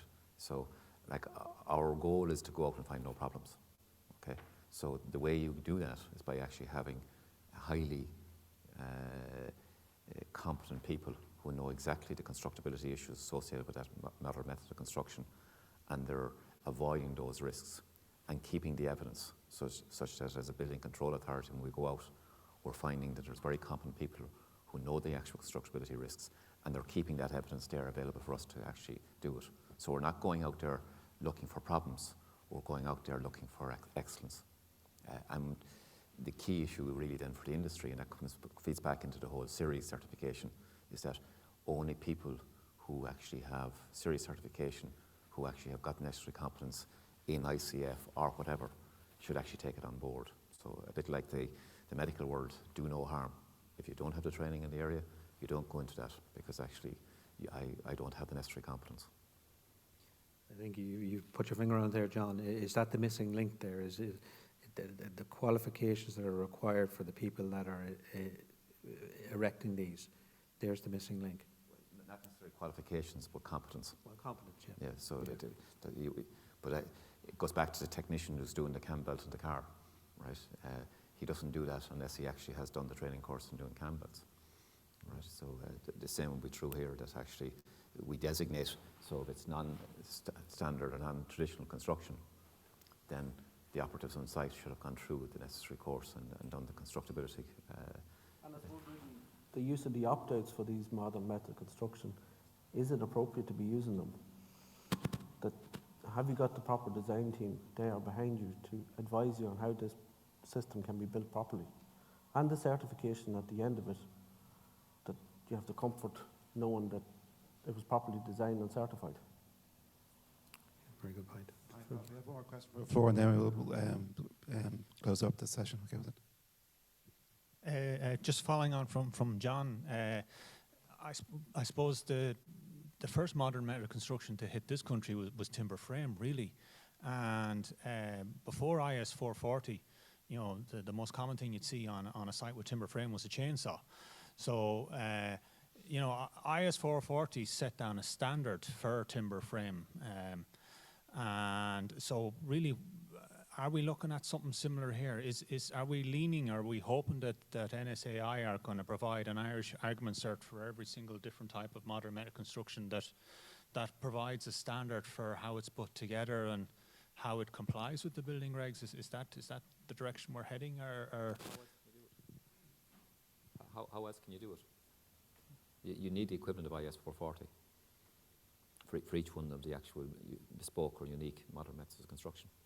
And then ICF at the moment, ICF, as far as I know, we have a number of ICFs in Fingal, and there is Irish argument certs for ICF, and I don't have any issues with them. They're actually quite good. So maybe that is the answer. As for training, I think that there is a training committee here. They can probably take on the notion of trying to get some sort of training for the different modern method construction products, but it will be. We'll be looking to suppliers, or maybe we'll go to NSAI to try and get the argument certs, and then go to those suppliers to get training from them. But yeah, it's going to be interesting times ahead. Okay, Pat, I think if you want to do some closing comments, then we'll wrap this one up. Okay. Have we any final comments on any other questions before we? Okay. All right. Well, I'd like to thank the panel for their contributions. Thank you very much.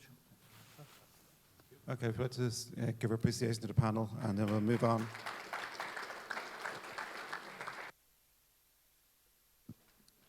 So the next presentation was on building regulations part M.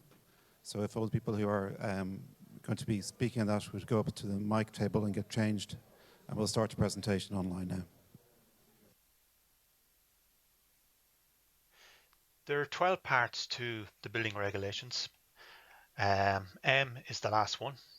I always see M as the anti-discrimination part of the building regulations, because it comes really from the Equal Status Acts and the Disability Acts to ensure that, you know, buildings and the use of the buildings don't discriminate against people with, you know, different abilities. The legal requirement. M1 is really the legal requirement. It's adequate provision shall be made for people to access and use a building, its facilities and its environments. M2 to 4 just emphasize certain parts of this regulation. And just to note that it mentions environments. So environments is the bit outside the building. So M also includes the external approaches. Here we have a picture of some tactile paving and pedestrian crossing to allow people to get to the building. Technical guidance part M is broken up into 3 sections. The first section is access and use of buildings other than dwellings, which is really new buildings. Second section is access and use of existing buildings other than dwellings. And the third section is access and use of dwellings. And as you know, if you use the technical guidance, it's prima facie evidence of compliance with the building regulations, but there is other documents, technical documents out there, which can be used as well. You have BS 8300 2018, which is the code of practice for design of accessible and inclusive built environments. You also have the Universal Design suite of documents. They're called Building for Everyone.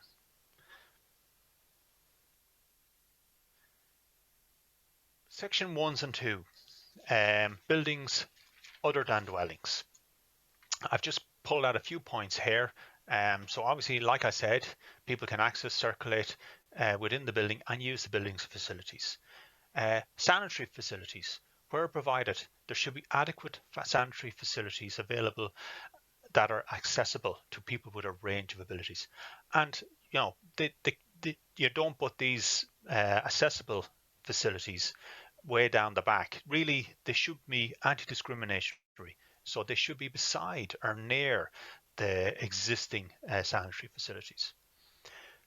Where relevant facilities are fixed, so this is basically, you know, where you have audience, refreshments, sleeping accommodation, there should be adequate provision made for people with a range of abilities.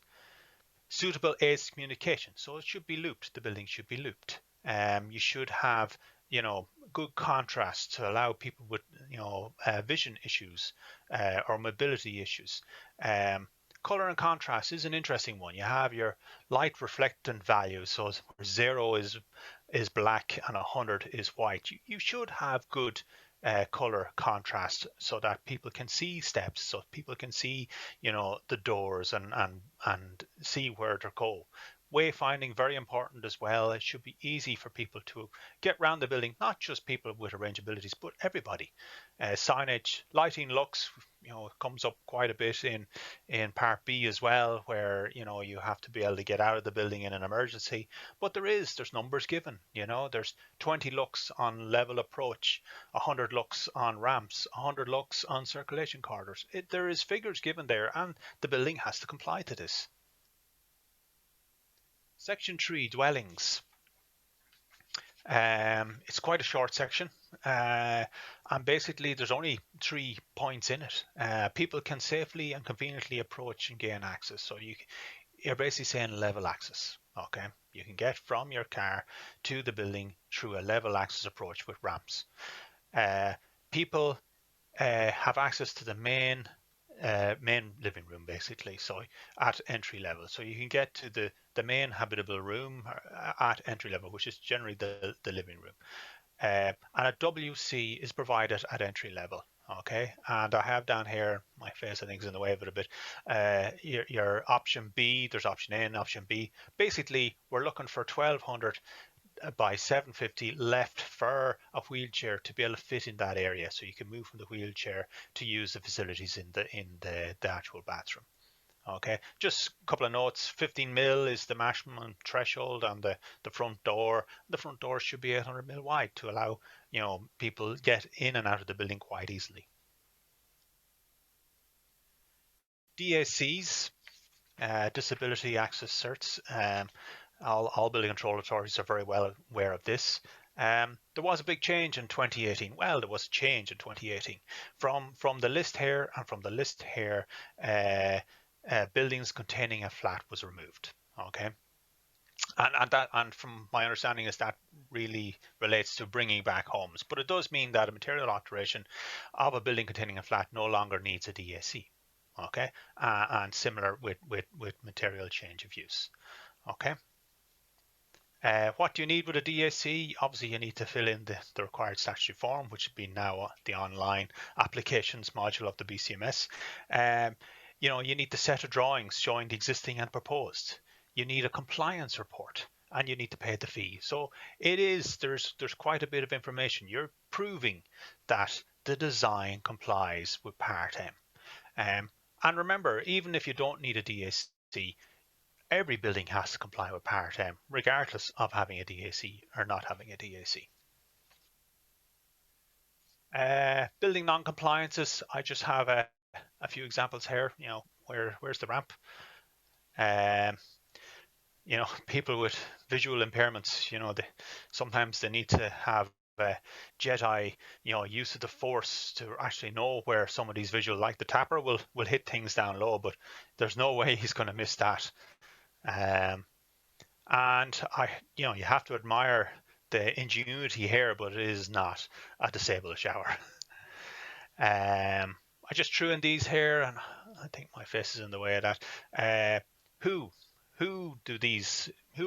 are affected by Part M?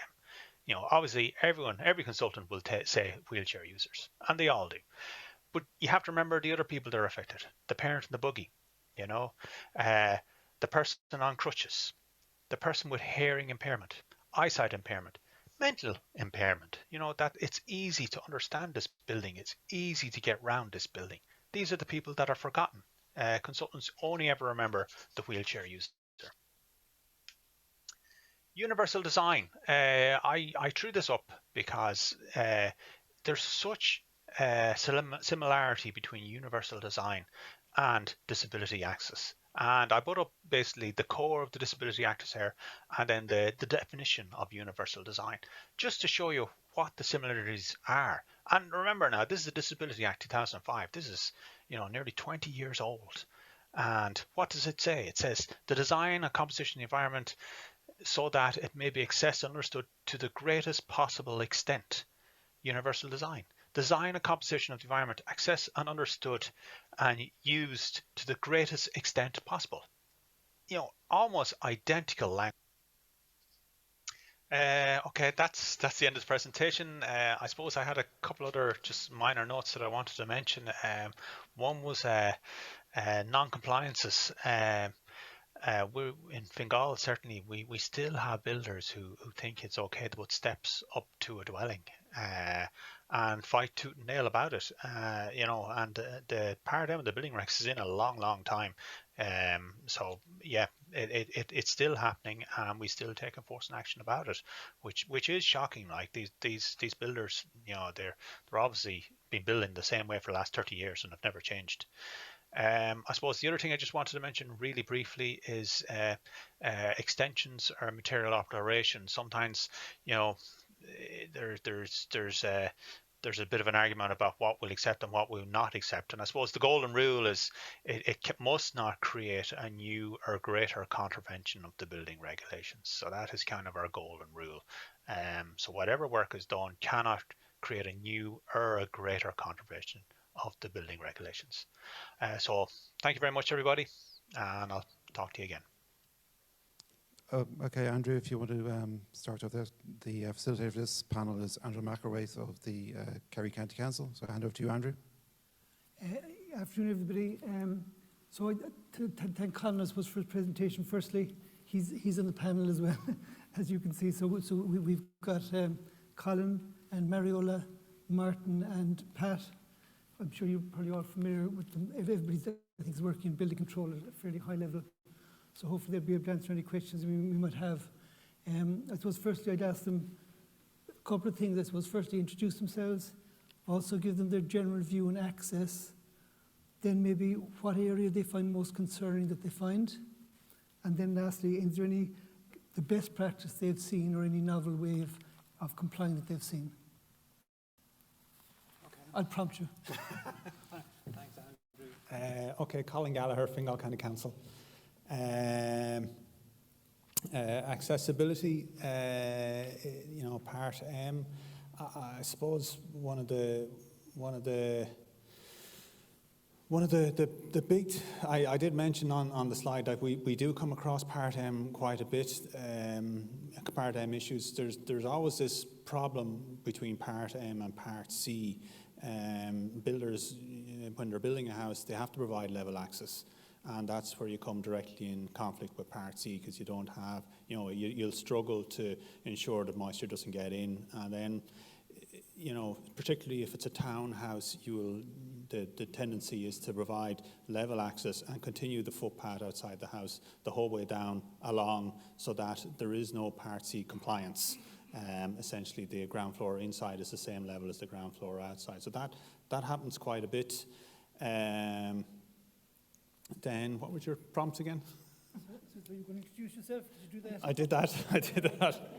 Your general views and access, and then the most concerning area and the best practice, and any novel areas then. Concerning area is, and anyone that's doing DSCs will see this a lot. Consultants only see wheelchairs. That's all they see. It's shocking, and I don't mean the odd consultant. I mean major consultants. Like, we had consultants in from Dublin Airport one time, and I actually had to bring them in and explain to them that this is what this is all about. That it's not just wheelchair access. It's if one of the workers gets injured, is on a crutch, can they get in? Can they get out? Have they? It's the visually impaired. It's the mentally impaired. It's shocking how narrow-minded the consultants are. A novel answer, solution to accessibility. I don't really have any novel solutions to accessibility. Sorry, Andrew. So I'll hand you over to Mariola. Mariola Hexel, Kildare County Council. I suppose, like Part M in 2000 and Part M 2010, it's grow really big and gives you more detail. But I think still you could probably add on a few bits and pieces, like even when we do disability access certs, there's some certain areas that not covered that when we condition disability access certs, we would go and look into like buildings for everyone, which we give you more details into shopping centres, like restaurants and things like that. And probably very similar, you could see the problem with the Part C and Part M, and sometimes you have to combine or work around Part K, Part B, and then Part M as well.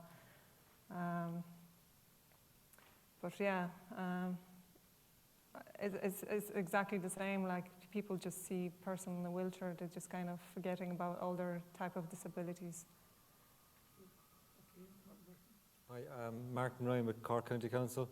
I've been working with the disability access certs from kind of day one, and I'd be a big fan of Part M. And it's not just from the helping the poor, God help us, disabled cases. It's Part M, a lot of it is pure ergonomics. It's just making buildings easy for people to use, that they're not difficult, that light switches aren't hidden, the doors are easy to open.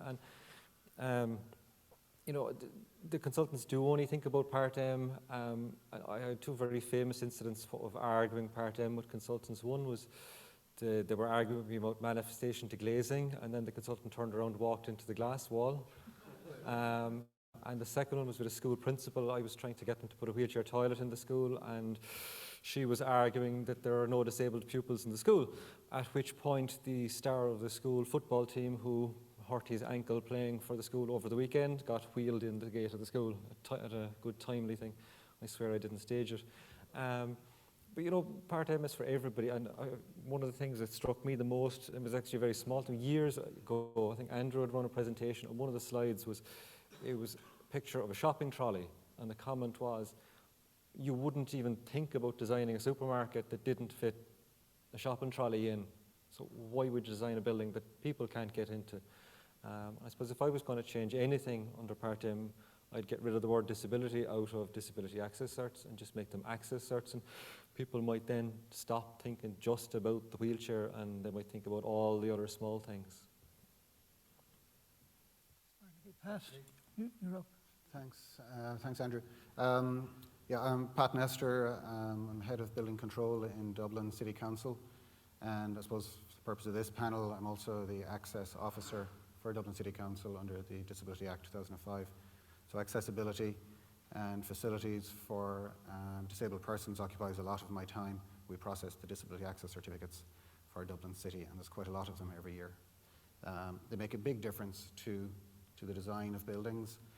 There is, as others have said, an emphasis on accessibility for wheelchair users only, and there is a neglect in the thinking and understanding of the needs of other people. There's a tendency to view Part M, Technical Guidance Document M, as a maximum standard or an optimal standard rather than the minimum that's required. So we would regularly have representations made to maybe squeeze it back a little bit or make allowances on Part M because it wasn't given the adequate thought at the design stage. So as for any of the technical guidance documents, I think Part M particularly is where people see it as a maximum, and it's disappointing that these discussions are still being held. So the industry does need to catch up on their appreciation of the needs of disabled persons. The state has ratified the United Nations Convention on the Rights of Persons with Disabilities. It is now a national and an international obligation to endorse and to hold up the rights of persons with disabilities. Thank you. Okay, thanks everybody. I think that was useful. Just to pick up on one or two things, I suppose something Mariola said just about going to other guidance. It'd be interesting what the panel feel in relation to if we're going to enforce something in court. It's very easy to enforce against the technical guidance documents because you have a prima facie link. But when you look for additional things in other guidance, which is very sensible, let's say certain heights of counters and various things that mightn't be in TGDM, how do you feel you might stand in court if you move outside the technical guidance document? Anybody can take that. Who would like to? Do you want to give me, Pat? Do you want to? Sure. Well, it would never get to court.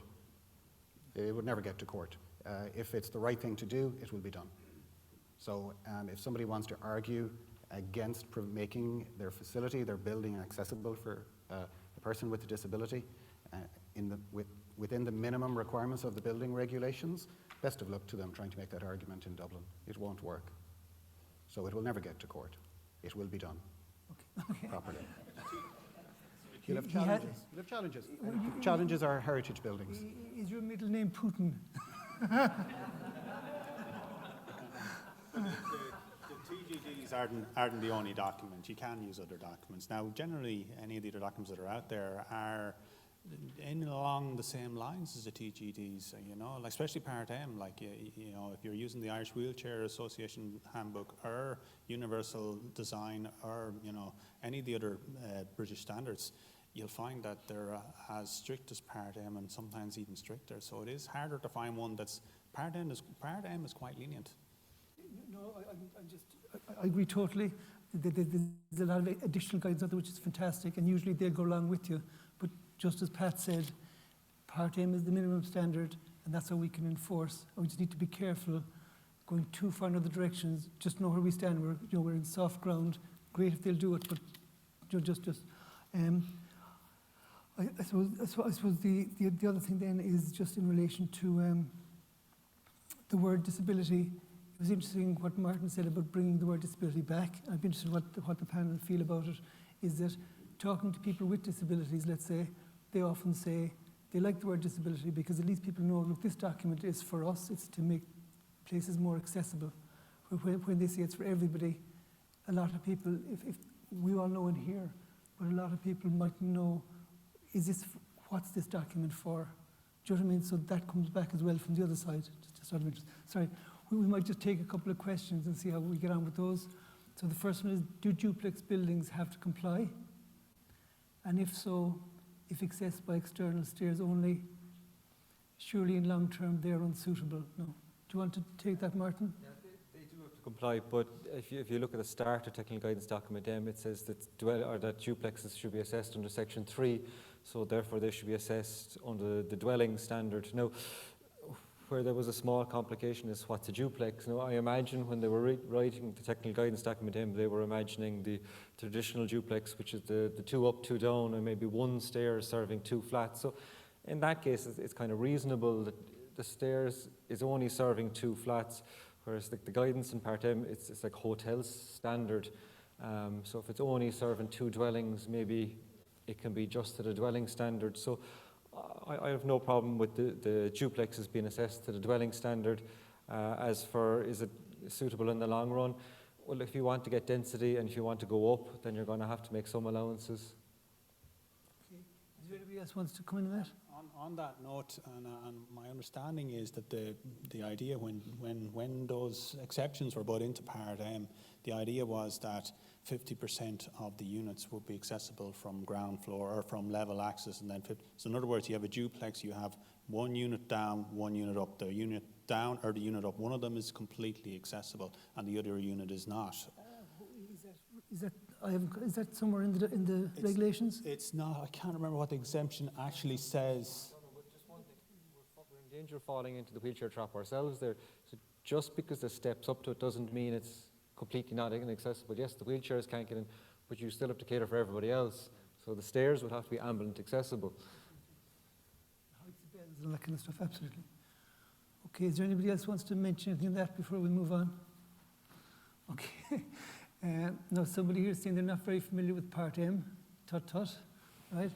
But in compliance in heritage buildings, where material alterations can be very difficult, dispensation relaxations used. I know I've a particular view on that, but I won't tell people yet.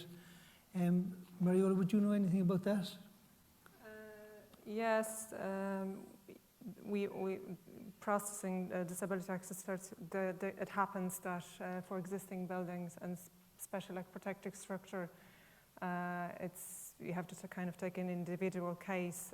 We might use the dispensation or relaxation because Part 0.7 of the Part M gives you points of practicability. When there's a certain situation that you can't comply even with the Section 2 of Part M.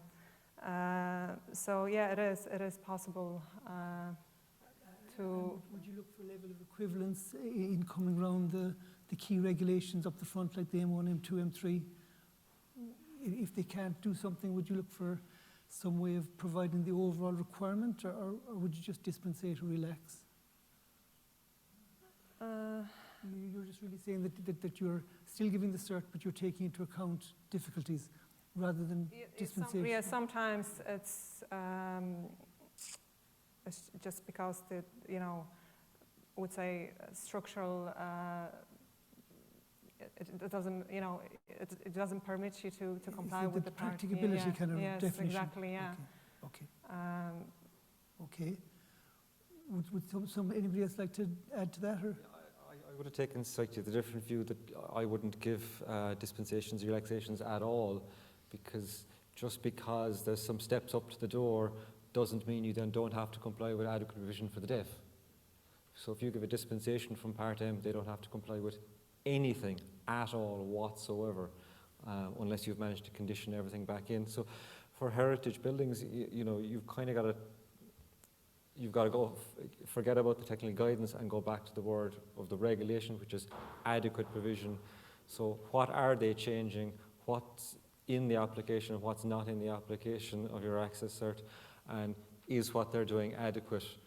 So, I mean, if the application is only for the inside of the building and it's not covering the steps at the front door, then they're not part of the application and you're just looking inside. If you had a 2-story building that didn't need a lift, you're already accepting, even in a new building, that building is going to have stepped access. So maybe for your heritage building, you can accept the stepped access, but you're doing the best you can. Maybe he can't put in the ugly technical guidance document handrail, but maybe he can put in the best shape he can, that the heritage architects will let him use. I had one case where the engineer was telling me he couldn't change the doorknobs and they were smooth round ones. So, the compromise was, can we have the doors swing in both directions, or can we have one door opening in and one door opening out, so you didn't have to pull the knob all the time, you could just push. For those buildings, I suppose you just have to do the best you can, and you're trying to hit adequate, not what's in the guidance document, because again, the guidance document is really pitched at a hotel-sized building almost. Okay, that's good. Sorry. Coming back to that dispensation, like we wouldn't, just as you said, like we wouldn't give a dispensation from the whole Part M. It could be dispensation of a relaxation from certain parts, say stairs or. The regulation says adequate provision for people. It doesn't. The regulation doesn't say stairs at all. That's the guidance. I think that's the difficulty that, as everybody probably knows, that the relaxation dispensation is from a requirement. It's not from a piece of guidance, and that's the difficulty. Do you know what I mean? Certainly, that would be my view of it anyway. So we'd be quite concerned giving them. Now, for a historic building, it gets into a different realm, to be fair, And so we better just move on. We have a few more questions here. One here for, I think Pat mentioned a while ago, he was involved in Disability Access, just Disability Act 2019, what is it, 2000? The Disability Act anyway, let's say, I'm trying to think the date of it, 2005 is, yeah. So obviously, once any new regs in place 10 years, which means our Part M 2010 is now kicking in for them. It's saying, is the requirement for public buildings to be upgraded to comply with an updated Part M requirements within 10 years still in place? I presume it is, Pat, but... Yes, that is in place. That's in the 2005 Disability Act. And so technical guidance document M 2010 came into force on the 1st of January 2012. So 10 years were up on the 1st of January 2022. So all buildings which are publicly accessible, as in the public areas of publicly owned buildings, should be compliant with guidance document M 2010 as of 1st of January. It's a good reminder for everybody, really, with your directors and chief executives and everybody in your authorities, that it's something that needs to be got on top of maybe for some buildings, Now, where are we now? This one I'm not quite sure what the person who gave they may need to give some more information, but how do apartments with balconies comply with Part M? Not practical to have level access. Do you mean balcony access, whoever put that question in, or do you want to expand on it? Or is Mairéad putting the questions in? Yeah, okay. So we would encourage designers to make the balconies accessible at the working drawing stage, at the design stage. It's quite a straightforward process to make your balcony accessible and to make the arrangements for surface water drainage and all that at that design stage. It's obviously more difficult if it's constructed with a step, but it is relatively straightforward from a construction technology point of view to do it at design stage, and we would encourage people to do that, and we might often add a condition to a DAC requiring that. I was thinking of a balcony out the other side of the building, it's balcony access, obviously, that's my stupidity. If the upper floor in an industrial commercial development is less than 200 square meters, do you require a lift, although the ground floor is over 200 square meters? If the upper floor is less than, look, I'll let somebody answer, but I think I know the answer to it, yeah. The requirement for lift is floor area of upper floor. So if somebody just had a 25 metre squared first floor area, you wouldn't need a lift just because the ground floor was large. Will you take this one maybe, Colin? Should the submission fee on the DAC application be increased? I should. And I'll just give you an answer. It might catch the sign certifier's attention, absolutely. 200 euros you can suggest. Yeah, well, I suppose the fee, I don't really deal with the fees, but if you submit the DSC and the fire cert at the same time, the fee is only 600, I think, and then if you 500, and then if you do it separately, it's 800. It's a whole lot more than the commencement notice fee. There's a lot of work in it, it has to go through a lot of hands. There's assessments, there's a lot of correspondence back and forth. It probably is on the low side, but I think the commencement notice fee is the one that's ridiculous. Going through my mind, to be fair, because certainly I remember in Cork we had the National Maritime College, huge building, and the DSC was tiny little fee, for a massive building compared to the fire cert fee of 290 square metre, It was huge, and the fee was 800, and then a short while later we got an access cert in for the lobby, which was 2 metres squared, and it was the same fee. But I think I worked it out years ago. I think I got the floor area of the fire certs and the money we got for the fire certs and divided it up and down with the access certs. And the access cert fee came out at about half what we were getting for the fire certs.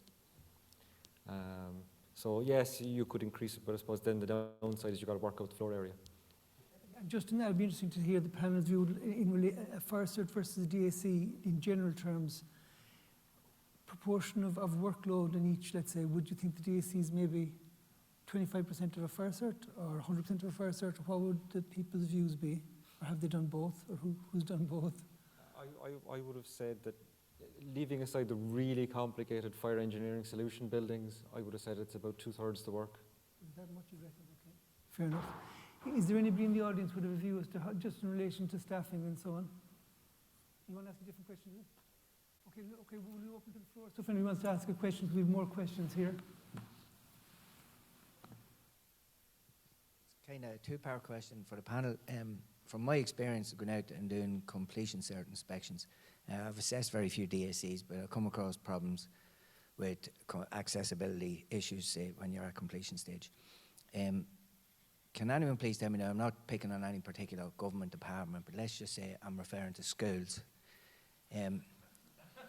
Can anyone please tell me, is there an assigned certifier in Ireland who knows how to design compliant handrails? And if you do have his name and address or her name and address, can you please give it to me? And if you have timber specified for a handrail in Ireland, can you tell me? We've 5 years where we can go back to enforce any non-compliance issue.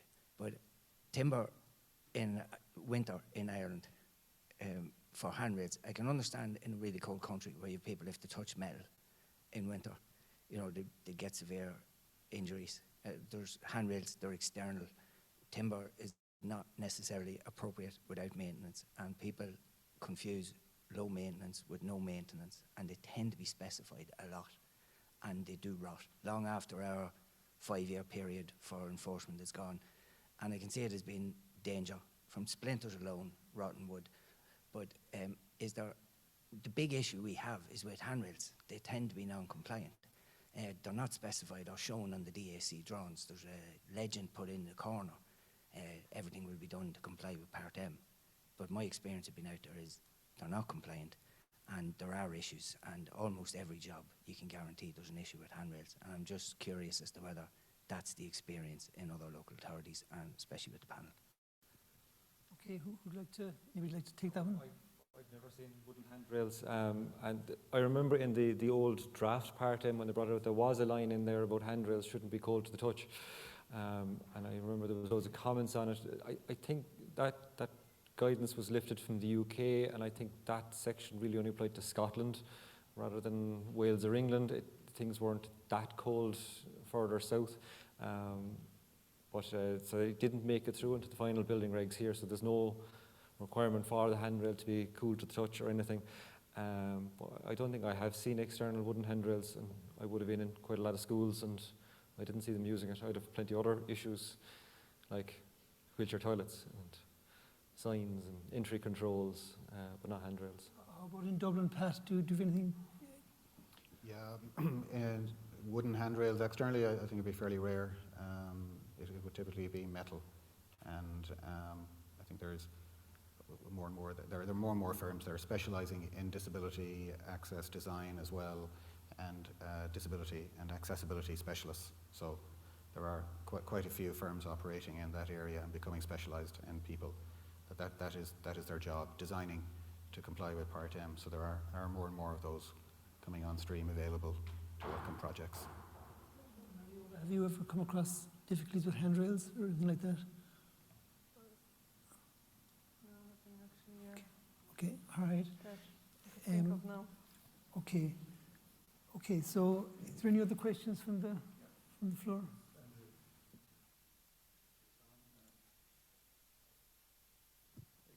Thank you. This is probably for Pat, just a clarification. The requirement for having an access officer comes under the 2005 Disability Act, where every local authority is required to have an access officer for all of the public buildings. Does that still remain? I'm not aware that that has been changed, and if that is the case, is there a clash there with a building control officer, or are we double jobbing on that Well, the requirement is there, yes. Section 26 of the Disability Act 2005, the head of the public body must appoint an access officer to advise the head of the public body on the accessibility of their buildings and services. So it is the buildings and services of Dublin City Council that concern me and their accessibility. I don't see it as any way conflicting with building control. I find it very complementary. I find that I may not be, it is tending to turn into much more customer-focused role, that the services and the accessibility of the services rather than the buildings.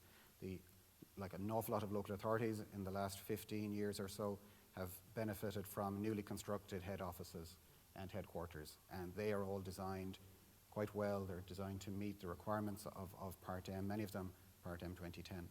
So it's the focus for the access officer more and more is on the accessibility of services, the online accessibility, accessibility of websites, accessibility of documentation that's published, public consultations, and so on. So I find it very beneficial to me, and I find it complements my role in building control. It can be quite different, but it is very useful work that I find, and I find it very rewarding. Okay. Could I just add one small question to what's just been said over the last while in relation to inspections when the building is almost complete or complete?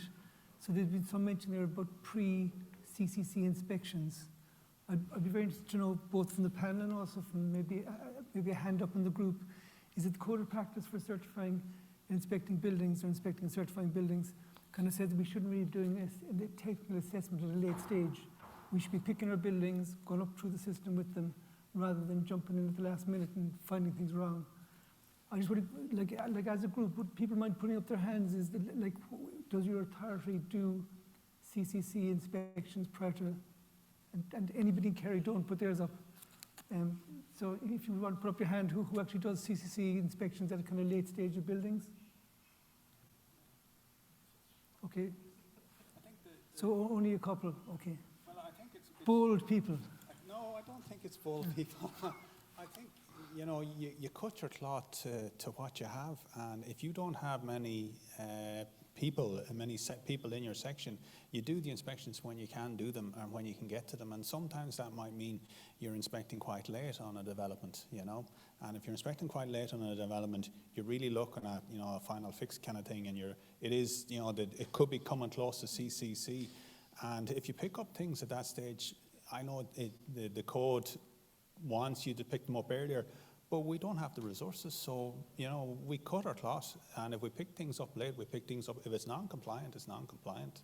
But is it possible you could put yourself into a situation of liability effectively if the code is saying, if a barrister stands up and says, why are you telling us to do this at this stage? Why didn't you come to us 6 months ago? Is there a difficulty there, you know? No, I don't think so. Like, it's self-certification. Did the assigned certifier not know that they were not in non-compliance? You know, if there's a step in front of this property and it's just a normal house, what's their step doing there? Like, surely it should be level access. This is simple. You can drive past this and spot that. You know, I think it's a weak argument to say, oh, you're after arriving, you know, 2 weeks before we send in the CCC. I suppose I have no issue with random ones. That's fine, but if an authority was doing every single one, it was part of their key process. So that's what I just wondered, would that be compliant, you know? The other point, and I suppose, I don't know, it's kind of out to the floor, and at CCC we generally get all the information as well. You know, you might get information at CCC that might warrant a site visit. You know, like if you get at CCC, they're showing you as constructed drawings, they're showing you, depending on what you ask for, maybe they're submitting the deep report, they're submitting, you know, the air test or something like this, and, you know, you have more information at that stage. And in all fairness, you know, the assigned certifier is meant to be uploading this stuff as they go along. They don't. They wait till the very end and upload it at the very end. So we only see it at the very end, you know, so it swings and roundabouts. I'm not picking it out. I'm just wondering out of interest. Sorry, Pat. We in Dublin City, we select the projects that are to be inspected shortly after the commencement notice is submitted. and those are the projects that are inspected. We inspect them as early as we can following commencement. They'll be visited a number of times during construction, and they are likely to be visited after the CCC has been submitted. So we don't begin our inspections when we receive a CCC. We decide if it's going to be inspected at commencement stage. Now that's generally the rule. If there needs to be an exception, there may be an exception, but they will be exceptional, and there'll be a very good reason for it. I'd be of the opinion, as Pat, a similar opinion, that look, it's great to pick them, like if you're visiting a project a couple of times, let them know you're coming and for your 12-15%, and then it's fine inspecting at the end. I think you've gone through a process, but the idea of jumping in at the end is a bit concerning maybe, but look, it might have to be done at some times, you know. I was doing I only started doing it now recently, and it's working well.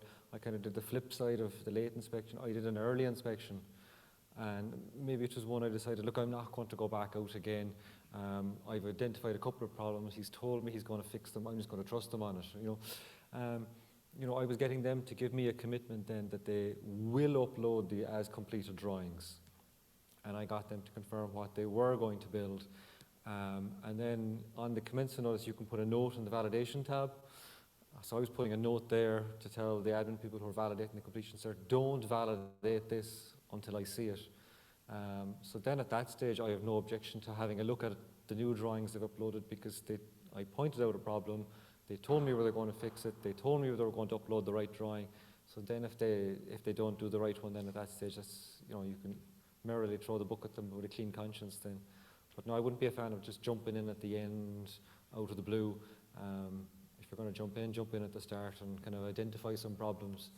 So, again, if you're limited on, like we're all limited on inspection time, but it's as easy and it takes as much time to inspect at the start as inspect at the end.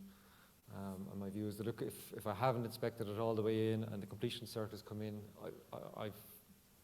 I'm leaving it to them. Their self-certification, they're signing off on it, so leave them off. As the other three have given their view, what's your view on inspecting at a late stage, or what do you do in Kildare? I suppose we do the same, like we try to go during the construction, from the beginning and see it, at the different stages. But we do sometimes CC inspections as well before, we validate it, just to see if it's where it's supposed to be, yeah. Okay, I think the time is up, I think, so I just want to thank the panel, Colin, Mairéad, Martin and Pat. They gave me a lot of advice anyway, so thank you very much. Okay, thank you, Andrew. Show our appreciation for the panel.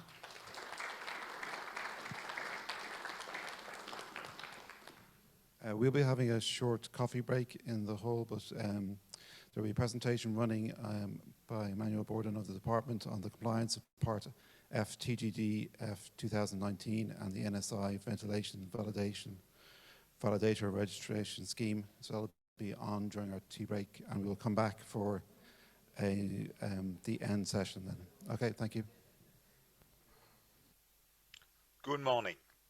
This short presentation outlines the ventilation requirements and provisions in TGDF 2019 and the NSAI registration scheme for the validation of ventilation systems in dwellings. TGDF 2019 provides that for dwellings with an air permeability of less than 3 cubic meters per hour per square meter, only mechanical extract ventilation or mechanical ventilation with heat recovery systems can be used. Natural ventilation should not be used in such dwellings. TGDF 2019 provides also for natural ventilation background ventilators to have a 40% increase of the minimum equivalent area, meaning 7,000 square millimeters for habitable rooms, equivalent to 100 mm diameter hole. Control indicators should be in a visible location to the occupant and not in a remote location, such as in the attic or above the ceiling. Control indicators should also indicate to the occupant that the system is operating correctly and if a fault has occurred. Ventilation systems, when commissioned and balanced, should then be validated to ensure they achieve the design ventilation flow rates by an independent competent person. The same provision applies to major innovations where a mechanical ventilation system is installed. To that effect, the NSAI has established a registration scheme that certifies an individual as a competent independent third party to validate that a ventilation system has been installed, balanced, commissioned, and complies with Part F 2019. There are currently 26 registered validators across Ireland, with more awaiting to join in. You will find their contact details on the NSAI website. They are present all over the country, from Mayo to Wexford, from Kerry to Laos and Inven, in Dublin and Cork. There is one near you. The NSAI ventilation validator will call on site, will be provided with a ventilation design, will check that the design satisfies the minimum requirements, and then proceed to take measurements to establish that the commissioned system complies with the satisfactory presented design. Then, the ventilation validator will issue a ventilation validation certificate. That certificate should then be provided by the assigned certifier to the building control officer, just the same as an airtightness test certificate. The top part of the certificate gives the details of the dwellings, as well as the design and measured flow rates for the ventilation supply. The bottom part of the certificate gives the designed and measured flow rates for the ventilation extract and whether the overall ventilation installation complies with Part F. Therefore, it is important for the BCO to require the ventilation validation certificate from the assigned certifier to demonstrate compliance with Part F. Together with the NSAI, we will be running later in the year a 1 to 2 hour workshop on ventilation inspections and validation as part of the NBCO annual CPD program. We hope to see you then. Thank you. Okay, we're going to start the final presentation with the discussion group afterwards. So it's a presentation on market surveillance of construction products and the building control roundtable discussion. There'll be a presentation by Mairéad, and then after that we'll go to the roundtable discussion. On the panel will be Tim Gallagher, Danny Talbert, Kieran Gallagher, Mark Cubbins and Tony McManus. Thanks.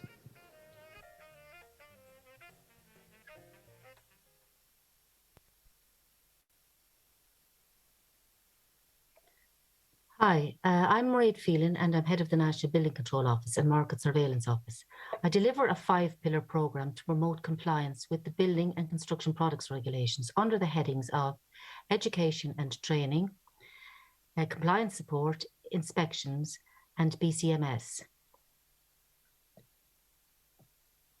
So I'm going to spend just a moment to set the scene. 2019 saw Dublin City Council become the lead local authority for the National Building Control Office, which provides for oversight, support and direction for the development, standardisation and implementation of building control as an effective shared service in the 31 building control authorities.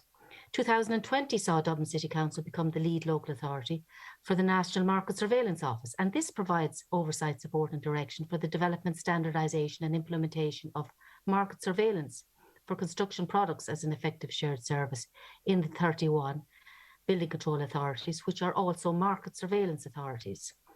Building control authorities also have responsibility under the Building Control Acts 1990-2014 and the European Energy Performance in Building Regulations SI 243 of 2012 and the Construction Products Regulations EU 305 of 2011 prescribes basic requirements for construction works, which requires that construction works as a whole and in their separate parts must be fit for their intended use, considering in particular the health and safety of persons involved throughout the life cycle of the works, and subject to normal maintenance, construction works must satisfy these basic requirements for construction works for an economically reasonable working life, which is 50 to 60 years for your dwelling.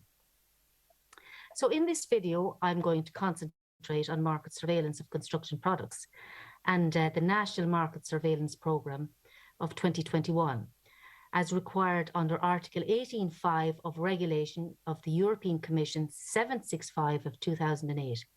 Pursuant to this article, Ireland's National Market Surveillance Programme is published on the website of the European Commission. If you click on that link, you will come to that, their programme, and it's a very good read. So I'll just talk a little bit about SI 225 of 2013. That's the European Union Construction Products Regulations 2013. And this gives full effect to the provisions of Regulation EU number 305 of 2011 and gives further effect to the provisions of Chapter 3 of Regulation EU 765 of 2008. There are also some delegated regulations that feed into this, and they're based for different parts of the regulations. So in essence, SI 225 of 2013 requires economic operators to provide declarations of performance, then affix CE marking, and provide instructions and safety information in a language which can be easily understood by users when making a construction product available on the market in the state. And it also requires economic operators to cooperate with requests for information from competent national authorities when seeking confirmation of the conformity of the construction products with their declarations of performance and compliance with other applicable requirements in the construction products regulations. Economic operators and construction products are defined in Regulation 305 of 2011 and also in Regulation 1020 of 2019.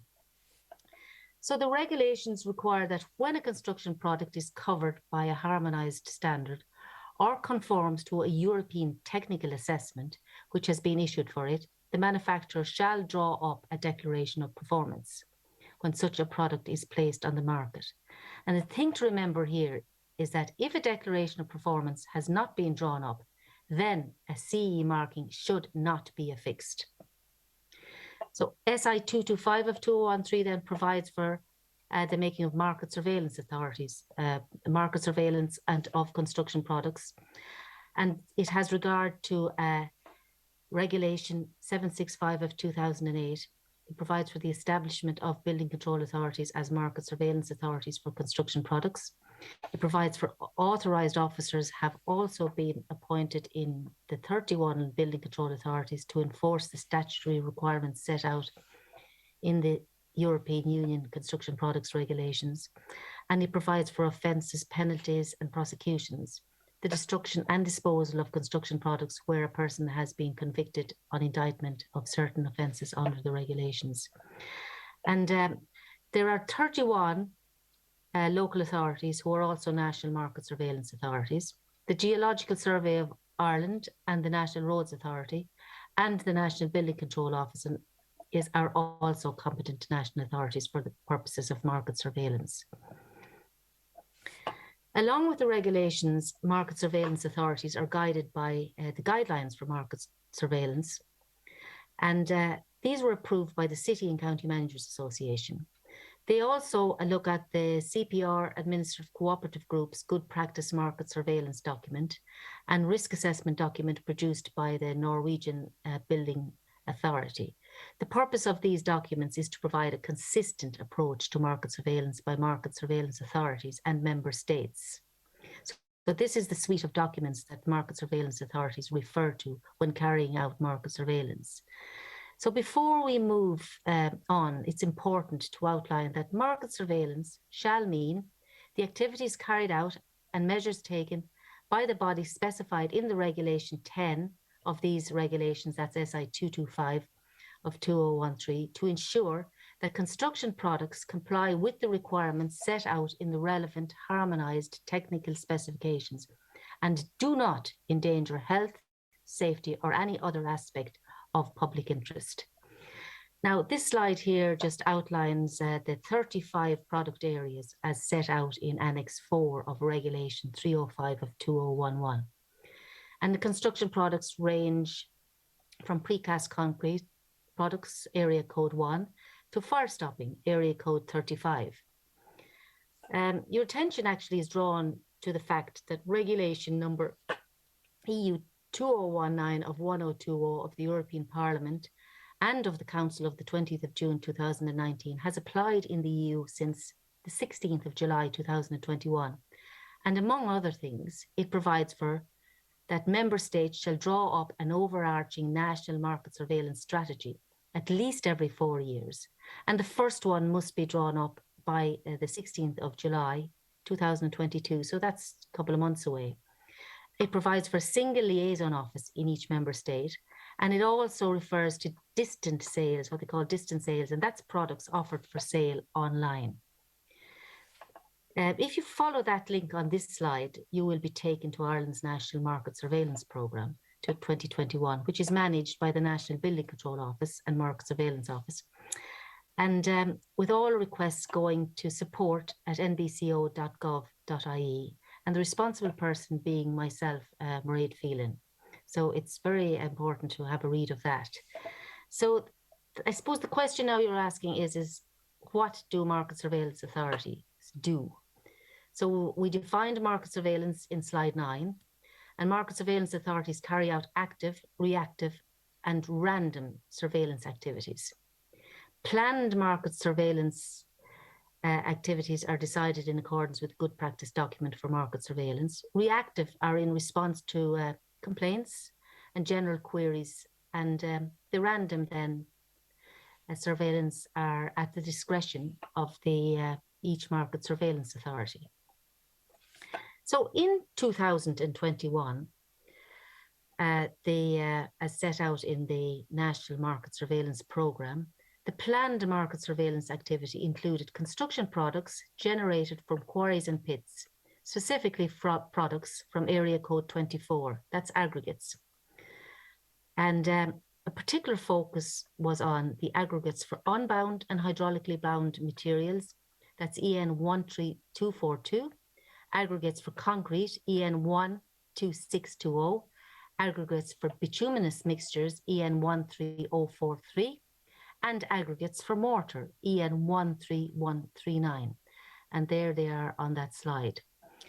So in accordance with the good practice for market surveillance, the compliance assessment consisted of 8 activities. That's checking the register information in the ICSMS, which I'll talk about a little later, determine the relevant economic operators for existing quarries from existing registers and local knowledge and planning authorities, etc., issuing an information note with a request for CPR compliance documents, assessment of those compliance documents with formal requirements, and then taking samples and assessment of the compliance with the technical requirements as set out in the EN standards.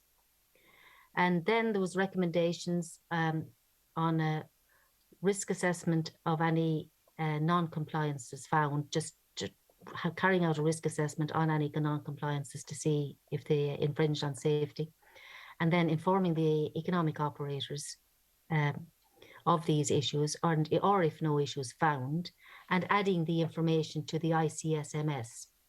And that's the flowchart that we use. So in this slide, I have the information note and the request for construction products regulations compliance documents as issued to the economic operators. And each economic operator for quarries and pits got this. And the phase 1 was really raising awareness, and phase 2 was planning visits to the premises and input into the ICSMS. Phase 3 was the conclusions, and that was carried out in December.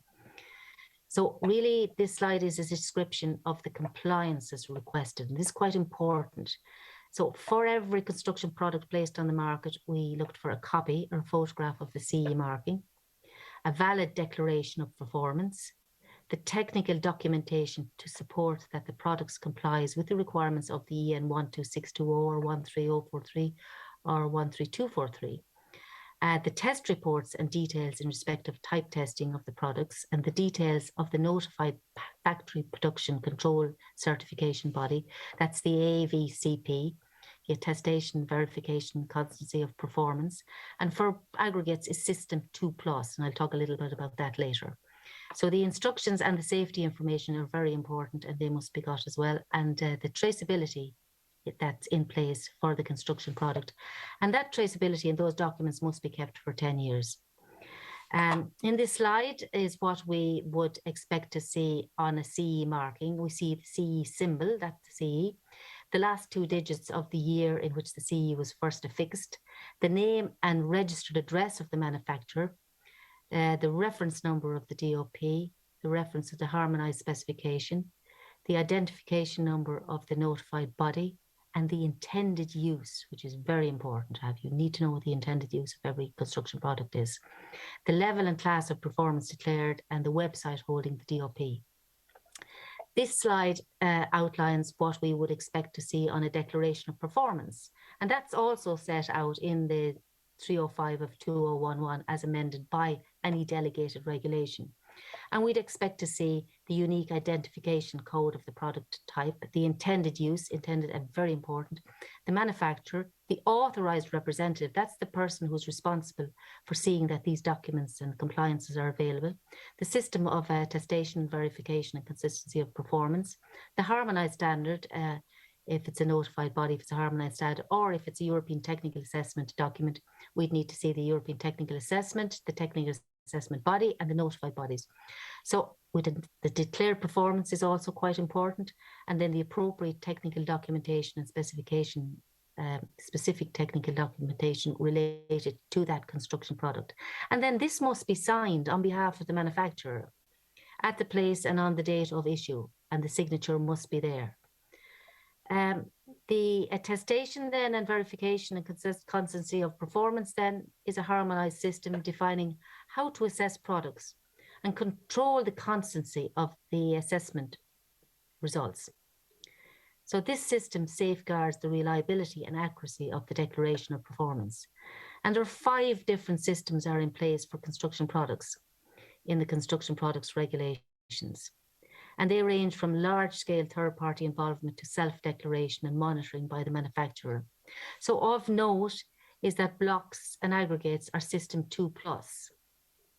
And you need to check this in Annex ZA of the relevant standard. That's where that's set out. So what did we do then in our first year in office? We did quite a lot, actually. We liaised with local authority market surveillance offices on the construction products generated from quarries and pits, specifically products from area code 24, that's the aggregates, and aggregates for concrete, bituminous mixes, unbound and hydraulically bound materials. We inspected 20% of the 500 quarries in the state. We identified an average of 1 to 3 of these economic operators in 14 counties for further monitoring in 2022.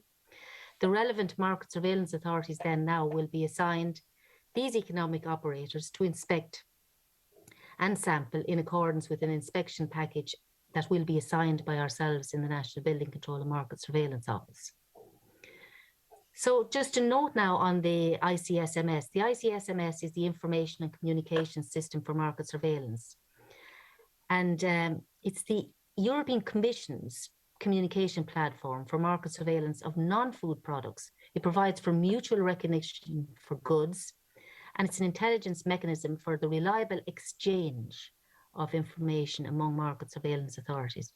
All market surveillance of construction products inspections are uploaded to this site, and information can be viewed by market surveillance authorities and each member state. So that's quite an important platform for inspections to see what's going on. Now, in this slide, you will see it's an extract from the ICSMS, that the system itself.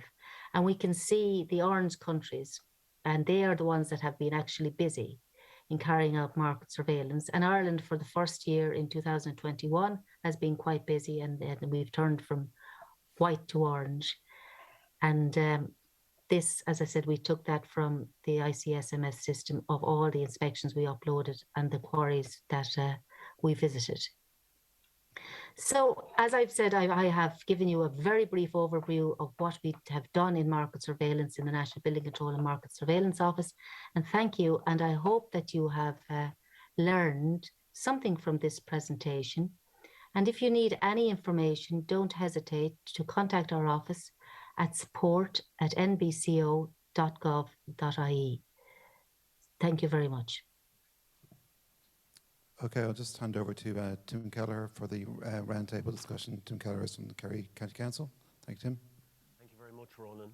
And I'd just like to say thanks to Mairéad for that very useful presentation on construction products regulations and market surveillance. It contains a very good package in brief outlining the various important aspects of legislation, DOP, Declaration of Performance, CE marking, and various other relationships to the implementation of construction products and market surveillance that we are obligated to do under the legislation of 2013, which was a transposition of the European Directive of 2011. I'm thankfully joined here now by a wonderful panel of persons, and I'll just name them out for convenience myself here. Just Danny Talbot from Roscommon County Council. I've Kieran Gallagher from Monaghan County Council. I've Mark Cummins from Sligo County Council, and I have Tony McManus from Wicklow County Council and Mairéad Phelan from the NBC&MSO. Just to let you know as well that just due to other time-related issues, this section of our day-to-day is going to be limited up to 16:30, so 4:30 p.m. this afternoon. So it'll be briefer than originally marked on the schedule. And for that reason, we're just going to kind of maybe initially discuss our experiences and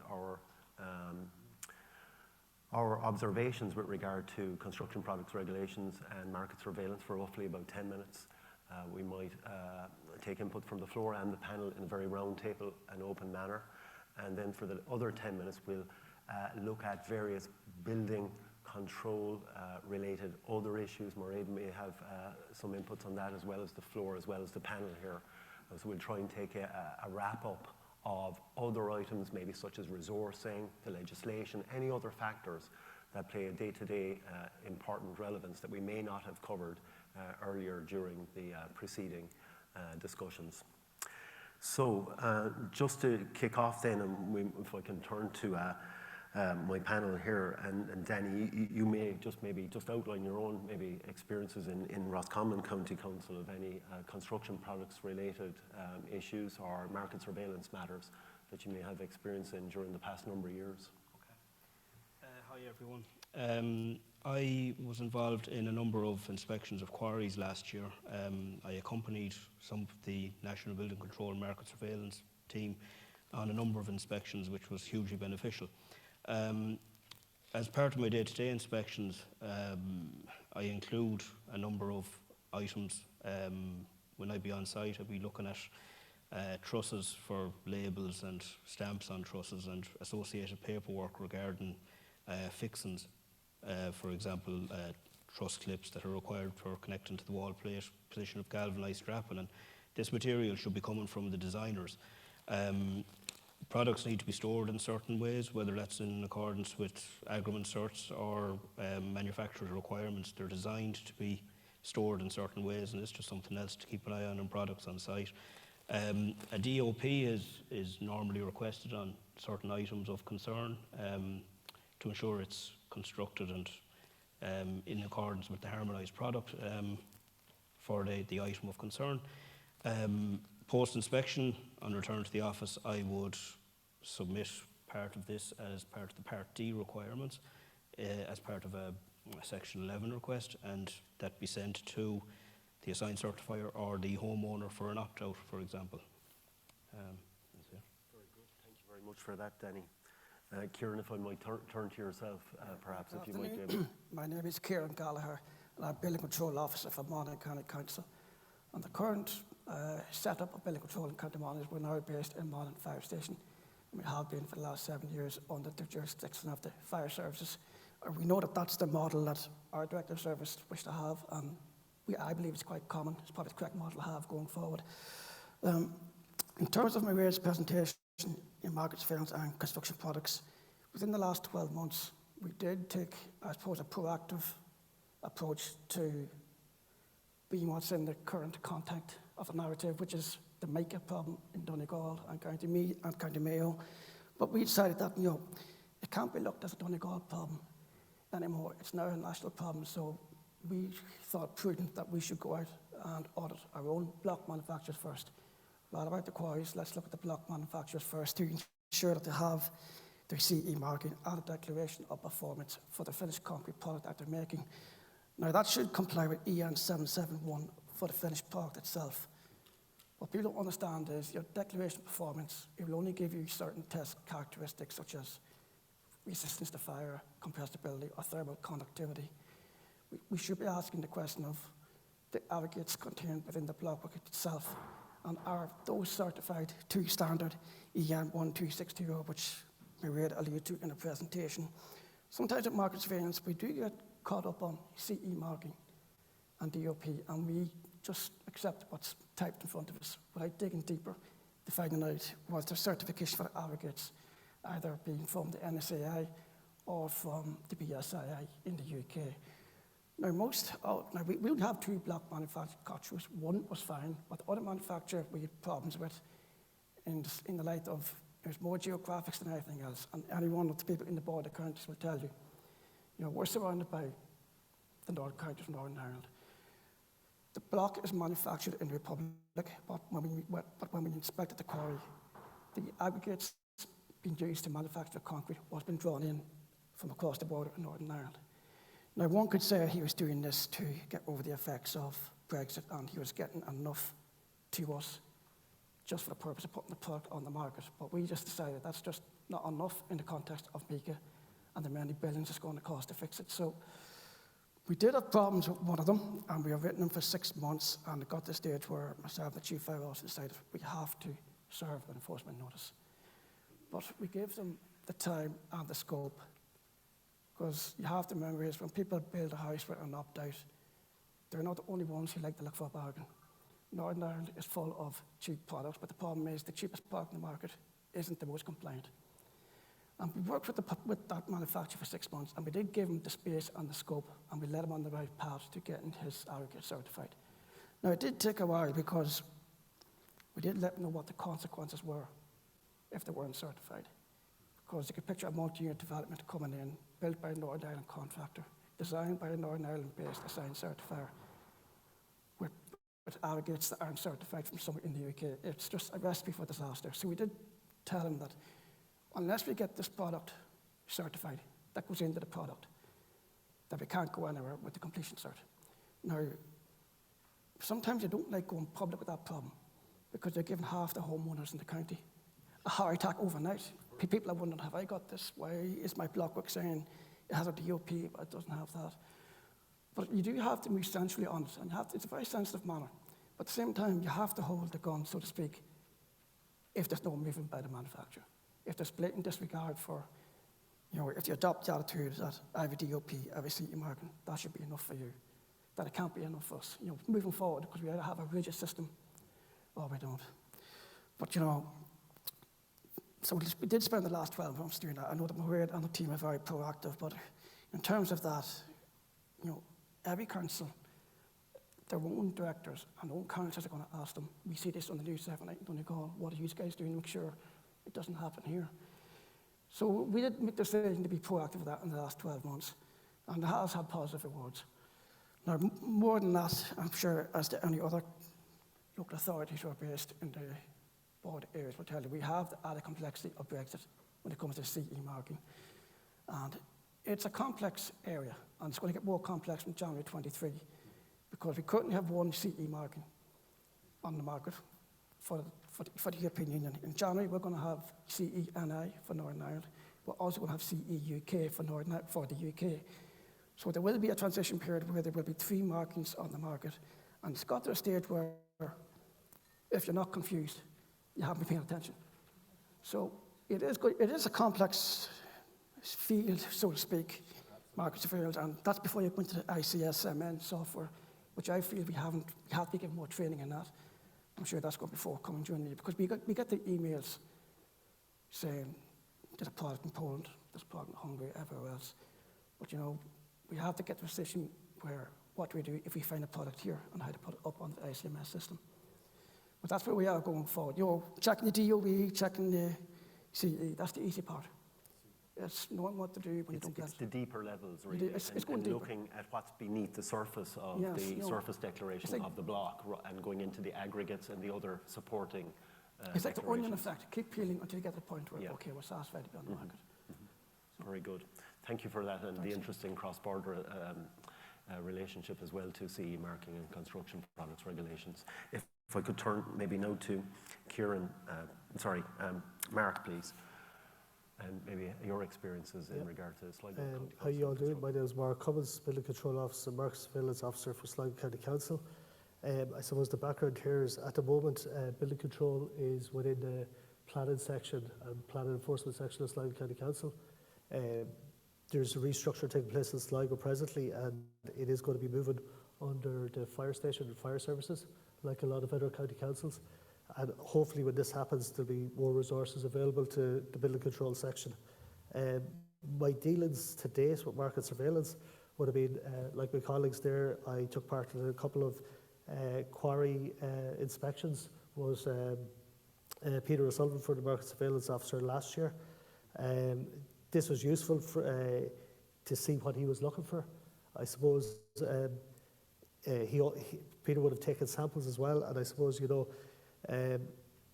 there's probably more guidelines needed in how to take samples, the amount of materials you take samples, how it's stored, who tests it. I suppose, you know, on an individual, like for a small local authority like ourselves, you know, we couldn't be expected to have maybe that testing capacity and resources of a laboratory available. But that was interesting. I did follow on from that. An economic operator, a quarry operator within the county, had their NSI certificate of conformity withdrawn. So that involves, thankfully, the MSO took the lead on this, and along with ourselves, they issued a Section 14 and Section 12 notice, and myself and Ronan Glynn from the MSO and NBC&MSO, we carried out an inspection of the quarry. As it turns out then, the reason their certificate of conformity was withdrawn was due to non-payment of fees. You know, so it wasn't necessarily for a technical or a breach of the specification of the product in question, but it still involves, you know, paperwork, meetings, resources. So that was also interesting to see how that process played out. Understand that economic operator is still trying to get re-registered with the NSAI. So apart from that, I suppose like the others, when you're doing your site inspections, you're looking for your you're looking at the materials, you're looking at the DOPs, and you're just, I suppose, without having the resources and be able to go to a deep level, I suppose you're just letting the contractors on site know that you're looking at stuff. Some of it might be a bluff, some of it might be just you're doing it to be seen, to be looking at it, but you know, you're just letting them know you're keeping an eye on things. Brilliant. Thank you very much, Mark. And if I could move on to Tony for just your inputs as well with regard to construction products regulations and market surveillance. Yes, Tim. Just in terms of Wicklow, there's two of us in the Building Control Office. So at commencement stage, we look for a lot of details and we look for a specification for all construction projects, you know. So the products will be specified in the specification going to site. So when we're on site inspections, we do a follow through. We just check the materials on site to see that they are in line with the specification. And you don't have to go to the very detailed stuff to be looking for compliance. Quite often we'll find it on some of the smaller items. Like even recently, one of the issues has been the bat straps on site. They're all using 2.5mm straps. And the question mark is, do they take the load? Do they take the 8-9 kilonewton load that they're meant to take? So like that's only last week. So like they're the issues you need to follow on through on. That's what we find. And if you start looking for the smaller issues, you'll find the bigger issues. You don't really have to go looking too deep or going too deep of level going back to product manufacturers. If you go on site and you go through what you're meant to see on site, you'll find the issues. And you know, relationship to each other. There is, yeah. And like that, when you start asking the builder, well, you're using this product, is this per the specification? So you're picking holes in them early on, and it goes back to the assigned certifier. And look at that can follow up with the section 11 as well. And you root out the issues. And at the end of the day, we're there to help the assigned certifier who has taken the information from the designer. He may be the designer, he may not be the designer. But that's working together, and that's how you'll find out the issues. And construction products, it all ties in that way.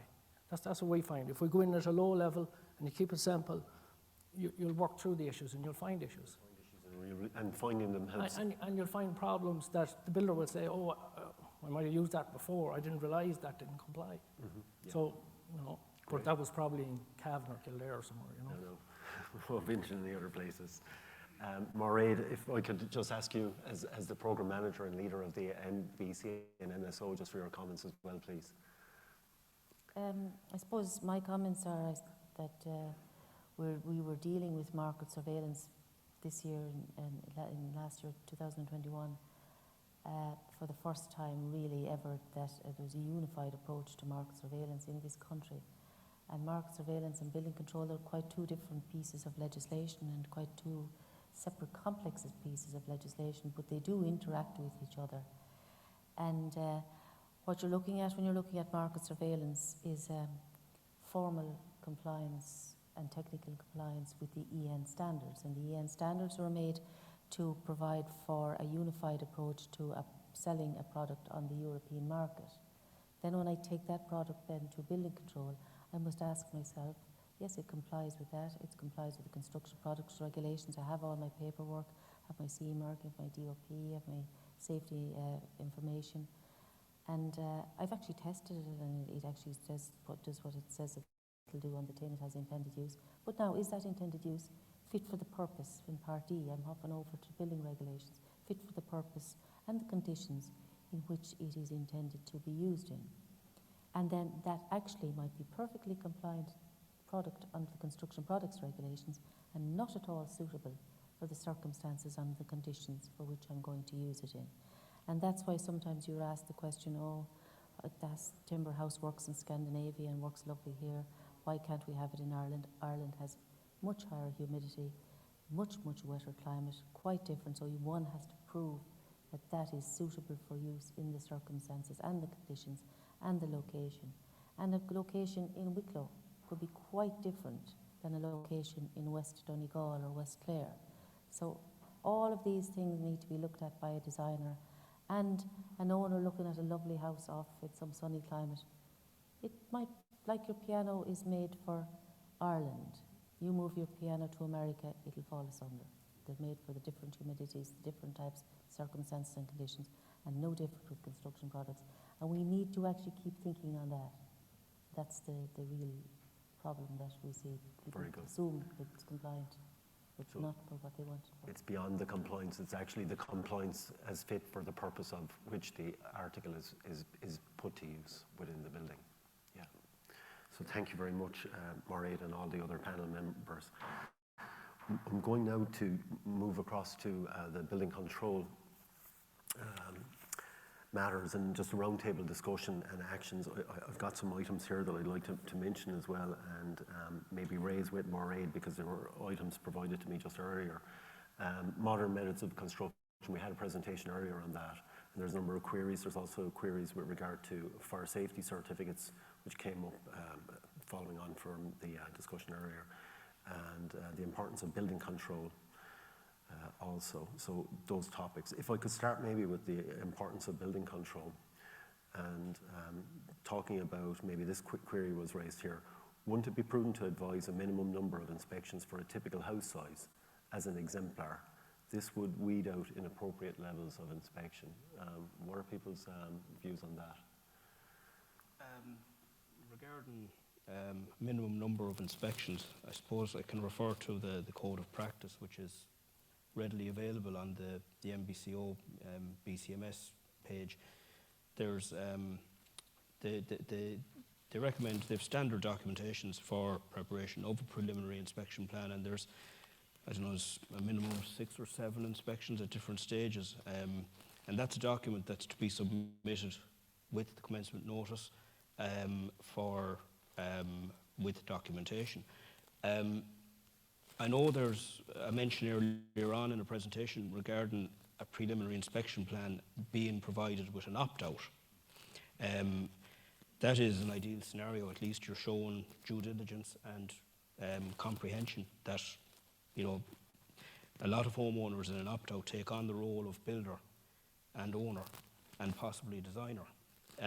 It's an area that I personally have concern in, and with that in mind, I always look for standard construction details of standard junctions as part of the commencement notice requirements.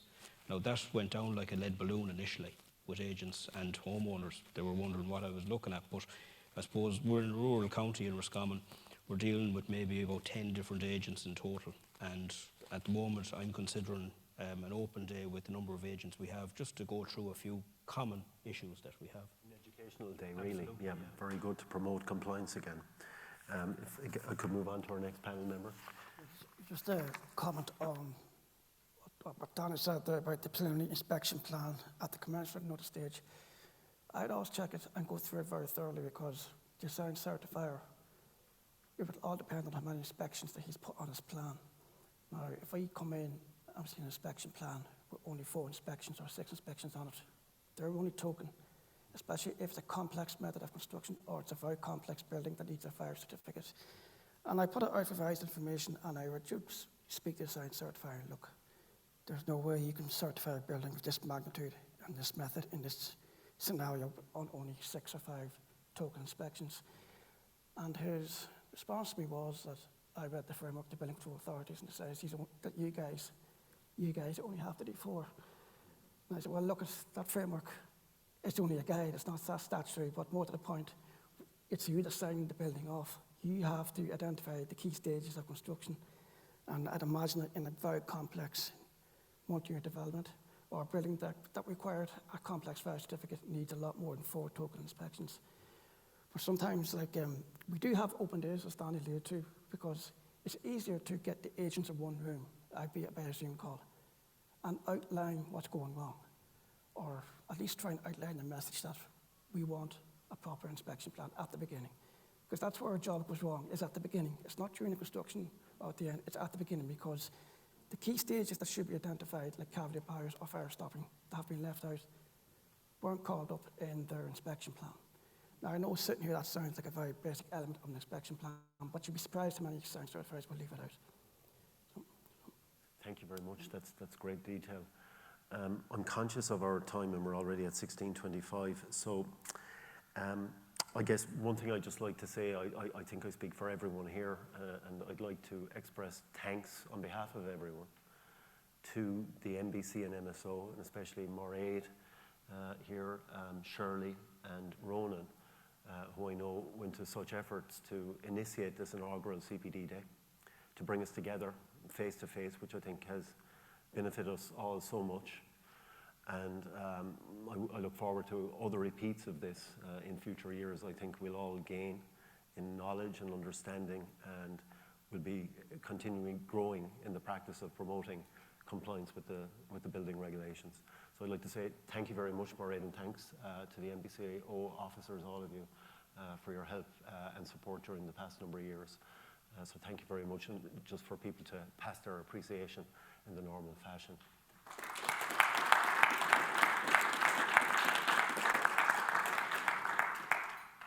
Mairéad, may I have just maybe a few words, if you may, just to perhaps conclude events for today, and thank you again. Yeah, I think Pat Nestor is going to say a few words at the moment, but I'm just looking at a couple of questions there that following construction products with the UK certification.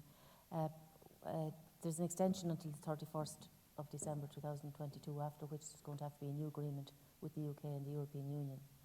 That's just a question I just spotted there, so. Thank you.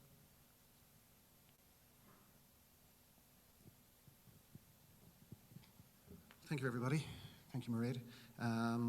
I have been asked, I believe in the absence of my boss, Richard Shakespeare, to give a few closing remarks. This has been a very useful and productive day, an impressive array of expertise gathered here today in this room and online as well. Quite a lot of people online. A lot of important issues were discussed, with just the market surveillance, a very, very important issue that everyone is very much aware that they have to give commitment to, and that a lot of effort is going into. Modern methods of construction, fire safety matters, protection from falling earlier on, accessibility and masonry construction. So all of very, very important issues, and all in all they add up to ensuring that buildings are safe, sustainable, compliant buildings are provided, and to keep people safe. Echoing what I said earlier myself a few hours ago, there's been many great changes in building control over the last number of years since the introduction of SI 9 of 2014. Dublin City Council is very privileged to provide the practical support by hosting the National Building Control Office and the National Market Surveillance Office. But along with that, the commitment and the support of all of the local authorities around the country is what has made the difference and is making the difference and continue to make the difference to improve standards and compliance. The expertise here today shows the collaboration that can be achieved and the benefit that we have, that we can gain from listening to each other and sharing ideas. And I hope this will continue through the regional meetings and through similar events like this to come. And of course, collaboration, it's not just within the local authorities. The construction industry is a very collaborative industry. We collaborate with builders, with designers, engineers, property owners in delivering a compliant built environment for the people of Ireland. So thanks to Tim Gallagher of Kerry County Council for facilitating this final panel. Thanks to all the facilitators and panelists through the day. It was very engaging. Thanks to Mairéad, Shirley, Jennifer, Richard, Ronan, who are here today from the National Building Control Office, and to the colleagues who are holding the fort in Dublin or wherever they may be today. So if we can express our appreciation to ourselves, thanks to Mairéad and her team for the day, and thank you very much, and we look forward to more days like this where we continue these very important discussions and support for each other in this important work that we do. Thank you.